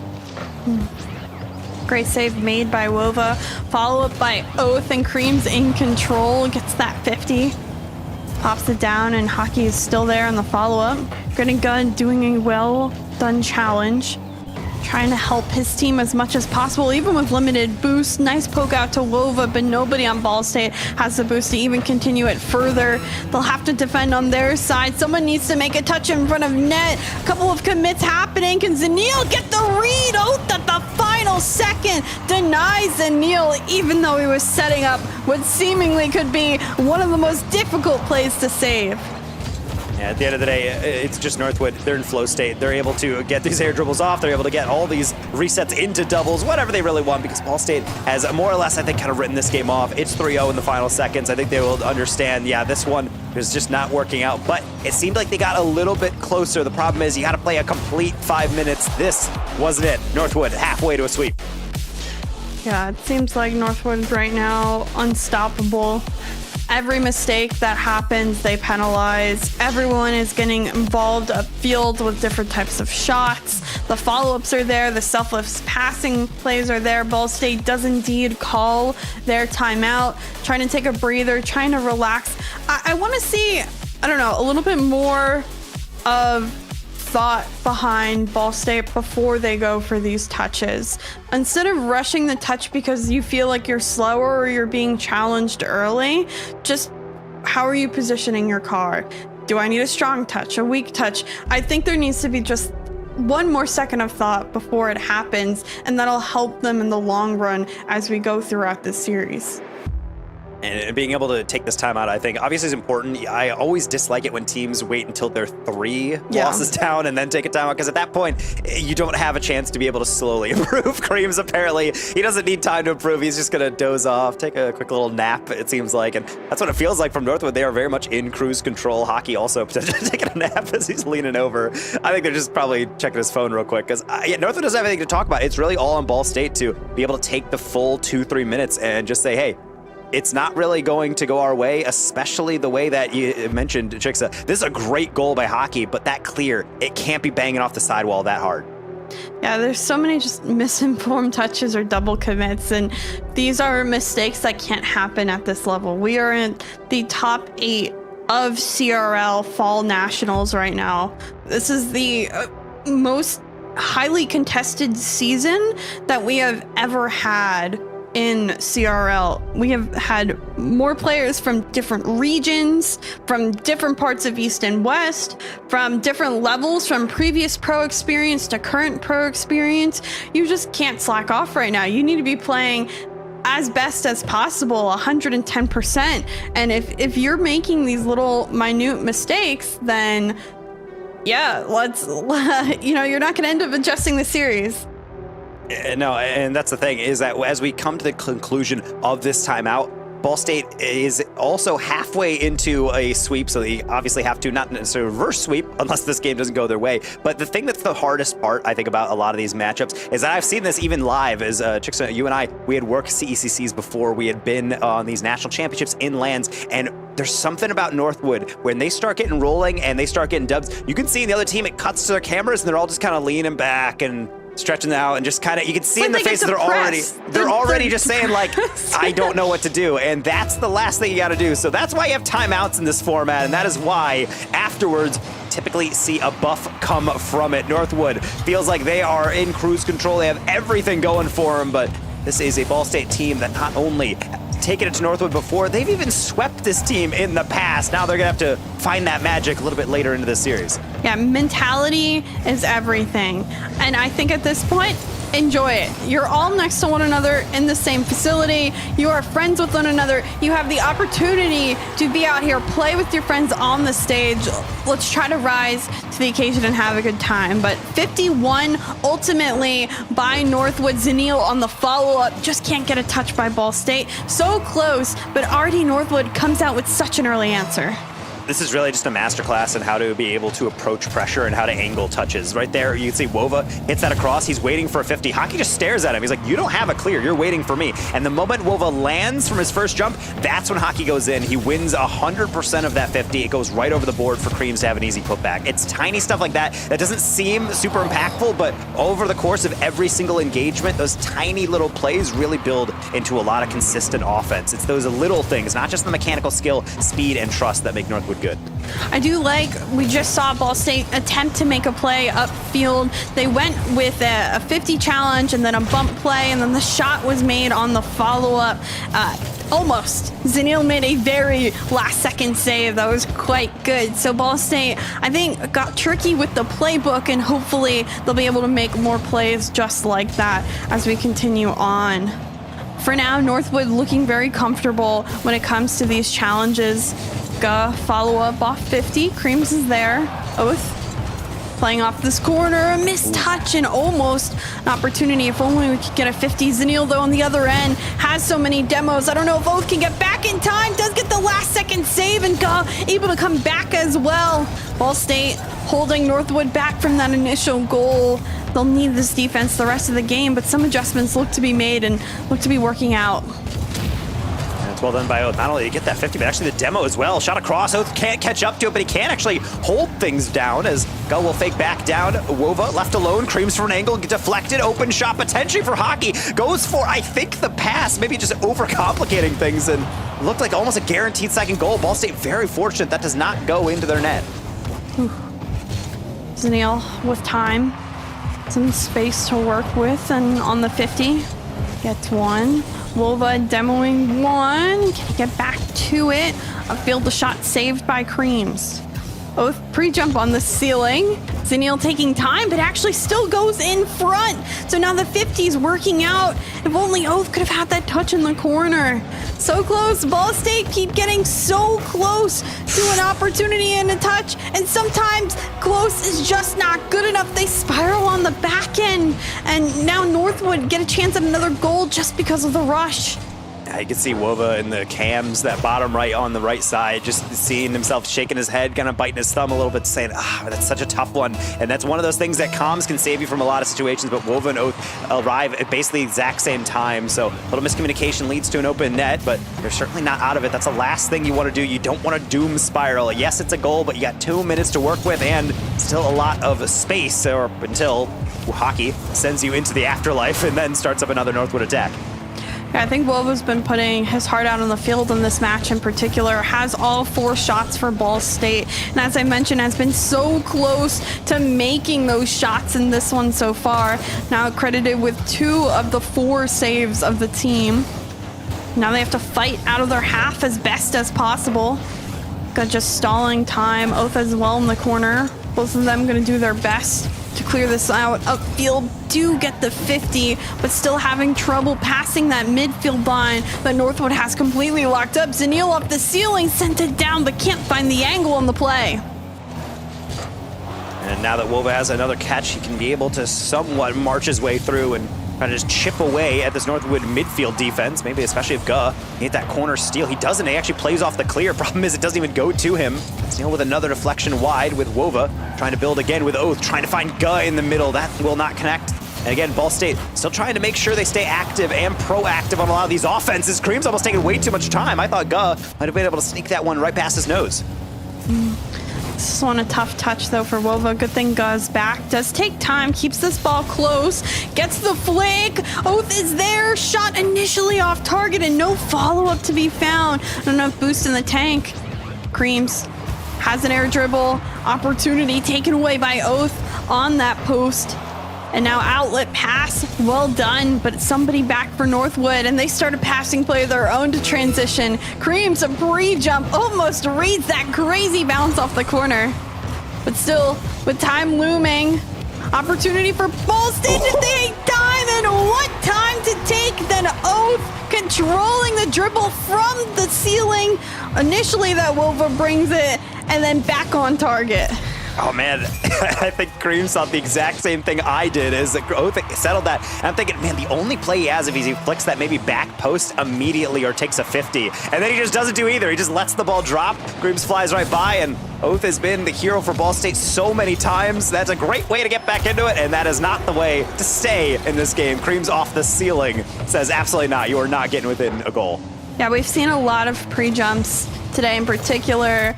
I mean, we saw the coach from the last series talk about how teams tend to be pre-jumping players that have that dynamic ability.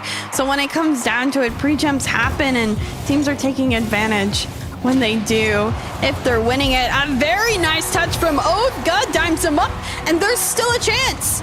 5 seconds. I see it, and I really do like plays like this where it's a 1-2-1, especially off the backboard. It's really difficult angle, but Oath makes it look so easy. Honestly, flawless pass coming in from Guh. I don't think you could really package that any better, shift direct back to sender. So when we do see that goal, not only does it give a little bit of momentum, but it does keep them in this game, particularly with a pass like that. Oath, one more chance. It's off the post after the clear on the goalie. Northwood wiping the sweat off their brow. They're getting away with another game. I'm so sad. That was the play. That was set up so well, but we have seen how teams' accuracy issues have plagued them in the past before, and unfortunately can't make the final goal. That could have changed the tides of this entire series. Imagine Northwood being so consistently on top, and then all of a sudden you get a 0-second banger and you have to go into overtime and rethink it and redo everything. Ball State made adjustments. I mean, shout outs to the timeout, to Too Fast, and everyone who talked to them during that time, because we see the changes, but I think it may just be a little bit too late with the series now match point Northwood. And this is really what we expected. I personally saw this series going in a sweep for Northwood. This is when we were asked about predictions earlier in the week when we were talking shop.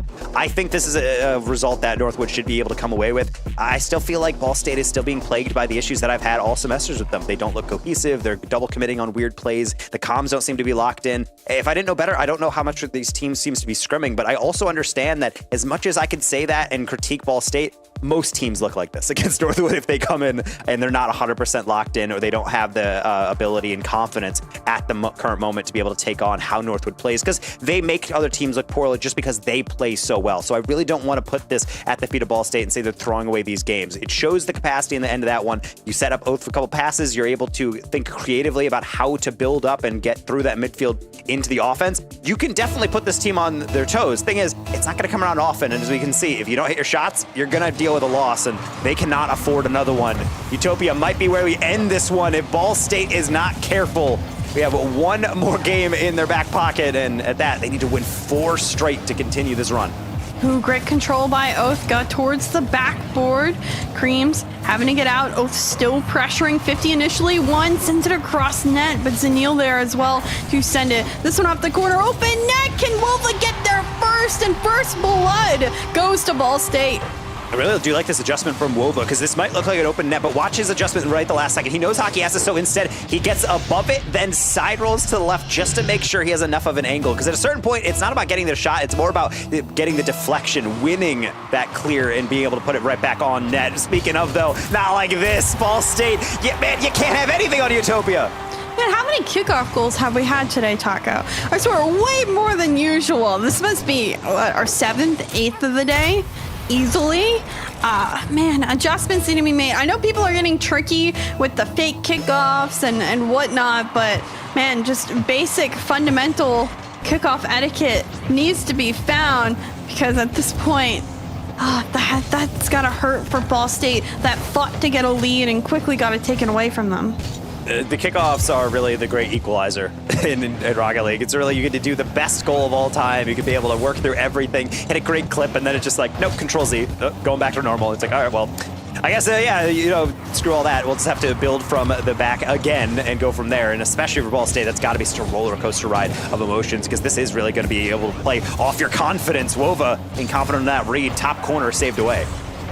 Both with some boost on the backboard, ends up getting out towards midfield. Hockey, the challenge, fighting towards that corner, trying to do it in and out. Can't get there though.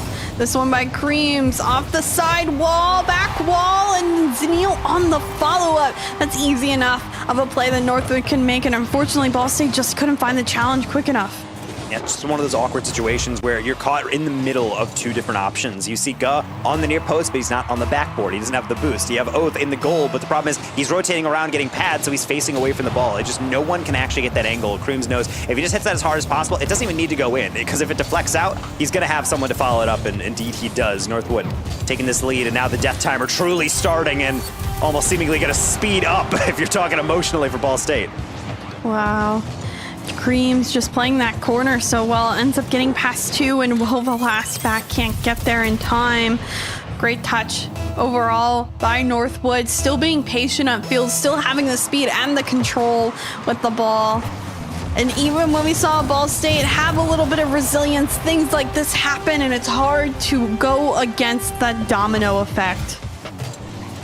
And being able to see this one really take flight, this is a tremendous performance coming through from Northwood, because yes, we start off with Ball State A getting a really good one, and then it's just been nothing but one-way traffic. 7 shots, 4 goals, and at this point it is just Northwood understanding that they can just kind of goof around, they can go for some weird reads, and all they got to do is make sure they just don't collapse on defense, and more or less everything is locked up.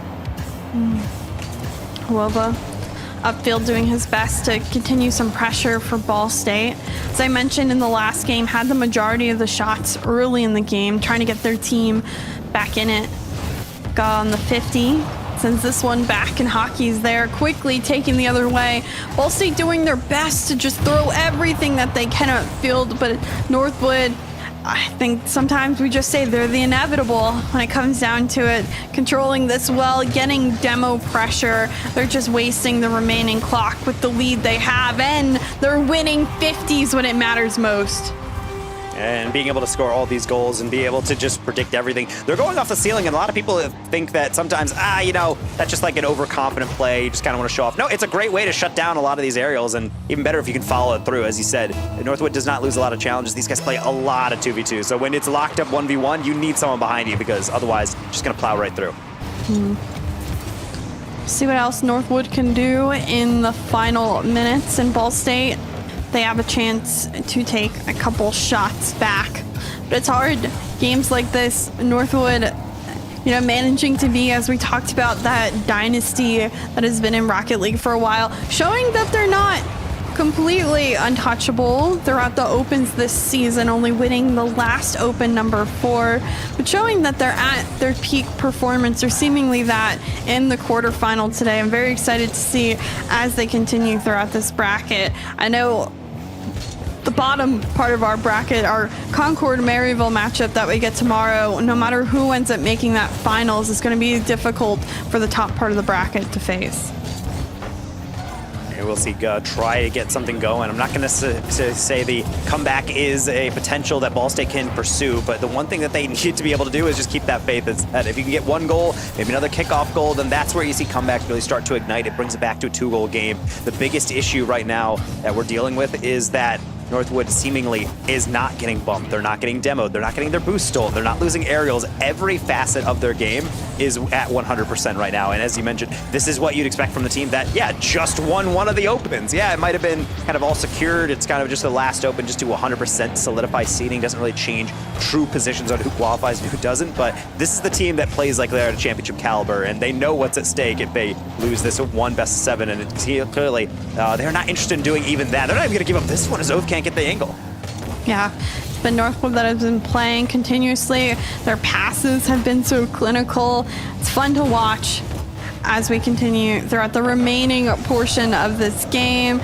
You know, I hope WVU is happy and ready. They wanted Northwood, supposedly, because they think they match up better against them.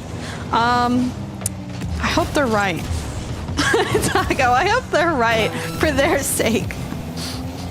Oath trying to get a lead block, and even then, again, like, all these players are so good that even when you have a lead blocker, you have another player behind him, just in case they get that 50 wrong and get a deflection, they still can't put this through. Certainly, Oath, gotta get this double tap. He doesn't have the speed, and Tennille's gonna devo it away. This is just really evaporation of a squad right now. Ball State, try as they might, they're not able to take down Northwood. Oath still trying to get a double. He's still not going to get that one through, and I guess we can't be too surprised that Northwood gets their win in a dominant fashion. They're on to the semifinals, and Ball State gonna have to try again next semester. Yeah, well done to Northwood, and of course, congratulations to all our 4 teams. We now have our semi-finalists for our CRL Fall 2024 Championship. Northwood looking as good as per usual. Ball State struggling to get back in this one. Had an opportunity in that last game, but the domino effect just too hard. Northwood was cooking. Everyone on that team looks so deadly upfield. Impressive performance overall. I think all eyes today. All teams have been watching who's their opponent, what do they have to live up against, and they're hopefully ready to all play tomorrow. And the craziest thing about this is that we'd mentioned how good Northwood has looked throughout all these different series. Granted, they came with a pretty good record, but if you want to know just how well they played, this is a best-of-7, so clearly they have to play a minimum of 4 games. In the last 6 series, Northwood has played against Ball State. They have won 5 of them. They've scored 16 goals. They scored 16 goals just in this series alone. And this is a national championship. If that doesn't show that they are by far the most deadly team, if you give them that space, they will take advantage of that. West Virginia, I feel like they said they're confident against Northwood. How confident are you feeling after that type of statistical dominance all throughout? Yeah, we've talked a lot about this one. Why don't we bring back in both Seb and Bass, hear their thoughts. Are you shaking in your boots at what Northwood just showed us?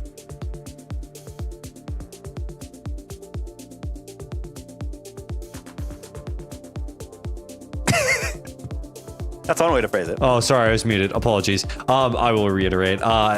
Evil, the coach for WVU, added me in the Discord chat and said, I admit my prediction might have been ambitious, which, yeah, that is fair to say, considering the performance that we just saw out of Northwood. An absolute... the words haven't been invented yet. Bass, this was a match where I do feel bad for Ball State, but I don't think we predicted it going any other way. No, look, at the end of the day, as we mentioned coming into this series, this was about as one-sided as it was going to be. The number 1 seed in Northwood, who the worst performance we've had from them is 6th place, versus a Ball State that have not really made CRL Opens as of late. The momentum fighting up against each other, combined with the fact that Northwood looked to be in their best form yet. I mean, bro, Hockey hit that shot in Game 2. Yeah. Game 2! And that was the start to the series. I think what's interesting, too, is you can tell just how much the players are getting into their zone states, essentially. Like, you see in between matches, Creams taking a breath, closing his eyes, focusing. They are so much willing and able to just focus for these series, no matter the opponent at this point. Though that was a pretty nice shot from Oath. That was, I think we can all agree that was kind of nasty. But regardless, one small Oath result, that was also kind of nasty too. But still, it did not result in a win, though there were some highlights from Ball State. Chicksa, we're looking at Ball State, although they are struggling. This is a team that I think really needs to reevaluate what they're going to do for the future, because yes, they were able to get here. And yes, they did get battered by Northwood, but I don't know. I feel like whether it's a change, whether it's an adjustment, something needs to change with this team so that they can get back and reach those potential highs that we know we can see from them. Yeah, sometimes you have to look at roster changes. Sometimes you just look at different amounts of training. I trust in the coaching staff that Ball State has and the program. I know that they will make that reevaluation. Yeah, too fast to come on through. So I think they have a lot to think about. That's the nice part about fall, though, because always comes spring. You don't have that big summer break in between. It comes a lot quicker than most people realize. So hopefully they're going to look at what can we do? How can we practice differently? Is it really just a chemistry issue?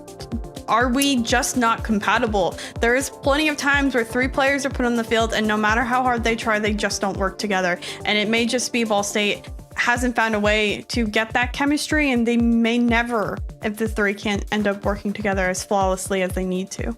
Well, regardless, we do have our winners here to speak about their experience. We got Hockey, the classic, the GOAT coming in. Hockey, how are you feeling? You are one step closer to that grand final. We're feeling good. It was a bit easier match than we expected today, but we're feeling good. Were you expecting it to be harder? Yeah, I mean, like, every time we play Ball State, they put up a good fight against us historically, and today it just felt like we were dominant, like it showed. I think the one thing that I sketched out is that you guys actually met your goal total for all combined series against Ball State in the past 6 series. Like, that was the crazy stat, and you hit that just in 1 series. So clearly that's you playing really well in this individual best of 7. But I really want to get your perspective on just the season in total. Obviously, we're in the national championship now. This is your first chance to be able to play in top 8, to be able to secure a further run, and you get your win, which is great. But what really changed between Open 1, where you have a heartbreaking loss in grand finals, you struggle down the stretch, to now, where it feels like you guys are back at your peak powers? I would say from Open 1, we didn't scrimmage a lot or put in like the time for Collegiate as we should have. And over the course of the past few Opens, like especially 3 and 4, we scrimmaged like a few times a week. We did film review, and we just got more locked in as a team, and I feel like that helped us. Great. So your next matchup is WVU. We had the coach on earlier. He said he was excited to play you guys. He thinks they match up well against you. How are you feeling about your semifinal matchup? Do you think it'll be just as easy? Is it going to be harder? How do you normally feel you match up against WVU? We've like traded series back and forth with them, but with the way we're playing this weekend, I feel like we will take it, and it'll definitely be a tough series. They always put up a good fight against us. I mean, they're a very capable team, but I think we've kind of proven at this point, you guys still have the crown. As much as I think a lot of people have talked a lot about, the throne could be changing, we could be having new kings of CRL, you guys seem to always keep it. And one of the things that I think I've spoken to Slew about, I've spoken to a couple of different people about, is that you now have a world-class coach working with you guys. Can you speak a little bit to the influence Noxus has had and has been able to bring into this team as, again, not only just a coach for you guys, but a coach with RLCS Worlds experience? Yeah, I mean, we started working with Noxus after CRL Fall Open 2, and he's definitely been a huge help to us. We did replay review with him. He's been sitting in on mostly every scrim, and just having that experience with a coach, being able to provide that insight has helped us take our game to the next level. He's been great. I see chat going, Noxus? Little do they know Noxus's history in CRL. He's the OG. He's the dog, man. Noxus has been in CRL for a while, but regardless, it's been an incredible run for you guys, but it doesn't end here. Any final words that you want to give, maybe to your opponent, maybe to the rest of the bracket as we head out tonight? I'll just say it's not going to be easy as the first 4 opens. We're definitely a new team now, and just watch out for us. All right, man. Congrats, and looking forward to see you soon. Thank you. Appreciate it. Y'all, I'm scared. I'm scared. I think we all should We're be all scared. that is hockey, of course, of Northwood. Moving on to be our final semifinalist of the evening. An incredible run all the way through. And now that we have finished all of our quarterfinals, let's take a look at the bracket as it stands now. We wrapped up day one with every single one of these quarterfinals being wrapped up. Started with a 4-0 with Concord beating St. Clair Green, Sag. Maryville deposing Davenport 4-1. West Virginia getting the upset over Akron Blue in probably what was the most shocking match of the night, 4-3, and then Northwood ending things off 4-0 just as we started. Taco, I mean, I think it's safe to say going into these semifinals, do you have a preference over which one you want to watch? I mean, right now, I think the one thing that we see is we talk a lot about this. This is a debate we've had, I feel like, between a lot of us. What is like the El Clasico in Rocket League, where it's like they're in Collegiate Rocket League? Like, what are the matchups that we see and we're like, oh, that's always going to be good? For me, I really do feel like it's Northwood, West Virginia, just because they do trade back and forth in really big occasions too. Like Northwood, I think, does have the winning record, but West Virginia has won a lot of money off of Northwood in grand finals, even in that $5,000 winner take all best of 7. Like, it's really impressive how often they're able to do it. I will say, though, to the Queens of Maryville Concord, that is a team that Concord has struggled against so much. They don't really have a lot of evidence that they can take on Maryville, and yet when we do talk to Crispy, he's like, yeah, we got him. He's just that confident. They did the prep work, got a 2-week break, and now they're here, and they say, yeah, not going to be an easy road for either of those teams they play against. But I don't even care if it's Maryville. So definitely I want to see how far Crispy's confidence carries. I mean, I think that's kind of what we're seeing right now with a lot of these teams right now is just, we talk about parity. We talk about how developed things have gotten both in CRL. There is a world pass where Northwood does just rinse again. And while we might look at the parity of everything, that is entirely a possibility based off this performance. I think the thing that sucks the most is that it's not just a possibility, it's the most likely outcome at this point. Not only did they have, I would say, the most dominant victory so far here today, they also come into this event the #1 seed and come off of a CRL Open win. Look, Northwood have definitely been challenged for their crown, and I mean, you can even hear it from hockey saying, like, look, we didn't play that great through the first 4 Opens, we are not going to do that again, and I think that's kind of where we've gotten to, and that in itself is a win in my book. We like to see a CRL where it is not the expected outcome. Even if we get to said expected outcome, there is a toil, a tussle, a battle to get to said expected outcome. So, look, Northwood, you're going to have your work cut out for you guys tomorrow, similar for Maryville and Concord. No matter who takes this championship here for CRL Fall, I think it's still going to be a really, really good show to watch. Shiksa, any preferred series you want to see tomorrow? Ooh, I really want the Maryville Concord run back. Like, there's something about, again, it feels funny to look and think NA-EU in a sense with top and bottom of our bracket. It's not really like that, but in my head it kind of looks like it. So I'm excited to see kind of the 2 EU teams duke it out in the bottom. But I'm just as excited if WVU feels as confident as they are, and they feel like they match up well against Northwood, and hockey seems to, I mean, he was very humble. He was very relaxed, very chilled, very focused on today and tomorrow. I'm excited to see if WVU will surprise us and match up better against Northwood than we expect. And I will do one more round of predictions. Who is it going to be in our grand final, Taco?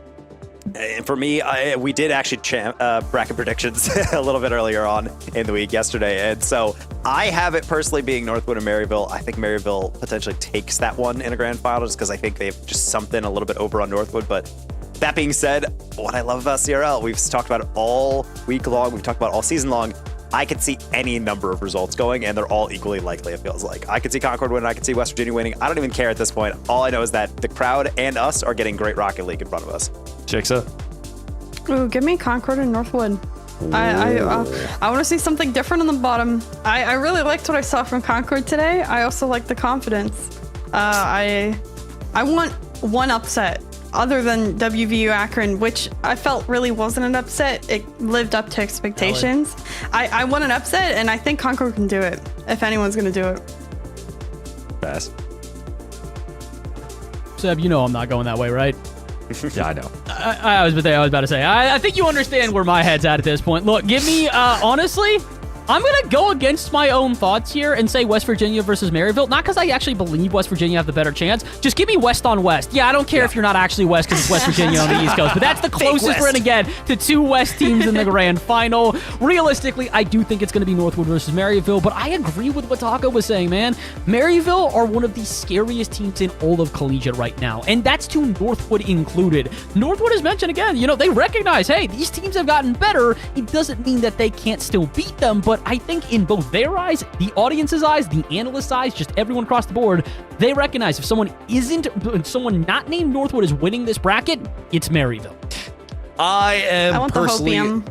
What? I said I want the hopium. Yeah, it's a little bit. I am going to kind of take the hopium as well. I still think it's going to be Maryville versus Northwood. In fact, I do have Maryville winning this whole bracket, mainly just because there is a certain aura to Maryville right now. It does replicate a lot of the Northwood aura, where they can fool around with you and just have fun, and you feel like you cannot play the game. That's what makes them so interesting. Though West Virginia, country roads, and this is a country road to the crown. So those are our predictions for this evening. And now, everyone, that is our day one of the CRL 2024 Fall Championship. It has been a doozy up and down, and we're not done yet. Any final words before we head out, everyone? Taco? And just been a really good season. I'm happy to be able to conclude it with, honestly, the teams that I think if even at the beginning of the season, if you said, oh, these are the four teams at the top, you're like, yeah, that makes sense. It's something nice and reassuring that as much as we like these Cinderella stories, it is also nice to see the top teams play at the very best, be able to consistently stay at the top of the table, get the wins when they really do matter. And I mean, what's really better than a team like West Virginia, even a team that we've doubted, play that well and then go into tomorrow and it's not just we'll see what happens. Like, if they can play anywhere close to that, I think we're in for a great day. So I know the fans have been loving it all day. It's been really dramatic watching them react to all those close angles, and I think they'll have to be equally as calm and take some deep breaths tomorrow. Chicksa? This is my last broadcast of the fall season. I won't be on tomorrow, so appreciate everything. Big shout outs to the players, the teams, everyone that's been showing up this season. It has been such a memorable season for all of us that get to work it. So really appreciate being here, and everyone, production, staff, all the casters, incredible people, amazing people. So thank y'all, and I will be watching. I want to see who gets crowned that winner, and I hope all the players really prove us right. Yes, Bass? I'm honestly, the biggest takeaway for me today is that, look, I want you guys to look at the number of teams that we had here. Go look back at that quarterfinal bracket and notice how many new names are here. I think a lot of what we've talked about over this semester, as well as over this year, is how many new contenders we were getting, but also new programs. It is so important to have huge schools and very well-known programs such as Maryville, West Virginia, even Illinois State, another team that did not make it here today, but really put some waves throughout the CRL scene throughout this entire season. It's good to see these teams here. It's good to see these programs that are both new and old and well-established putting this much effort, time, and just really investment into the esports scene at their schools and into Rocket League esports at a collegiate level in particular. So I'm loving what we're seeing, man. I really have to give a massive shout out again to all the teams that not only showed up for today, but have showed up throughout the season, and to the teams that will show up tomorrow. I wish you the best of luck. Every team will need it. Every team will need to be on their A game. If they are not, it's not going to be a fun day for them. Well, it's going to be a fun day for us. It has been a fun day for us. Remember, tomorrow is day 2 of the CRL Fall Championships. Tomorrow at 3 p.m. Eastern. Write it down. It's going to be a long day of incredible matches to see who will be our fall champion for this semester of CRL. Make sure to, of course, thank you so much to the amazing talent that we have here. Thank you so much to production in the back for throwing an incredible show. Thank you to all of you for staying, enjoying Collegiate at the top level, because it's not done yet. We're going to have even better matches tomorrow. We will see you tomorrow for the CRL 2024 Fall Championship Day 2. Have a good night.